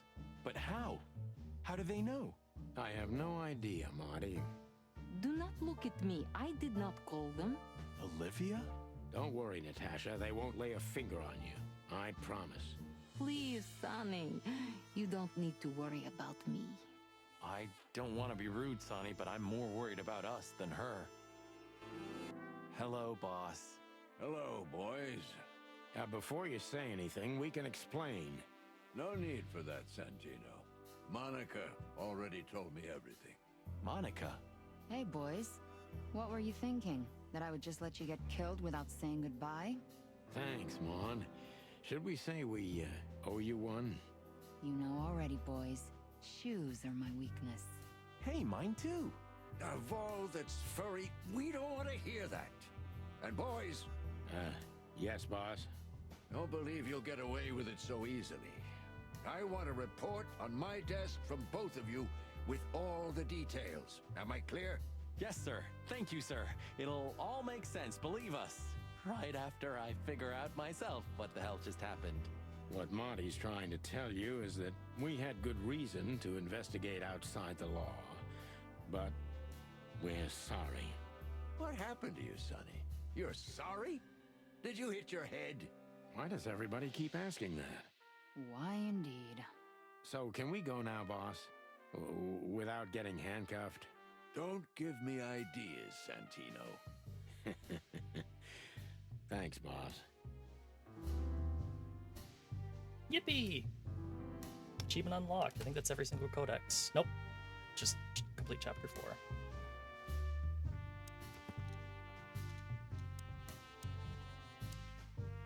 Natasha saved our lives at the last minute once Albert had revealed everything. So there we go. That's it. But is it really over? Natasha tried to send us away from the Wessler estate, but why? Was she worried about us, or did she have a different motive?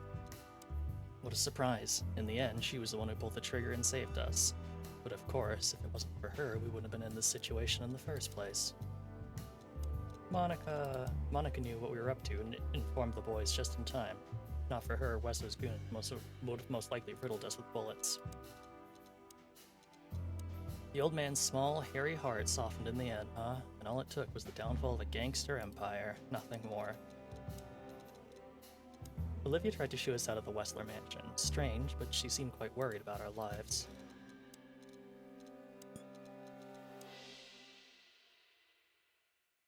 Dangerous lunatic. Got a portrait now. Albert honestly believes he and Ibn Wessler are one and the same, two souls in one body. I don't even know what to think about this madness, but one thing is without question.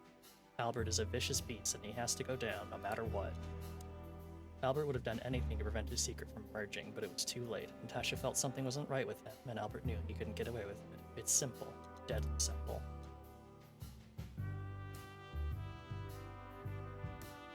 It's every scene, all the codex entries, almost all the personal information.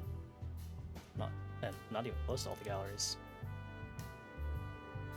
Look at all these plants. Strange. Maybe one day you'll... Oh, hey, Filmar. What about him? How the hell did he wind up here? I don't know, but it's suspicious. You think someone hired him?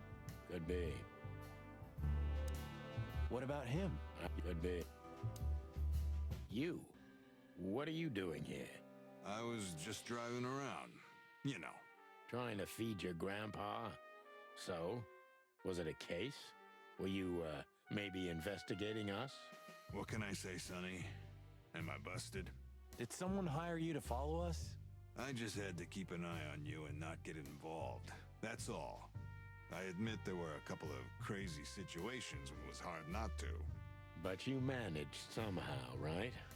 A professional's a professional, my friend. Yeah, thanks. So you won't tell us who hired you, whatever we do? Unfortunately, I can't, my friend. I made a promise. You and your promises. Some people still take them seriously. You're a real piece of guano. You know that? Of course. I've learned everything from you, you old fart. I think I have an idea who hired you, Phil. Hey, stop it right there. I don't want to know who you think. Oh, are you afraid your reaction would give you away? You wish, pal. Anyway, it's good to see you here, Hawkeye. I'm glad you made it out alive. It didn't take you much.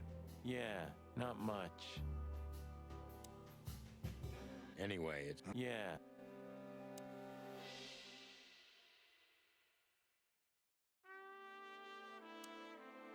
Ah, look what garbage the wind brought in. Good gods, is this guy everywhere? Our faithful chronicler. I swear I'm gonna hang him someday. You called him here, didn't you? To witness our grand triumph, or our fall. What? No. You're paranoid, old bird. You called him. What? How the hell did you find your way here, Tim? Always where the trouble is. Sometimes I think you're the criminal mastermind behind all the dark dealings in this city. I wish. I wish too, because then we could legally throw you in jail. I love your sense of humor, Sonny.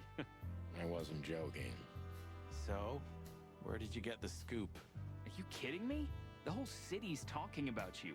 You've left quite the mess behind. That I admit. Well, it's a miracle that all of the city's smear sheet journalists aren't here already. Oh, while we're at it, will you give me an exclusive interview? Clock off, Tim. Hey! Just one quote, guys. They say you've taken down the whole Wessler Empire. They say... I say you're full of shit, Tim, and you can quote me on that. Just... I say... I don't know if I've ever seen Monica in daylight. This means she's real, not just the ghost of the police station. So, you can finally ask her out on a date. I didn't even hear that.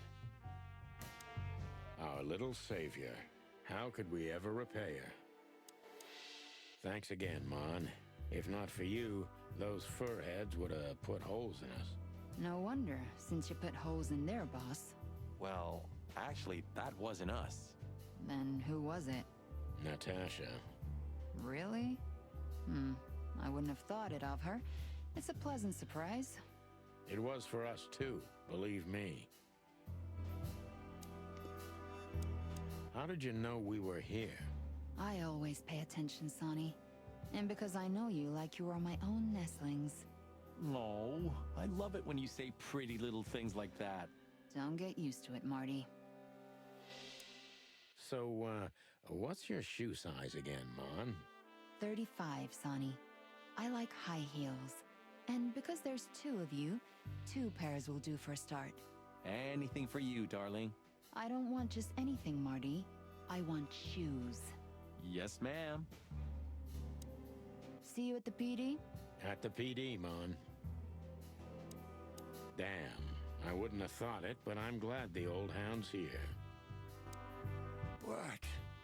Are you waiting for me to change my mind? No, sir. Then stop pecking around here. Yes, sir. Santino, you're doing that on purpose? No, sir. Never, sir. Then get the fuck out of here. Santino, then get... Disturb Boyle's peace at least 3 times. Nice.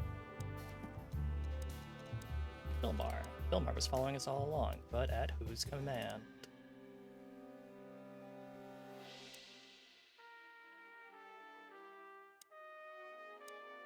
What will happen to her now? I don't know, Marty. I have no idea. Wanna talk to her in private, boss? No thanks, Marty. What could I even say to her? So, what now? Where to next? I think I should mourn, right? You should. But I don't know what to feel anymore, Sonny. I understand, Natasha. You know, if you need anything... Yes, I know where to find you. See you around, sweetheart. Ma'am? Goodbye, detectives. And what about you, Sonny? I'll go home and sleep. Maybe for 3 days. I'll try to forget. I'm sorry I dragged you into this. If there's anything I can do. I'm not sorry, Natasha. It's better this way. We find out painful truths, but at least we see clearly now, don't we? Yes, I think you're right. Thank you. We thank you, Natasha. You saved our lives. But it was also me who endangered you in the first place, right? Well, I won't argue about that. Thank you. We thank you, Natasha. Well, Please tell me there's gonna be a glorious shootout. If we're lucky, Marty. Marty, no. I think it's a little too late for shootout. Gentlemen? Gentlemen? We're honestly very sorry it had to end like this. Yeah, this peacefully. For myself, I'm glad, gentlemen. I would have sincerely regretted it if we had to shoot both of you, but unfortunately, that seemed to be the only solution to this, rather nasty situation. Fortunately, it didn't turn out that way. Joyful. Don't think we'll be behind bars for long, chickens. Whistler may be dead, but his empire still won't crumble. Oh, look at that. He can talk. In complex sentences, too. Yeah, or something like that. Amazing. I hope we'll meet again, gentlemen. So do I, Shakespeare. And while you're sitting in your cell, you could teach your famous manners to your friend, too. Maybe I will, Mr. Featherland. I certainly hope so, pal. So long, guys. Look at that. The mongrel caught himself some big game. Now he can wag his tail. Yuck. The catch of a lifetime. You're a good boy, Bosco. Nice work. You know, folks, somebody's got to take care of the real police work while you're tearing up the city. Sorry for the mess, Bosco, but you know us. Yeah, unfortunately, I do. How did you catch them? After the gunshot, I was sure these two would show up. They have a habit of doing that. They were already in cuffs before then, Sonny. We had the house surrounded. If you could have hung on, maybe nobody would have died. Hey, a second longer and it would have been us. That's your story? Cluck you sideways, Bosco. Nice catch, Bosco. You can mount them on your wall as trophies. Yeah, I wish I could, Sonny. Nice catch. Yeah, Do you think she was part of it? I don't think so, Marty. She seemed entirely honest. Maybe she was the only one who was honest with us the whole time. You may be right. Listen, Marty. Does Laura know about, you and her? That was before, Sonny. Laura and I were just getting to know each other. Olivia was only a couple of dates. You broke her heart, didn't you? I don't think she ever felt anything for me. Whatever you say, pal.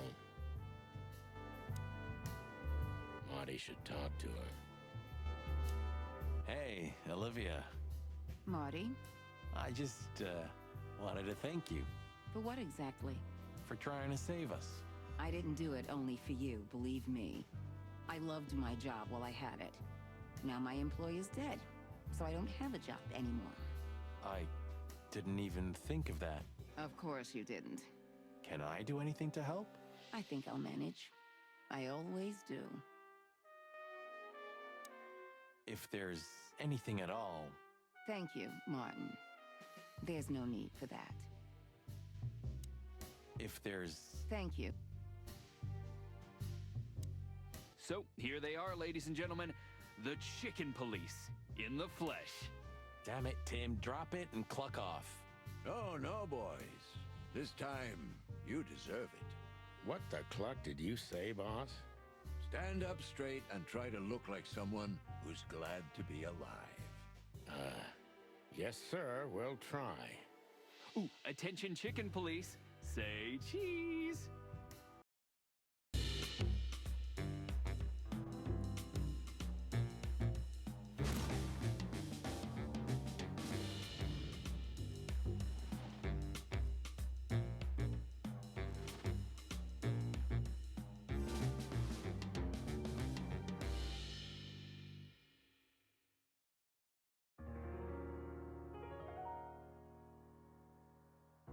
The following animal species were not included in this game.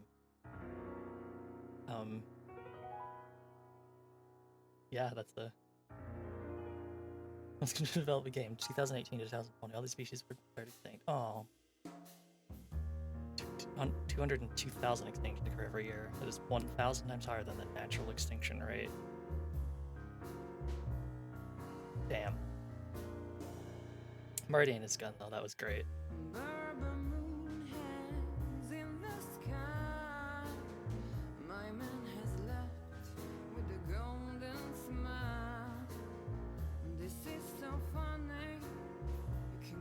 Me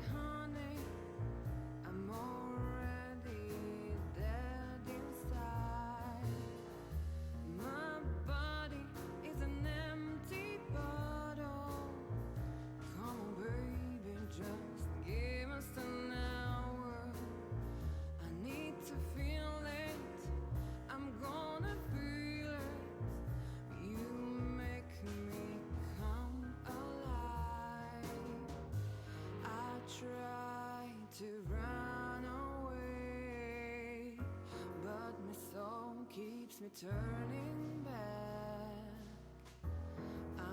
tired of being sane.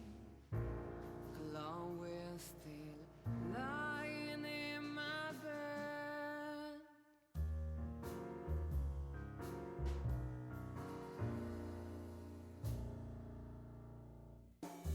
All the colors are dead inside.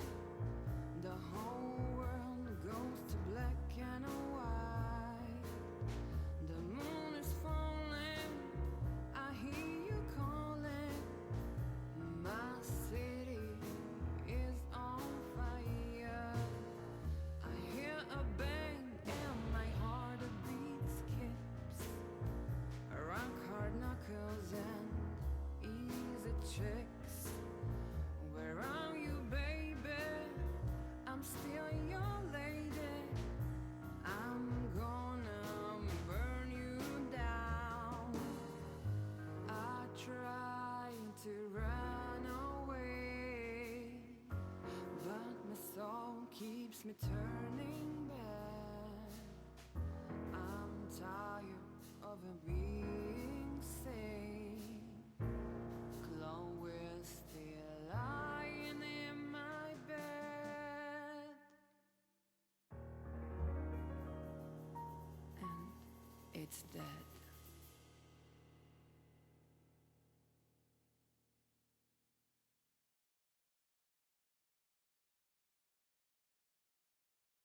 To be continued. Natasha, You were expecting me, weren't you? I wouldn't say that, but I'm not surprised. I just wanted to talk to you. About what exactly?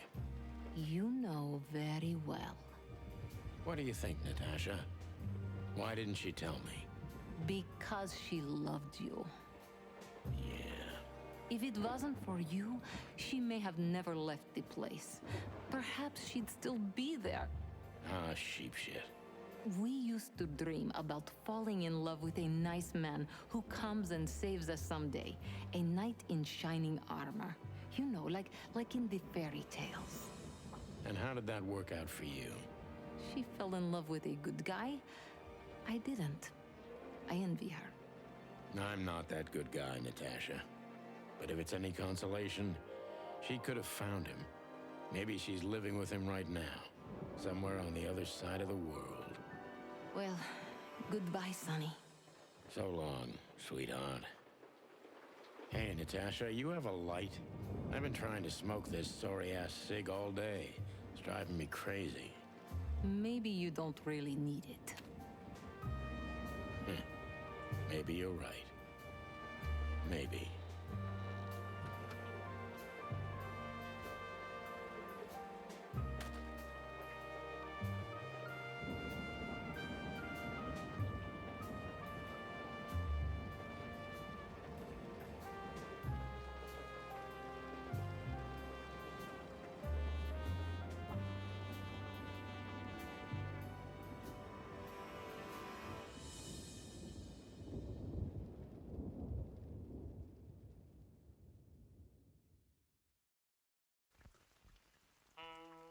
Nice. Oh man, that was so good. Oh yeah. Famous quotable Spike's people. I didn't get most of the Chicken Police books. Oopsie. Let's see if we can... Oh, Sunny's Evolution. So yeah, when the game first started, it looked like they were going to go with a pixel art style, and as much as I love pixel art, I'm really glad that they actually decided to go with these, like, photo-bashed photo things.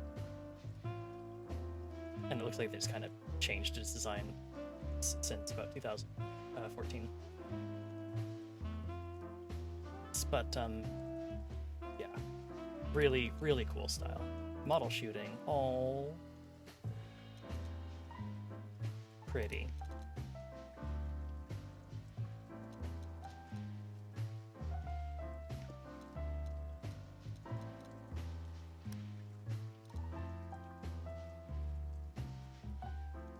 This is what Marty used to look like. Pixel Sunny and Marty. Aw.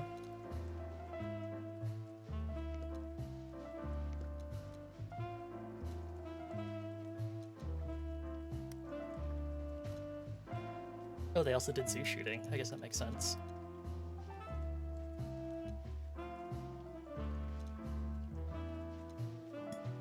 The hot dog.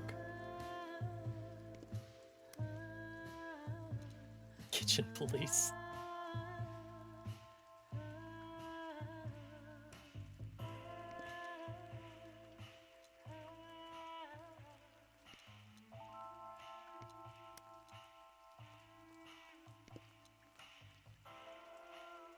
Nice. This is great. We'll definitely have to play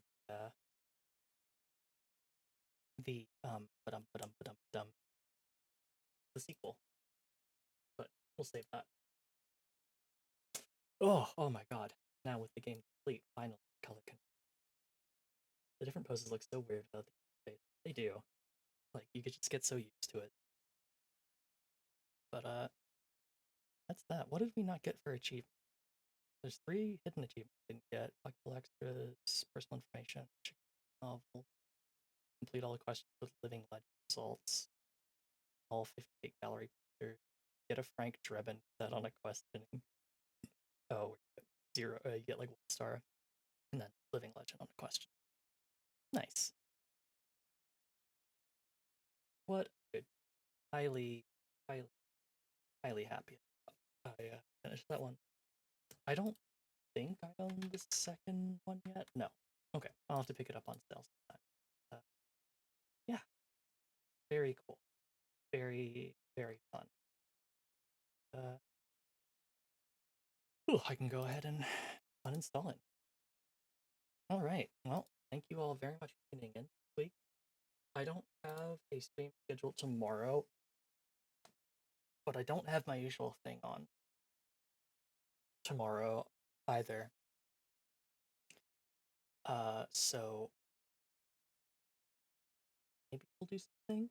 Also, apparently there's going to be an Outward 2. They're going to do a Twitch stream on May 22nd on our second 9 Dots backstage. Follow us to get notified. Cool. I'm happy to hear that an Outward 2 is happening. Outward 1 was really cool, even if it's a bit rough. So I'm very, very curious to see what. Let's go ahead. Thanks again.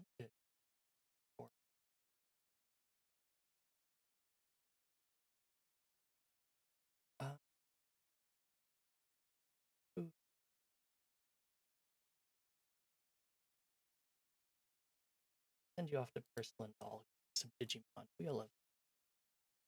Oh, am I too far from my mic again? Sorry, I'm just really quiet. Anyway, yeah, I don't really have anything else to say, but thank you all very much for tuning in, and I'll see you back here next time. So raid message, deal with that. See you either tomorrow or next week. I don't know. If I do end up streaming tomorrow, I will make an announcement about it on Blue Sky. And if I don't, well then, there won't be any announcement. Okay. Have a good night, everyone. Bye-bye.